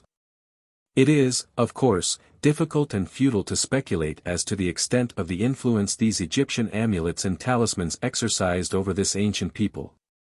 But in the light of our present knowledge, we feel that the religious symbolism they represented, the conditions under which they were made, the faith in their efficacy, and the invocations and words of power, which in every case were a most essential part of their mysterious composition, makes them by far the most interesting of any yet dealt with.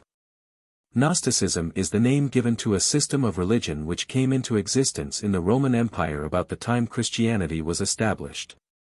It was founded on a philosophy known in Asia Minor centuries previously and apparently based upon the Egyptian beliefs, the Zendavesta, Buddhism, and the Kabbalah, with their conception of the perpetual conflict between good and evil. The name is derived from the Greek gnosis, meaning knowledge, and, in brief, the Gnostics' belief was that the intellectual world, with its spirits, intelligences, and various orders of angels, were created by the Almighty, and that the visible matter of creation was an emanation from these powers and forces. The attributes of the Supreme Being were those of Kabbalah: wisdom Je, prudence Jehovah, magnificence El, severity Elohim, victory and glory Zabot, empire Adonai. The Gnostics also took from the Talmud the planetary princes and the angels under them. Basilides, the Gnostic priest, taught that God first created 1. Nous, or mind, from this emanated 2. Logos, the word. From this 3. Phronesis, intelligence, and from this 4. Sophia, wisdom, and from the last 5. Dynamis, strength. The Almighty was known as Abraxas, which signifies in Coptic, the blessed name, and was symbolized by a figure, the head of which is that of a cock, the body that of a man, with serpents forming the legs. In his right hand he holds a whip, and on his left arm is a shield. This talisman, see illustrations nos. 55, 56, Plate 4, is a combination of the 5 emanations mentioned above. Nous and Logos are expressed by the 2 serpents, symbols of the inner sense and understanding, the bead of the cock representing phronesis, for foresight and vigilance. The 2 arms hold the symbols of Sophia and Dynamis, the shield of wisdom and the whip of power, worn for protection from moral and physical ill. The Gnostics had great faith in the efficacy of sacred names and sigils when engraved on stones as talismans, also in magical symbols derived principally from the Kabbalah. One of the most popular inscriptions was Yah, Jehovah, and in illustration no. 52, Plate 4, this is shown surrounded by the serpent Knubis, taken from the Egyptian philosophy, representing the creative principles, and was worn for vitality, understanding, and protection. The 7 Greek vowels, illustration no. 53, Plate 4, symbolized the 7 heavens, or planets, whose harmony keeps the universe in existence, each vowel having 7 different methods of expression corresponding with a certain force.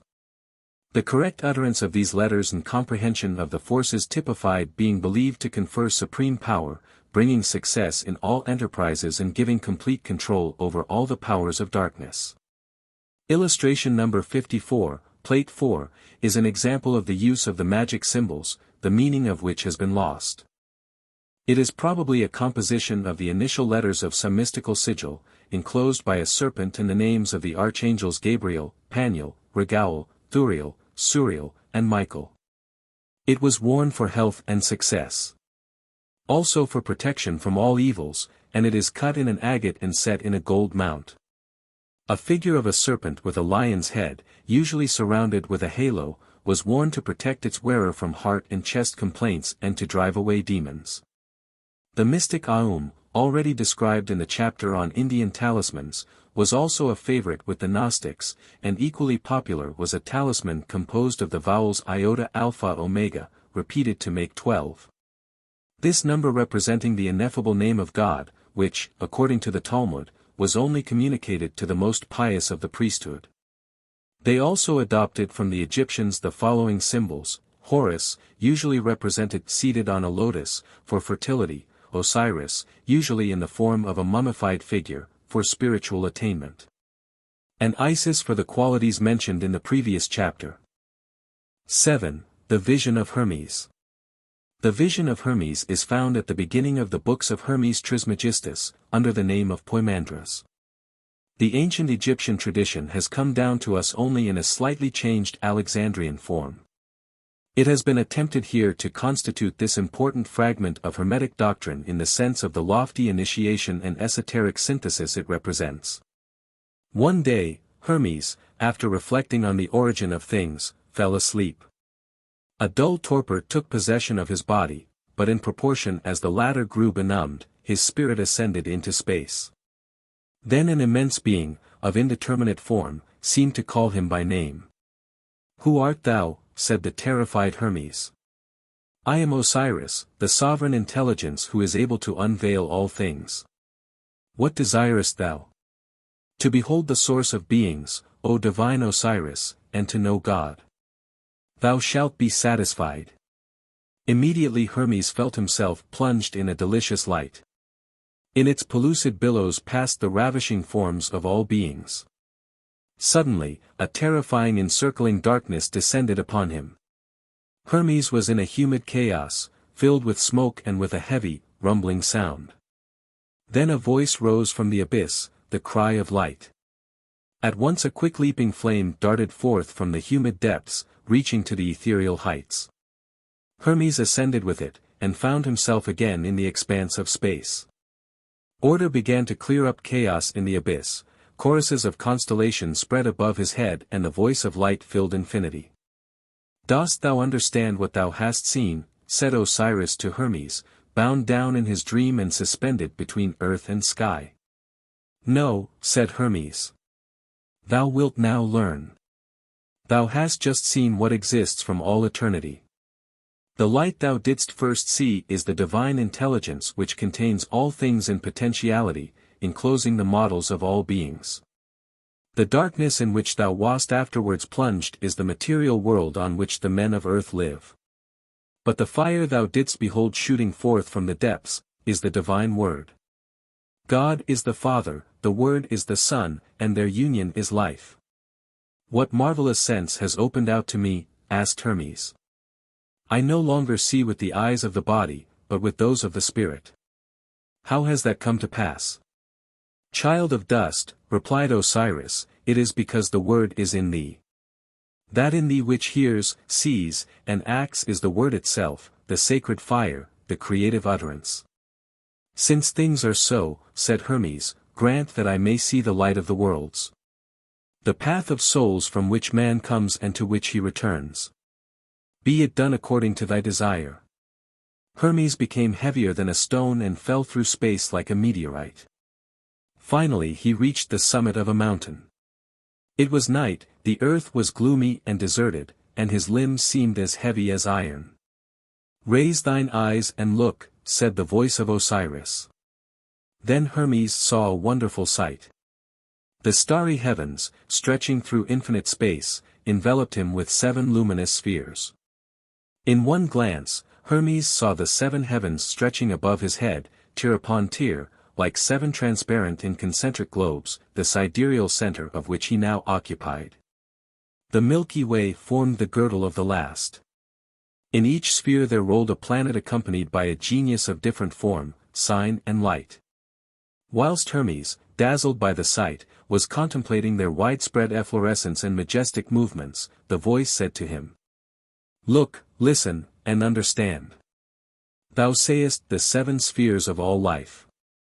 Through them is accomplished the fall and ascent of souls. The 7 genii are the 7 rays of the word light. Each of them commands one sphere of the spirit, one phase of the life of souls. The one nearest to thee is the genius of the moon, with his disquieting smile and crown of silver sickle. He presides over births and deaths, sets free souls from bodies and draws them into his ray. Above him, pale Mercury points out the path to ascending or descending souls with his caduceus, which contains all knowledge. Higher still, shining Venus holds the mirror of love, in which souls forget and recognize them in turn. Above her, the genius of the sun raises the triumphal torch of eternal beauty. At a yet loftier height, Mars brandishes the sword of justice. Enthroned on the azure sphere, Jupiter holds the scepter of supreme power, which is divine intelligence. At the boundaries of the world, beneath the signs of the zodiac, Saturn bears the globe of universal wisdom. 52. I see, said Hermes, the 7 regions which comprise the visible and invisible world. I see the 7 rays of the word light, of the one God who traverses them and governs them by these rays. Still, O Master, how does mankind journey through all these worlds?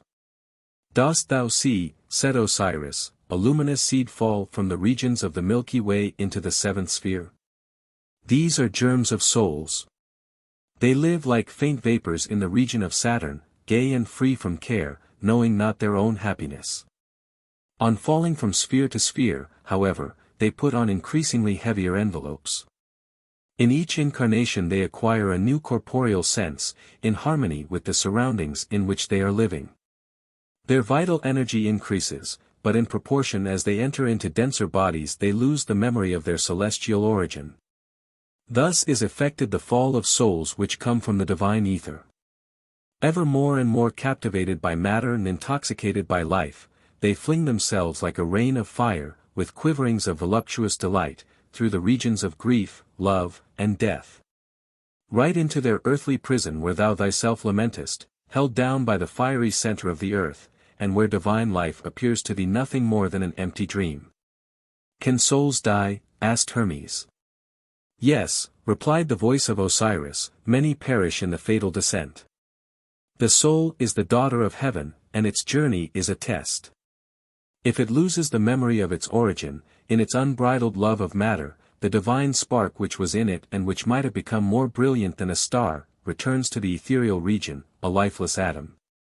And the soul disaggregates in the vortex of gross elements.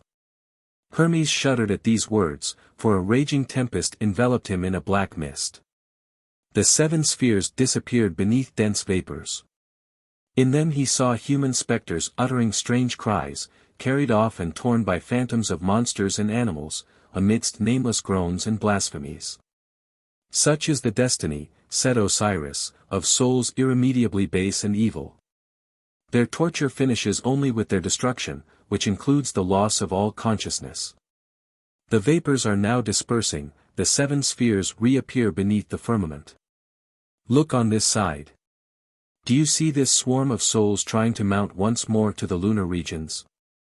Some are beaten back to earth like eddies of birds beneath the might of the tempest. The rest with mighty wings reach the upper sphere, which draws them with it as it rotates. Once they have come to this sphere, they recover their vision of divine things. This time, however, they are not content to reflect them in the dream of a powerless happiness, they become impregnated thereby with the lucidity of a grief-enlightened consciousness, the energy of a will acquired through struggle and strife. They become luminous, for they possess the divine in themselves and radiate it in their acts. Strengthen therefore thy soul, O Hermes. Calm thy darkened mind by contemplating these distant flights of souls which mount the 7 spheres and are scattered about therein like sheaves of sparks. Thou also canst follow them, but a strong will it needs to rise. Look how they swarm and form into divine choruses. Each places itself beneath its favorite genius. The most beautiful dwell in the solar region, the most powerful rise to Saturn. Some ascend to the Father, powers themselves amidst powers. For where everything ends, everything eternally begins, and the seven spheres say together, wisdom, love, justice, beauty, splendor, knowledge, immortality. This, said the Hierophant, is what ancient Hermes saw and what his successors have handed down to us. The words of the wise are like the 7 notes of the lyre which contains all music, along with the numbers and the laws of the universe. The vision of Hermes resembles the starry heaven, whose unfathomable depths are strewn with constellations. For the child this is nothing more than a gold-studded vault, for the sage it is boundless space in which worlds revolve, with their wonderful rhythms and cadences. The vision contains the eternal numbers, evoking signs and magic keys. The more thou learnest to contemplate and understand it, the farther thou shalt see its limits extend, for the same organic law governs all worlds. The prophet of the temple commented on the sacred text. He explained that the doctrine of the word light represents divinity in the static condition, in its perfect balance. He showed its triple nature, which is at once intelligence, force, and matter, spirit, soul, and body, light, word, and life. Essence, manifestation, and substance are 3 terms which take each other for granted. Their union constitutes the divine and intellectual principle par excellence, the law of the ternary unity which governs creation from above downwards. Having thus led his disciple to the ideal center of the universe, the generating principle of being, the master spread him abroad in time and space in a multiple efflorescence. For a second part of the vision represents divinity in the dynamic condition, i.e., in active evolution, in other terms, the visible and invisible universe, the living heavens.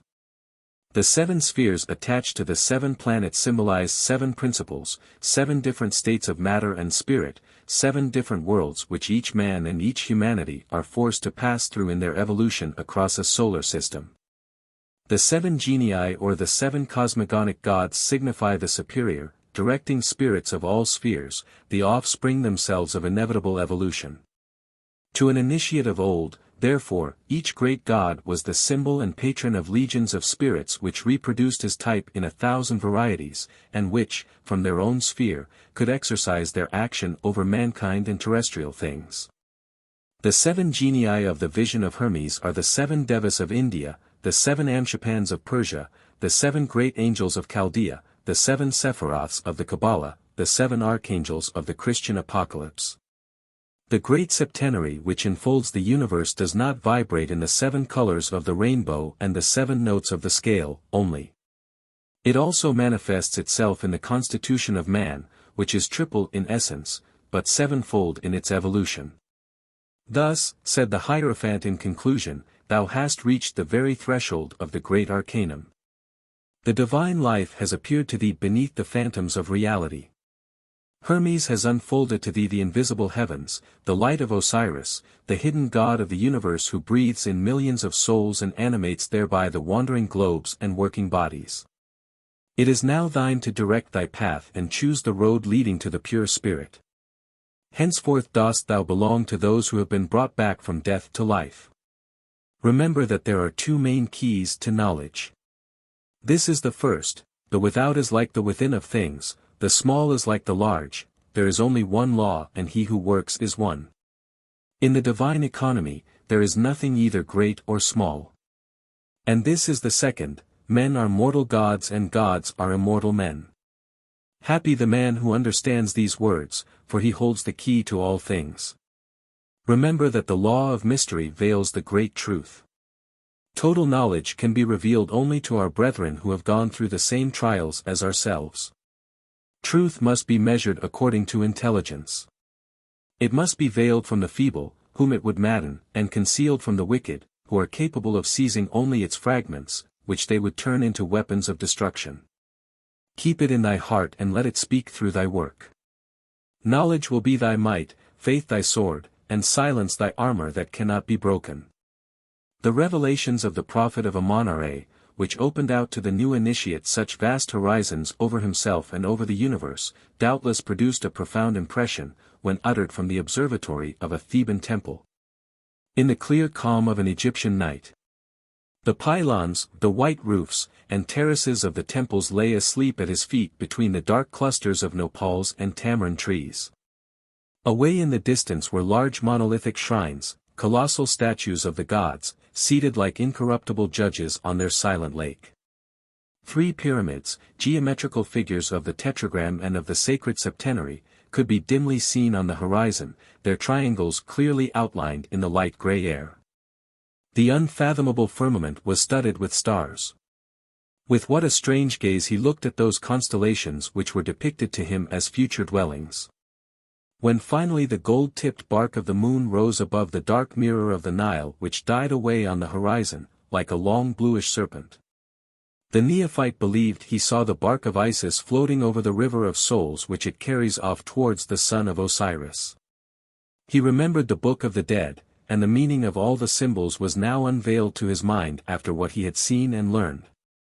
He might believe himself to be in the crepuscular kingdom of the Amenti, the mysterious interregnum between the earthly and the heavenly life, where the departed, who are at first without eyes and power of utterance, by degrees regain sight and voice. He, too, was about to undertake the great journey, the journey of the infinite, through worlds and existences. Hermes had already absolved him and judged him to be worthy. He had given him the explanation of the great enigma. One only soul, the great soul of the all, by dividing itself out, has given birth to all the souls that struggle throughout the universe. Armed with the mighty secret, he entered the bark of Isis. Rising aloft into the ether, it floated in the interstellar regions. The broad rays of a far-spreading dawn were already piercing the azure veils of the celestial horizons, and the choir of the glorious spirits, the Akamoseko, who have attained to eternal repose, was chanting, "Rise, Are Hermekudi, Son of Spirits. Those in thy bark are in exaltation. They raise exclamations in the bark of millions of years. The great divine cycle overflows with joy when glorifying the mighty sacred bark. Rejoicing is taking place in the mysterious chapel. Rise, Amanare Hermekudi, thou self-creating sun." And the initiate replied proudly, "I have attained the country of truth and justification. I rise from the dead as a living god, and shine forth in the choir of the gods who dwell in heaven, for I belong to their race." Such audacious thoughts and hopes might haunt the spirit of the adept during the night following the mystic ceremony of resurrection. The following morning, in the avenues of the temple, beneath the blinding light, that night seemed to him no more than a dream, though how impossible to forget, that first voyage into the intangible and invisible. Once again he read the inscription on the statue of Isis, "My veil no mortal hand hath raised." All the same a corner of the veil was raised, but only to fall back again, and he woke up on the earth of tombs. Ah, how far he was from the goal he had dreamed of. For the voyage on the bark of millions of years is a long one. But at least he had caught a faint glimpse of his final destination.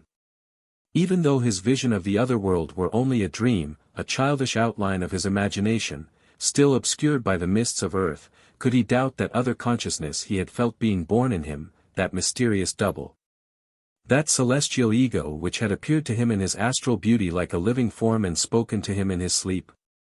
Was this a sister soul, was it his genius, or only a reflection of his inmost spirit, a vision of his future being dimly foreshadowed?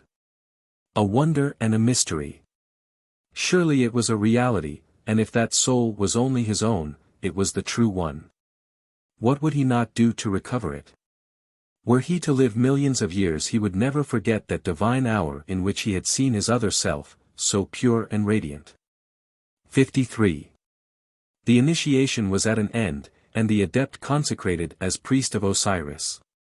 If he was an Egyptian, he remained attached to the temple; if a foreigner, he was permitted, from time to time, to return to his own country, therein to establish the worship of Isis or to accomplish a mission. Before leaving, however, he swore a formidable oath that he would maintain absolute silence regarding the secrets of the temple. Never would he betray to a single person what he had seen or heard, never would he reveal the doctrine of Osiris except under the triple veil of the mythological symbols or of the mysteries. Were he to violate this oath, sudden death would come to him, sooner or later, however far away he might be. Silence, however, had become the buckler of his might. On returning to the shores of Ionia, to the turbulent town in which he formerly lived, amidst that multitude of men, a prey to mad passions, who exist like fools in their ignorance of themselves, his thoughts often flew back to Egypt and the pyramids, to the temple of a monarchy. Then the dream of the crypt came back to memory. And just as the lotus, in that distant land, spreads out its petals on the waves of the Nile, so this white vision floated above the slimy, turbulent stream of this life. At chosen hours, he would hear its voice, and it was the voice of light. Arousing throughout his being the strains of an inner music, it said to him, "The soul is a veiled light.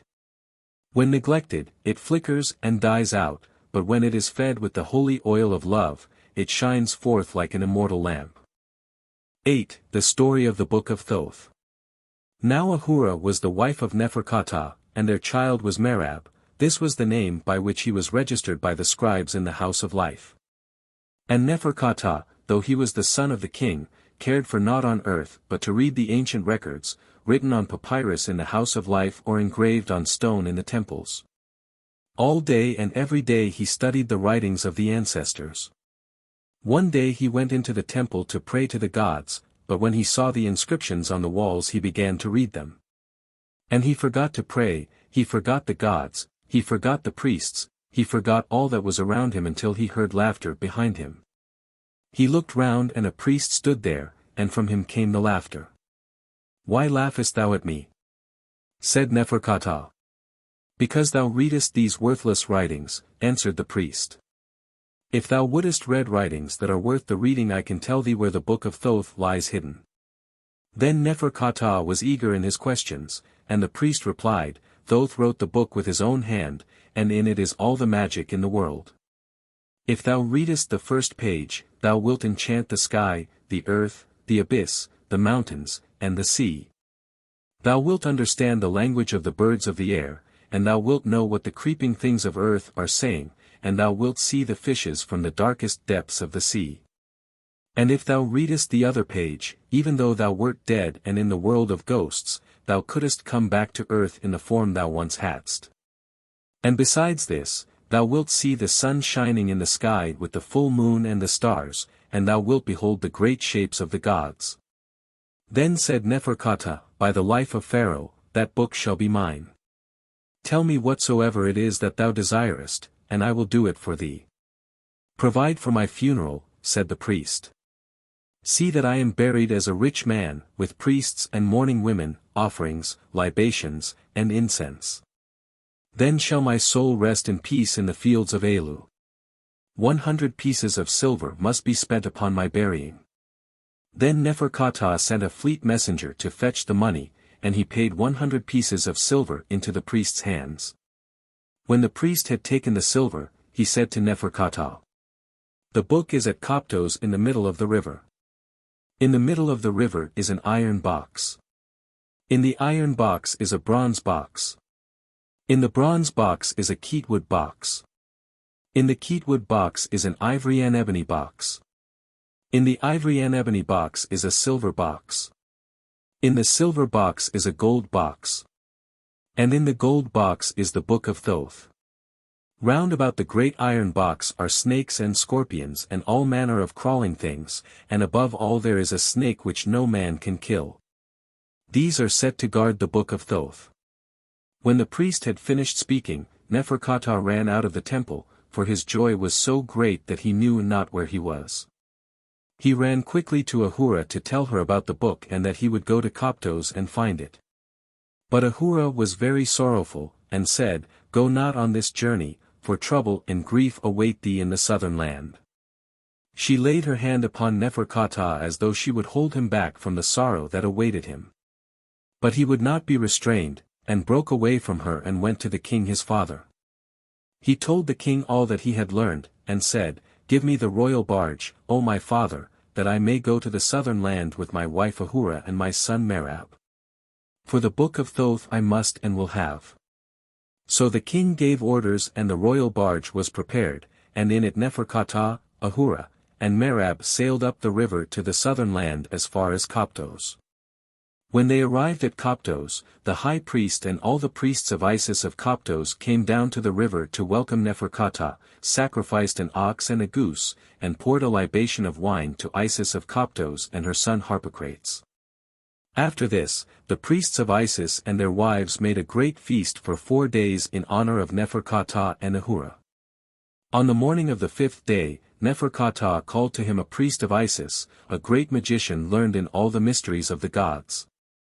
And together they made a little magic box, like the cabin of a boat, and they made men and a great store of tackle, and put the men and the tackle in the magic cabin. Then they uttered a spell over the cabin, and the men breathed and were alive, and began to use the tackle. And Neferkata sank the magic cabin in the river, saying, "Workmen, workmen, work for me." And he filled the royal barge with sand and sailed away alone, while Ahura sat on the bank of the river at Koptos, and watched and waited, for she knew that sorrow must come of this journey to the southern land. The magic men in the magic cabin toiled all night and all day for 3 nights and 3 days along the bottom of the river, and when they stopped the royal barge stopped also, and Neferkata knew that he had arrived where the book lay hidden. He took the sand out of the royal barge and threw it into the water, and it made a gap in the river, a gap of a skenas long and a skenas wide. In the middle of the gap lay the iron box, and beside the box was coiled the great snake that no man can kill, and all around the box on every side to the edge of the walls of water were snakes and scorpions and all manner of crawling things.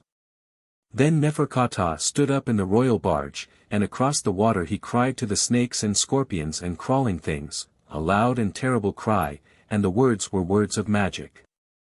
As soon as his voice was still, the snakes and scorpions and crawling things were still also, for they were enchanted by means of the magical words of Neferkata, and they could not move. Neferkata brought the royal barge to the edge of the gap, and he walked through the snakes and scorpions and crawling things, and they looked at him, but could not move because of the spell that was on them. And now Neferkata was face to face with the snake that no man could kill, and it reared itself up ready for battle.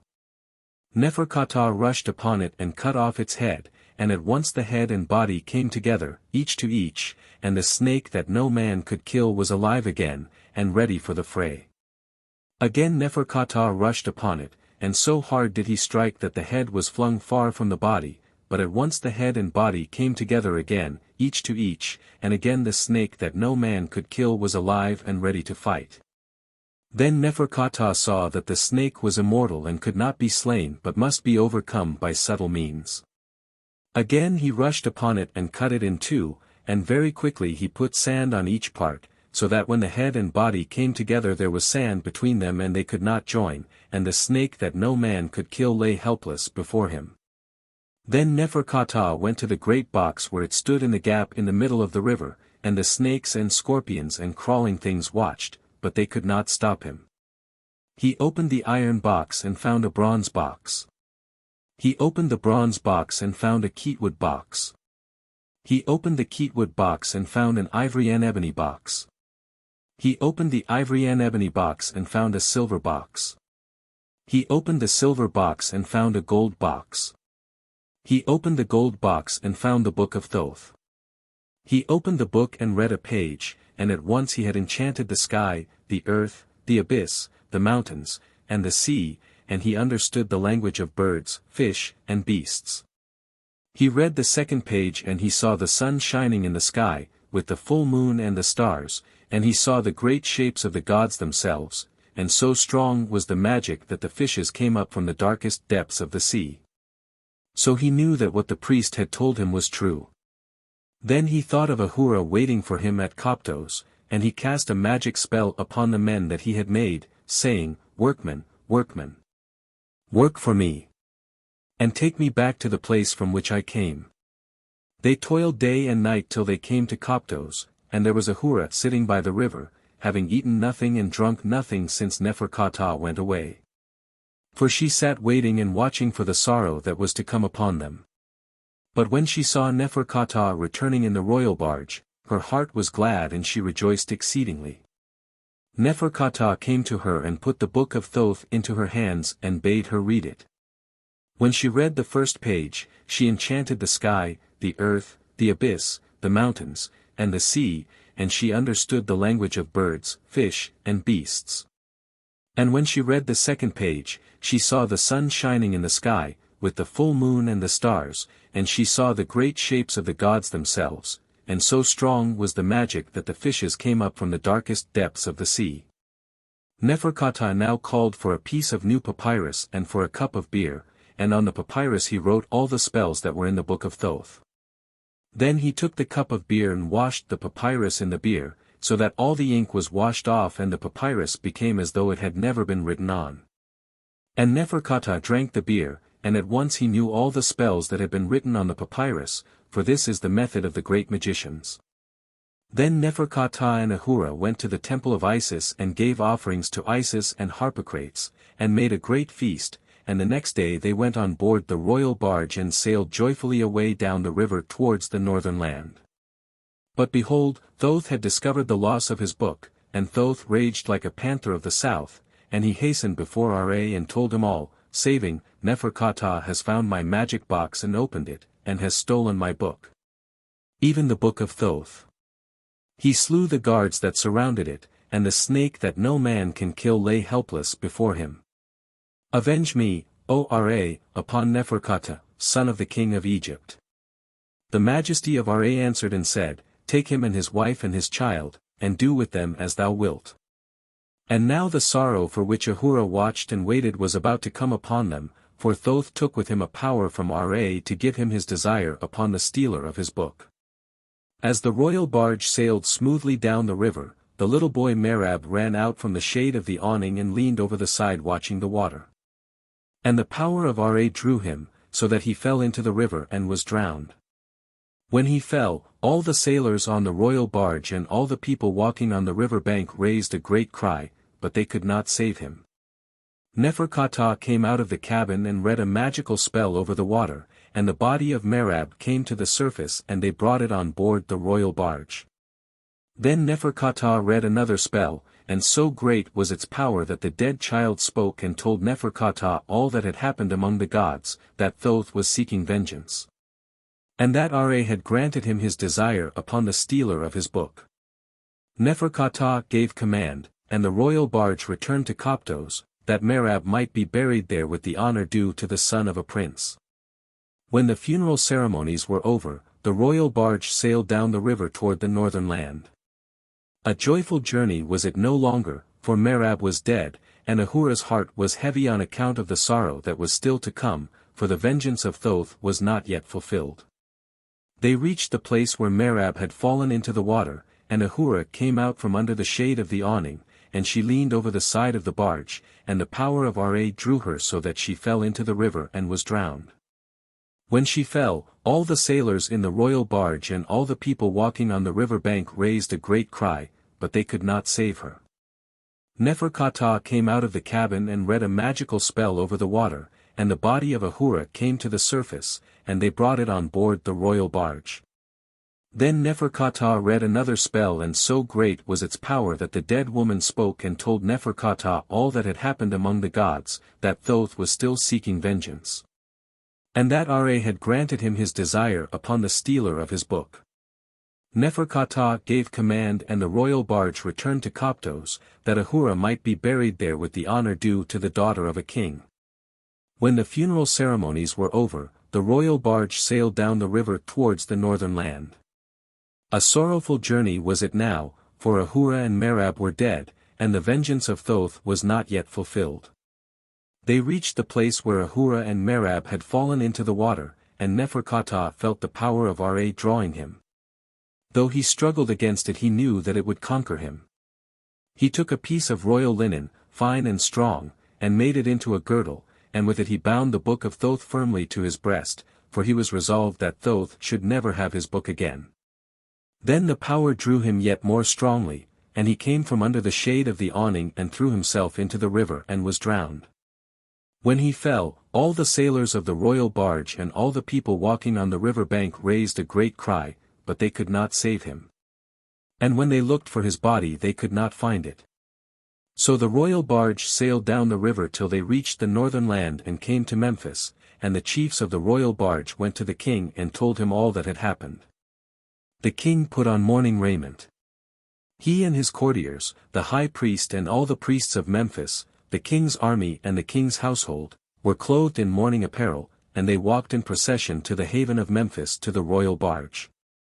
When they came to the haven, they saw the body of Neferkata floating in the water beside the barge, close to the great steering oars. And this marvel came to pass because of the magical powers of Neferkata. Even in death he was a great magician by reason of the spells he had washed off the papyrus and drunk in the beer. Then they drew him out of the water, and they saw the book of Thoth bound to his breast with the girdle of royal linen. And the king gave command that they should bury Neferkata with the honor due to the son of a king, and that the book of Thoth should be buried with him. Thus was the vengeance of Thoth fulfilled, but the book remained with Neferkata. The end.